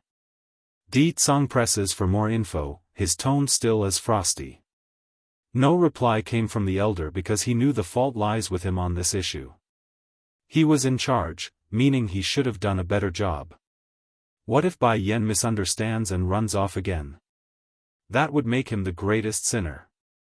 Thinking up to here, First Elder timidly looks up towards the woman in question. "Queen, you have to believe in His Majesty, these things are all just rumors and fakes, there's no way the king would want another woman. He's absolutely true towards you." Caressing her chin while glancing back at her own man, Bai Yan's next words were unexpected. As the old saying goes, there wouldn't be waves if there aren't any winds. Di Tsang's face instantly went bleakly white. The poor demon king only felt so confident earlier because he believed his wife would believe him, but now what? What does she mean by there aren't waves if there aren't winds? She doesn't believe me? We clearly went through so much together, why doesn't she believe me? Yen, why don't you believe me? I never once thought about taking a consort. I said I will only have you in my entire life, never to violate that vow. I can use my soul as a token for the oath. Di Tsang's tone sounded both sad, angry, and painful there. A mixture of everything. Bai Yan's face got livid over how stupid her husband was acting. "You shut up first." Sure enough, the wife-slave instantly went silent and closed his yapping mouth. Talk about holding no place in this family. He couldn't even save some face before his subordinates while trying to make a case. Done with shutting up the demon king, Bai Yan then turns back to First Elder. "As I was saying, there can only be waves if there are winds to push it. The fact that there are rumors floating about means someone is trying to aim for that spot. You really should go find out who this bad seed is, otherwise it will only get worse with time. Hanging that old head in shame. Yes, Queen, this is my fault for not getting to the source faster. I will have my people investigate this to the core." Originally he only sent a couple of his men to investigate, mainly due to the recent battles and the fear of the Celestial Palace coming, which prevented him from adding more forces to the investigation. Now that he's been given the go-ahead and didn't need to keep it a secret, well then hell yeah, he's damn sure to get to the bottom of this rumor. Yen, you didn't misunderstand me? Di Tsang speaks up from the side again, his voice hesitant and still aggrieved. Silly. Swinging around, Bai Yan grins beautifully at her puppy man-child. Seriously, she herself was partly to blame for this sort of behavior and she knows it.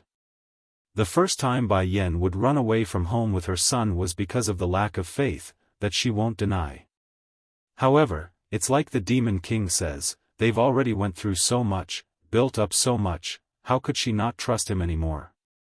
Asking for death. 3. Yu Yao's body continued to back up into a corner, her eyes showing incredulous disbelief.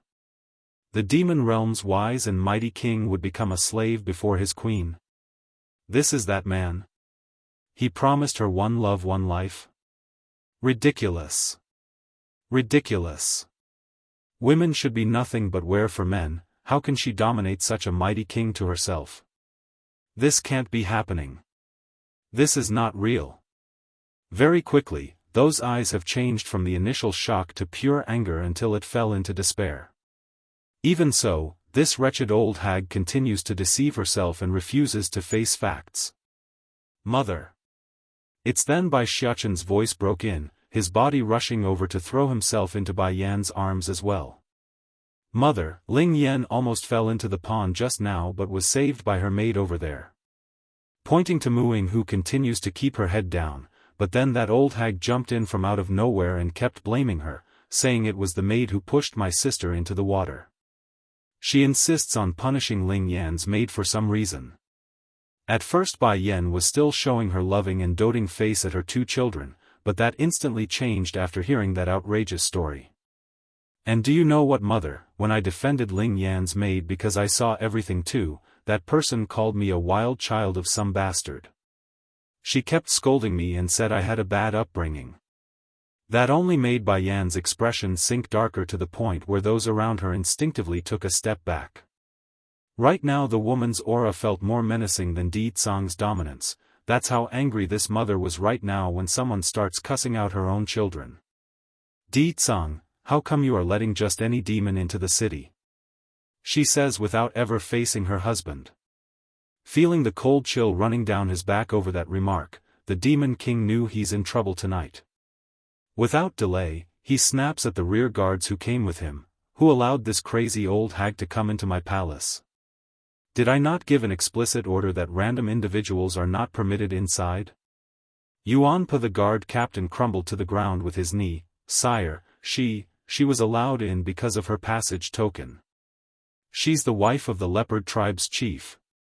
Di Tsang didn't say more to the poor demon soldier since this was his own doing. Instead, he locks onto Yu Yao, who was still shaking in one corner. That was all it took for the unimaginable to happen. When the old hag locked eyes with the demon king, she shuddered and then released a patch of unknown liquid down her important spot, which was yellow and emitted a foul odor to the nose. How come I didn't know I've become a bastard that only knows how to raise a wild child? Do I need you to lecture my son and have you discipline him? Prostrating on the ground now, spare me, sire. I really didn't know he is the prince. I only said all those things because I was concerned about the princess. Yes, I only did everything for the princess's sake. I was afraid some unknown stranger would try to abduct her. Yes, I only did everything for the princess's sake. I am not wrong. The king should know this, he should. Thinking up to here, Yu Yao's heart eased up a little and also got a better color along the face. Huffing a grunt at that obvious lie, Di Tsang smirks and turns to his own son. Xiaofan, the weather is getting cold, how about I have someone make you a leopard coat for the season? If one is not enough, I can have two made. Xiaofan naturally wouldn't feel turned off by the suggestion and replied with light in those eyes, okay, I want two made, one for me and one for Ling Yan. As for her meat, I don't want to eat it. I'm sure it's going to taste bad with her personality. If that's what you want. Di Tsang ruffles his son's hair like a father spoiling their child. This scared the daylights out of Yu Yao there. Of course she would be, she's going to be skinned and turned into a coat, why wouldn't she be? Asking for death, sire, I know my fault now, I really know it. I only did everything for the princess's sake. Yu Yao seems to have thought of something then and turned towards Muing. Inger, you tell them, hurry and tell them you pushed the princess down to the pond and that I only intervened to save her. Tell them. Muing felt wrong to begin from all those years of maltreatment, but to hear this directly from her own mother that she wants her to admit guilt, well, that's just beyond grief anymore. It's downright humiliating and insulting. Inger, how many years has it been since I heard her call me that? So she's willing to call me using that way just so I can die for her. Ha! For a moment, the poor lady who never felt motherly love could swear there's some kind of lump suffocating her lungs. That's just how hurt she was inside, and that's also the moment where any family ties she had with Yu Yao died off. She's done with her and wants nothing to do with the old hag. I did not try to murder the princess. Without looking up and half-kneeling there, Muing respectfully answers without a hint of dishonesty. Sire, I've done as you instructed and cared for the princess with the utmost respect, never have I overstepped my boundaries or tried to murder her. That speech felt like a thunderclap for Yu Yao. Pointing with fire spewing out of those eyes at her eldest daughter, this woman was seething with rage. Do you know what you're talking about? You were clearly trying to kill the princess, admit it. Don't you know you're trying to kill me by denying that? That brought a derisive sneer to Mu Ying's face. So even she knows that could warrant the death penalty. So she wants me to die for her. The friction between the leopard chief's family didn't escape those present. It's too obvious something wasn't right. Di Tsang could care less though, he only cares about his own family, and that meant his precious gem of a daughter. Quiet. Bai Yan finally snapped after seeing the old hag trying to point her finger at Mu Ying. Then turning back to her own daughter with a gentle smile of cooing nature, Ling Yan, tell mother here what happened. Biting her own thumb, the peachy baby explained despite her own nervous expression, just now I was playing and accidentally fell into the pond over there, but Sister Mu Ying saved me by fishing me up. Although she's not afraid of water, but others don't need to know that. I understand then, sweetie.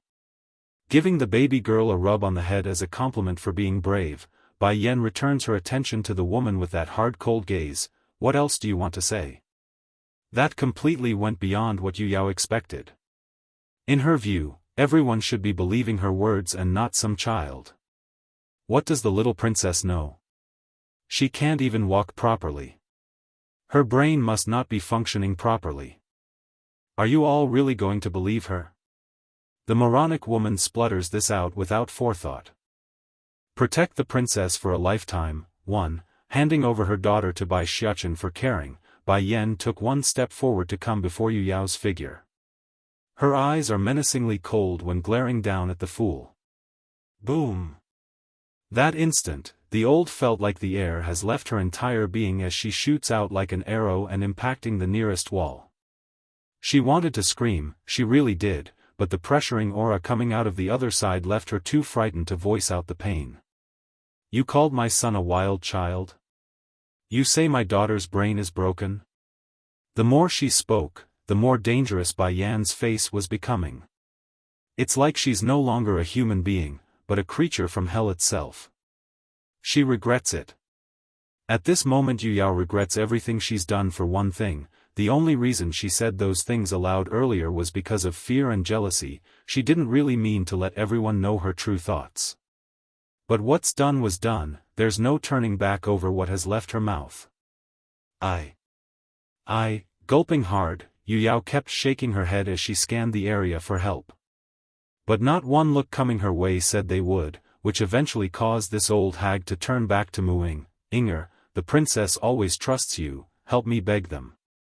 I don't want to die, I really don't want to die, only you can help me. Mu Ying didn't budge though, she remained still and stood beside the peachy baby's side with that sarcastic smirk. You wanted me to die back there, why should I?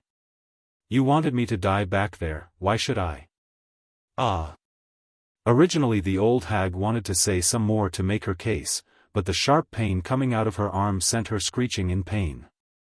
It was Bai Yan's doing, she snapped the other person's bone with her grip. Mu Ying, save me, you save me, or I will not let you end well either. I will expose you to everyone, I will expose you. When it came to the last part, her words were deliberately repeated and tone increased to emphasize the point. Mu Ying on the other hand continued to ignore her words, only looking to one side without speaking. She didn't do anything wrong, so what was there to fear? Queen, please spare me, I can tell you who is making all the rumors. It's all Mu Ying, she spread those rumors around. Her purpose is to promote herself into the consort position, that's why she got close to the princess, she wanted to use the girl to get to the king. Yu Yao splutters this all out through grits and stone. Mu Ying was absolutely flabbergasted at the shamelessness of her own mother. Even to the end, she would rather have me die instead of Mu Shui. We're both her daughter, how can she be this biased? Closing her eyes, the faithful maid seems to have come to a decision after a long second of silence. My queen, I am guilty. Yu Yao actually fell silent in that moment, as was everyone else present who were equally as stunned by that admission of guilt. Protect the princess for a lifetime, too, so Mu Ying's just going to admit guilt so easily when she kept denying it earlier? The crowd thought, not quite understanding why. Queen, I am guilty, I've long known about Yu Yao and Mu Shui's ill intents. My sister wants to be a consort and has been spreading the rumors on her own in secret. If you need proof, then you can go ask the demon soldiers that brought us into the palace. They were also present when my sister first started those lies. Yu Yao's expression completely changed after that, her voice growing insanely angry. However, Bai Yan's pressuring aura instantly shuts the old hag up again, so she stops interfering. Without the interruption, Muing continues her story. I know my crime is deep, Your Highness, but I couldn't bring myself to oust my own family back then. Now they're getting worse and even tried to frame me. I was wrong, my own weakness allowed things to reach this stage. In light of her own belief, this leopard girl didn't regret her decision that day. If anything, Muing believes whatever that's about to befall herself would be the debt she owes to Yu Yao for giving birth to herself. From here on forward, she owes this woman nothing. That's why I've been limiting my younger sister from getting close to the princess. I know her personality, she was likely scheming to use the princess to her own advantage in some way. I know what I did is selfish and my own fault. Please punish me accordingly, I deserve this. The whole garden has fallen quiet, with most not daring to speak up. Indeed, you are also guilty for hiding this from us. Bai Yan eventually broke the silence, and your punishment will be a severe one. Muing didn't defend herself, only bowing her head low. So Her Highness wants to dispose of me, that's fine. Yu Yao finally found her voice again after this sudden twist of event. Muing, you bitch, you think you can escape this disaster? With the queen's mien, you will also die, ha ha ha. Looking at her crazy hysterical laughter, one had seriously questioned if these two are really mother and daughter. If anything, they look more like mortal enemies going at each other's throat. It really begs to wonder what sort of experience could turn someone into such a vile existence. Bai Yan didn't pay attention to the annoyance though. Continuing with her still hard voice, so, I will punish you by ordering you to protect my daughter for the rest of your life, are you willing? Muing was shocked and stunned by that. Looking up, she stares in disbelief at the demon queen. There's no malice from what she saw, nor deceit or mockery, only the serious and firm look of someone asking if she's willing. This made the leopard maid go on a beating rampage of excitement. Her Highness wants to let me go? Yu Yao's expression froze in that split second, she too was in shock and in disbelief due to those words. Yammering her lips, this old hag couldn't say a thing due to losing her voice and mind. Why? Why didn't the queen punish Muing? Muing is a bitch that deserves to die. I'll ask you again, are you willing? Bai Yan asks once again, her brow furrowing due to the lack of reply. This time Muing didn't hesitate and practically blurted out her decision by nodding and stuttering, yes. I am willing. I will use my life to protect the princess. If I violate my oath, then let me be damned to the darkest and cruelest reaches of this world. In saying this, her eyes are strong and glowing with luster. Very well, nodding in satisfaction, Bai Yan returns her attention to the other woman that needs to be judged. You are a member of the leopard tribe? Yu Yao was already too stunned to speak, so it was First Elder who stepped in to answer. She is the wife of the leopard chief. Protect the princess for a lifetime. 3. First Elder, go bring me that leopard tribe's chief. I also want that so-called Mu Shui brought before me. Yes, Queen. Without delay, the old senior respectfully complied and retreated for his mission. Due to the short distance between the city and the tribe's settlement, it didn't take long for the elder to return. It's just that instead of bringing two others with him, First Elder only had the chief behind himself and no Mu Shui among their group. Queen, I've brought the leopard chief as you instructed. I've also sent my people to go search for Mu Shui because she wasn't at the settlement. She wouldn't make it far since I've closed off the city gates. Bai Yan nodded in understanding. Then before she could utter a word to say a job well done, the loud screech of Yu Yao interrupts again. Yu Tian, hurry and save me, I don't want to die. I don't want to die. Mu Yu Tian appeared livid over his wife's outcry. He's already heard the full story while coming here, so any will to help was lost to the wind at this point. Seriously, it's bad enough to scold the royal family's children, but to push their eldest daughter to death as a scapegoat? Just thinking of that idea brought chills to this leopard chief's spine. He's been sleeping with such a vile woman, how could he not? Inhaling deeply, Mu Tian takes to the knee without ever looking to his wife's way. King, Queen, I have already heard the full story from First Elder. I won't have any objections if you wish to deal with her as you please. Yu Yao was shocked by her husband's statement. She thought no matter what the man would try to save her at all costs, instead he gave her up so readily. Did you forget your vow to me, Yu Tian? You said you will love me for the rest of my life, why are you abandoning me now? Why?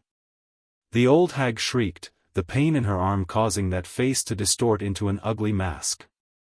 Smiling bitterly as he faced the woman, you are asking me why? Did you forget how you've treated Inger all along? I thought you are only biased to Schwer because she's the youngest, but to think you would try to push our eldest daughter into the burning ember, I can't believe you. Now you actually have the audacity to offend the royal family and drag the entire tribe down with you as a gambling chip. After saying that, the chief had to take in a huge deep breath in order to keep himself in check, otherwise he might just run over there and strangle his own wife. Yu Yao once again collapsed after being scolded by her own husband. Clenching that fist, this old hag was in absolute despair now that her last hope was crushed. Perhaps it's the bond of being husband and wife for so many years, but Mu Tian did end up making a pained face once he heard that thud of her falling. Turning around again with frustration, King, Queen, I know I am in no position to ask for anything, but can you give her a swift death when doing so? Bai Yan looked at the leopard chief and said nothing else, neither agreeing or denying with her action. However, her next maneuver told everyone it's not going to end well. Seeing the demon queen coming closer and closer towards herself, Yu Yao could no longer keep her body steady and crawled against the wall. I can give you a swift death, but you scold my son and abused my daughter, for that, I will cut off your tongue first as punishment. She couldn't even bear to scold them herself, so how could she allow others to discipline them in her place? For that reason alone, Bai Yan's going to dish out some notable punishment so others in the future wouldn't even think about going down that path. Protect the princess for a lifetime, no, but that's all Yu Yao could utter out there. What followed next was the sight of blood surging out of a wound along her chest as the blade pierced right through that body. That's the price of insulting my children. Bai Yan says, her voice hard and cold. That's the price of insulting my children. Tears of regret came pouring out of the old hag's eyes. She wanted to mutter something in her dying state, but she was done at this point. There's nothing left holding her life in, which could be seen when her head fell downwards and hitting the ground. Although Muing has lost all love for this despicable mother of hers, but watching the very person who gave birth to herself still felt like a sting to the heart. Is it worth it? All of this? The maid inwardly asks. Mu Tian also had a change of expression once his wife finally breathed her last breath. The leopard chief thought he could be indifferent, but when seeing the very woman whom he shared a bed with for all these years go like this, he just couldn't bear being so heartless. Emotions converged like a tidal wave that brought him to the brink of tears. Even so, despite his wish to do something, which was already too late, the leopard chief also knows the peaceful life he and his tribesmen are enjoying now are all thanks to the demon king and his followers. A choice between his own wife or the entire tribe's welfare, Mu Tian knows he has no choice in the matter. King, Queen, is there anything else you need of me? Turning to the person, Di Tsang's reply was frosty and hard, I want your daughter Mu Shui here before me, go find her.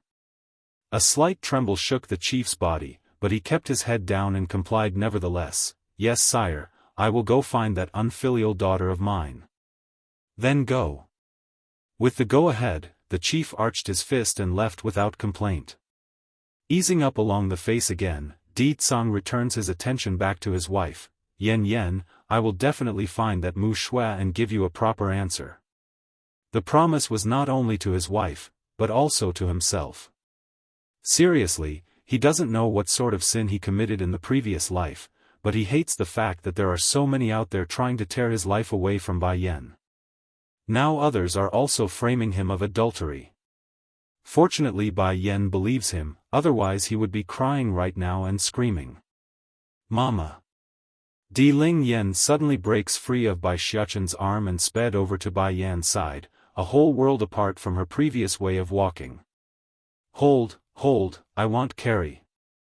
Without denying her daughter's demand, Bai Yan happily bent down and lifted the peachy baby up from the ground. I love you the most, Mama. Giggling with glee, Di Ling Yan's untainted voice was like a breath of fresh air along this garden. It's crisp and pleasant to the ear, a stark contrast to the dead body currently lying not far away from the group. Then Ling Yan, what about Papa here? Di Tsang asks with a huge smile of his own. Back when they were staying at the Sky Mountain for the first year of the twins' life, it was this demon king who mostly took care of the children's daily necessity. What bothers him was the fact that the kid still preferred his wife over himself. That's something he couldn't figure out why. Bai Xiao has come. 1. Mama's body smells nice, I like her more. Papa though doesn't smell nice, so I don't like hugs from Papa. Di Tsang's face instantly went black, which didn't escape Bai Yan's sharp sight. Why does our children all turn their backs on you? Are you doing something behind my back that makes them not like you? That remark only made the Demon King's expression go even blacker to the point it's bordering on distraught. Without a second thought, Di Tsang picks up his daughter and stuffs her back into Bai Xiaoqin's arm. Once done, he possessively pulls his wife into his own arms to announce ownership. It's enough as long as I have you. This girl, her older brother, can take charge of her. How dare they all turn their back on me? Don't they know who is the one that changed their diapers? Di Ling Yan's eyes promptly got all watery and red there. Making an aggrieved face while facing Bai Yan, Mama hug, I want Mama to carry me. Locking eyes with his oldest, Di Tsang didn't want to budge. Xiaoqin, go take your sister away to play. The steam bun immediately puckered up his lips in displeasure as well. Batty father wants to occupy mother's time again. Do you want more little sisters or not? Di Tsang's tone sank into that of a threatening version. I already have Ling Yan. Bai Xiaoqin counters without backing down.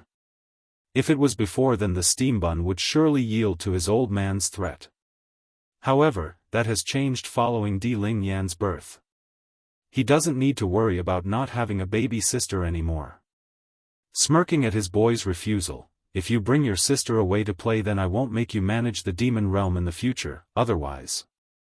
This sentence completely sent Bai Xiaoqin into a steaming fit. Imagine a fox having its hair raised up like a huge fur ball. That's how flustered the kid was right now. You can't go back on your words, Batty father. You clearly promised me that Jean Tian will be in charge of that. Sneering like an evil villain, when did my promises ever count? If you don't listen, then I will take back what I said. Stamping his feet in frustration, the steam bun angrily stares off with his old man until he eventually caved and turned to his only support. Tearing up, Mother, Batty father is not keeping up his promise to me. Do you not love me anymore now that you got new babies? How could Bai Yan not melt under that face from her son? Turning to stare at her man-child, that's right, you promised him, how can you go back on your own words? Di Tsang's mouth twitched over that. Clearly, he's forgotten something crucial, and that was the rascal had backup in this family. Yan, listen to me, no need to explain. It goes without saying that when you promise your child, you have to fulfill your promise. What's more, it's fine for Jean Tian since he's small, we can instill the idea into him through repetition. However, you can't do that with our eldest Di Tsang. Molding their children from a young age to become a ruler wasn't a difficult thing, the difficult part was convincing them to stay put on that throne. For Bai Xiaoqin, who has already reached an age where he knows a lot about this world, deceiving him would only create more issues along the way. What if he suddenly abducts from the throne and refuses to go back on it after seeing the rest of the family constantly going out to travel and play? After giving her reasoning, Bai Yan then turns to the steam bun. Xiaoqin, you need to remember, you are the eldest. If your younger brother doesn't want to be the Demon King, then that position falls on your head. Originally the kid was full of excitement since he's getting help, but after that comment, his face instantly collapsed into a depressed frown. But, flashing a smile along her eyes, if you can cheat your little brother into the position by constantly teaching him to do so, then me and your father here won't have an opinion on the matter. Bai Xiao has come, too. A visible light blooms from within Bai Xiaoqin's hopeful eyes after hearing Bai Yan's suggestion. I understand, mother. Come Ling Yan, we will go find your brother Jin Tian to play. When saying this, the boy's face was all red due to the excitement he had over what he has planned. Mother is right, Jin Tian is young still, he won't understand what's going on at all. I can easily manipulate him onto that throne.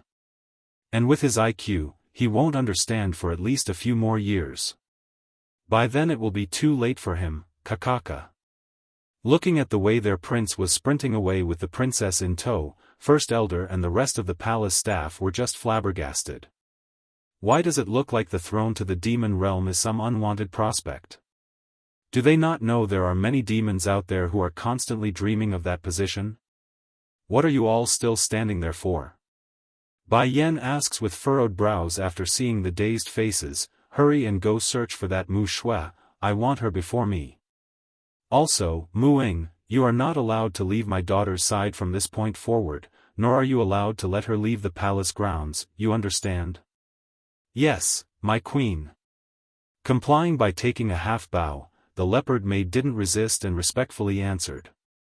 At the same time, somewhere over in the manor where the leopard chief was staying, Mu Tian rushes inside and snaps at the nearest attendant. Is Mu Shui back yet?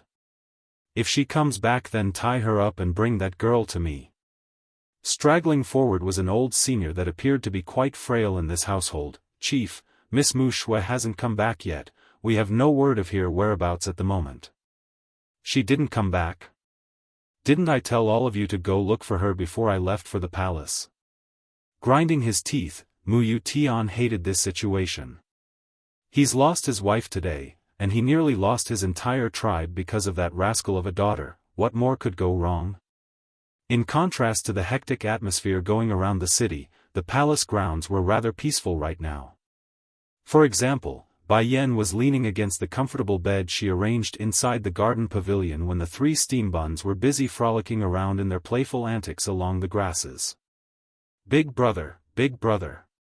Under the bright sunshine, Jin Tian kept chasing his older brother with a look of grievance along his gluttonous face. You only hold Ling Yan and won't hold me, I also want to be carried. Why does big brother never carry me? Is it because Ling Yan is cuter? That's why big brother doesn't like me? Or is it because I'm too greedy during dinner? Does big brother not like greedy kids? Showing puppy eyes, big brother, I can eat less when we have dinner later, can you hold me too? Casting his gaze downwards at the gluttonous boy that's clinging to his leg, Bai Xiaoqin sterns up along the face like an adult lecturing a child. Bai Xiao has come, 3, didn't I tell you this before? You're a man, and a man doesn't need hugs. Apparently Bai Xiaoqin was so into his role as an older brother that he forgot his own past tales. He too was a super clingy baby that always refused to come off of Bai Yan's arms. In fact, he's even worse in the attachment department. But there's no way Jin Tian could understand that. Continuing to reach up with both of his little hands, the little glutton looked so hurt and pitiful that he eventually won in this battle of cuteness. Putting down the girl in his arms, Bai Xiaoqin sighs and picks up his younger brother, only this time Jin Tian, no seconds. A man must be strong and reliable, you can't be like a girl and always ask for hugs and carries, you know? You are going to the future Demon King, you can't be so soft. What is a Demon King? Biting his chubby finger, the little glutton didn't understand a word of that. Can it be eaten? Sort of. If you become the Demon King, then all the food in this world will be at your call. There will be a lot of delicious things waiting for you. Flashing a cunning light, Bai Xiaoqin really poured in the gravy over his lies. Sure enough, Jin Tian immediately started to drool over the prospect of being able to eat all the good things in life. showing a determined face at the thought of food. Then I want to be the Demon King, I want to be the Demon King. I want all the food. Now that's a good boy. You can't go back on your words now that you've decided on that, otherwise, smiling wickedly, otherwise you won't get to eat delicious things again.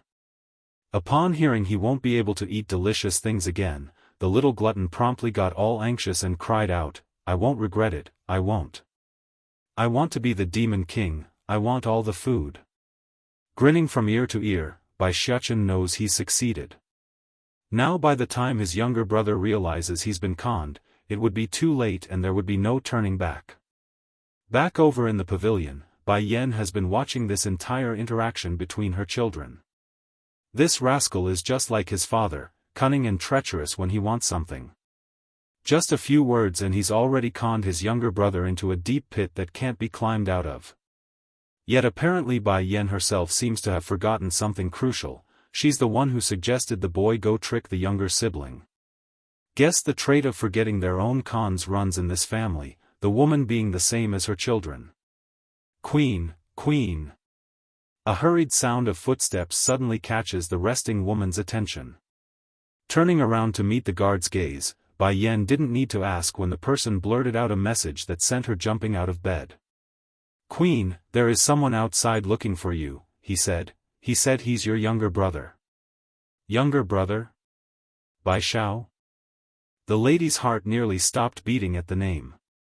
Uncle is here? Bai Xiaochen had also run over after giving up on teasing his younger siblings. Big brother, what is an uncle? Di Ling Yan asks from one side after hearing the boy. Uncle is the younger brother of our mother. He is one of the most important people in this world to mother, so you two must not forget our uncle, okay? The steam bun lectures the two babies with a serious face. Quick, take me to him. Bai Yan didn't have the patience to wait and decides to go to Bai Xiao instead. It couldn't be helped, it's been nearly 3 years since she last saw this precious younger brother of hers. They haven't met for so long that even her hands are trembling with excitement. Yes, Queen. At the gate to the demon city, a young-looking man was standing there with his hands behind his back, that face without emotion like he's devoid of temperature. Bai Xiao has come, for those demon soldiers already knew of Bai Xiao's identity, so they didn't make things difficult for the human teen. However, they couldn't even if they tried here today. The air coming out of the person was frighteningly cold that it scared everyone nearby. As expected of Sir Bai Xiao, he is indeed the king's brother-in-law. Right as the soldiers were murmuring the subject between themselves, Bai Xiao's cold hard voice instantly cuts them off. Bring Di Tsang out to see me. I demand he come out right now. Squeak. Answering that demand was instead the sound of the main gate being pushed open, followed closely by the beautiful image of that figure whom he's been trying to meet. Bai Xiao's body made a noticeable freeze in that split second. He couldn't believe it's his sister that came out to meet him and not Di Tsang. But no matter, this was what he wanted more, and it showed in that extremely warm smile he made. Sister, Bai Xiao couldn't even begin to describe his emotions right now, so, what did he do? Raise his voice, of course. Sister. Without hesitation, the young man ran forward and brought the woman into a huge hug. I'm finally able to see you again. Bai Yan's body stiffened over the intense reunion. Raising her hand, she gently pats this younger brother of hers like they've returned to the past where it's only them trying to survive in that household. Shower, how have you been? Are you doing well? Relaxing his grip around the woman in his arms, aside from missing you, everything is fine. Through his longing comes motivation, and only through motivation could he grow stronger. This was his driving force, the reason Bai Xiao could withstand the harshness out in the world and come this far alone. Shower, I heard someone is pursuing you, is that true? This news was something Bai Yan picked up while she was at the border city a while back. According to those people's gossiping words, the pursuers are also from the celestial realm, which was why she's asking this right away. She's also concerned for this younger brother of hers. Showing a faint smile at the concern coming his way, Sister, now is not the time to talk about me, we can speak later. First I will take you away. Bai Yan was startled by that. Leave? Why leave? I've heard about everything that's been happening here. This is also the reasoning for my coming. At first I was only trying my luck to see if you're back yet, but thank goodness you are. Now we can leave. For the past year or so, Bai Xiao has never stopped looking for his older sister. He's searched far and wide across the celestial realm and found nothing. That's why he came back to the demon city to try his luck a second time. Unexpectedly, it worked. My sister is so good, why should you stay here and suffer under that person? No man out there is worthy of you. If it were just those rumors he overheard from others, then Bai Xiao wouldn't have believed it so wholeheartedly. However, when he came to the demon city the first time, Bai Xiao has come. 5. If Di Tsang's own subordinates admit to the rumors when he came, what other reason does he have to doubt it being true? How could he ever forgive that man? He treats his sister as the most precious person in his life. He couldn't bear knowing she suffered such indignation that she had to run away from home with his nephew. He just couldn't. I like to see you try. It's then a loud angry voice snaps in from the rear. When seeing that silver-haired figure coming close, Bai Xiao immediately pulled the woman in his grasp to the back while taking a protective stance. Shower, it's been 3 years already, and the first thing you do when visiting us is to find a stepfather for my son? The demon king snarled, his anger already brewing to the point of erupting. Seriously, if those words had come out of anyone else aside from Bai Xiao, Bai Yan's most precious brother, this demon king would have attacked right that second without another word. Smirking, you are going to take a new consort, so why are you insisting on occupying my sister? When I gave my sister to you, I did it because I thought you would be true and give her a lifetime of happiness. And now what? You made her and my nephew leave home because of you. Bai Yan just looked at her brother in dismay. Then, right as she wanted to explain the whole story and that it's not what he thinks, Di Tsang's cool voice cuts in again. When did I ever say I want a consort? Then why would your own subordinates say you are? Frowning in the face, Di Tsang's gaze shifts to his own men who are trying very hard to avoid eye contact. Which of you said I wanted a consort? Get out here now. That makes sense now. He was wondering why Bai Xiao would be so angry when he first came out. This explains everything. It's all because of these stupid idiots. Aware that their king's mood was getting increasingly grumpier and darker, a guard that was the captain of this group timidly stepped forward. Sire, please have mercy, we only said those things because we heard the rumors. Rumors? Di Tsang sneered, have your brains gone to mush because you spent so much time in the secret domain? Just because people are spreading some rumor that it's true? When did hearsay become the truth? Have I ever issued such an order? The guards all wiped their own forehead due to the sweat coming forward, now that the king mentions it. We really are stupid. First Elder, I'm leaving their punishment to you. I want everyone who so much as spoke about the rumor punished. They need to be thoroughly taught a lesson for being so stupid. Di Tsang's cold hard voice instantly made them all shudder at the prospect. Yes, sire. The old elder nervously complied. After saying all this, Di Tsang once again returns his attention to the young man. Didn't I say I only have your sister in heart? Whatever nonsense about a consort, they're all lies. That actually made Bai Xiao show a stunned face in return. But there's no way he could take the word of these people at hand. Instead, he turns to the only person he believes, and that was his sister. Sure enough, Bai Yan's nodding head confirmed the idea. It's not what you think. There's been a lot of rumors floating around, and they're all done by someone who's been hiding in the shadows. Then I believe you. A look of relief swept across Bai Xiao's face and revealed that proud genuine smile. But if he bullies you, I'll take you away. You are my sister, the most previous person in this world. I won't allow anyone to make you unhappy. Only when she's happy can I feel at ease.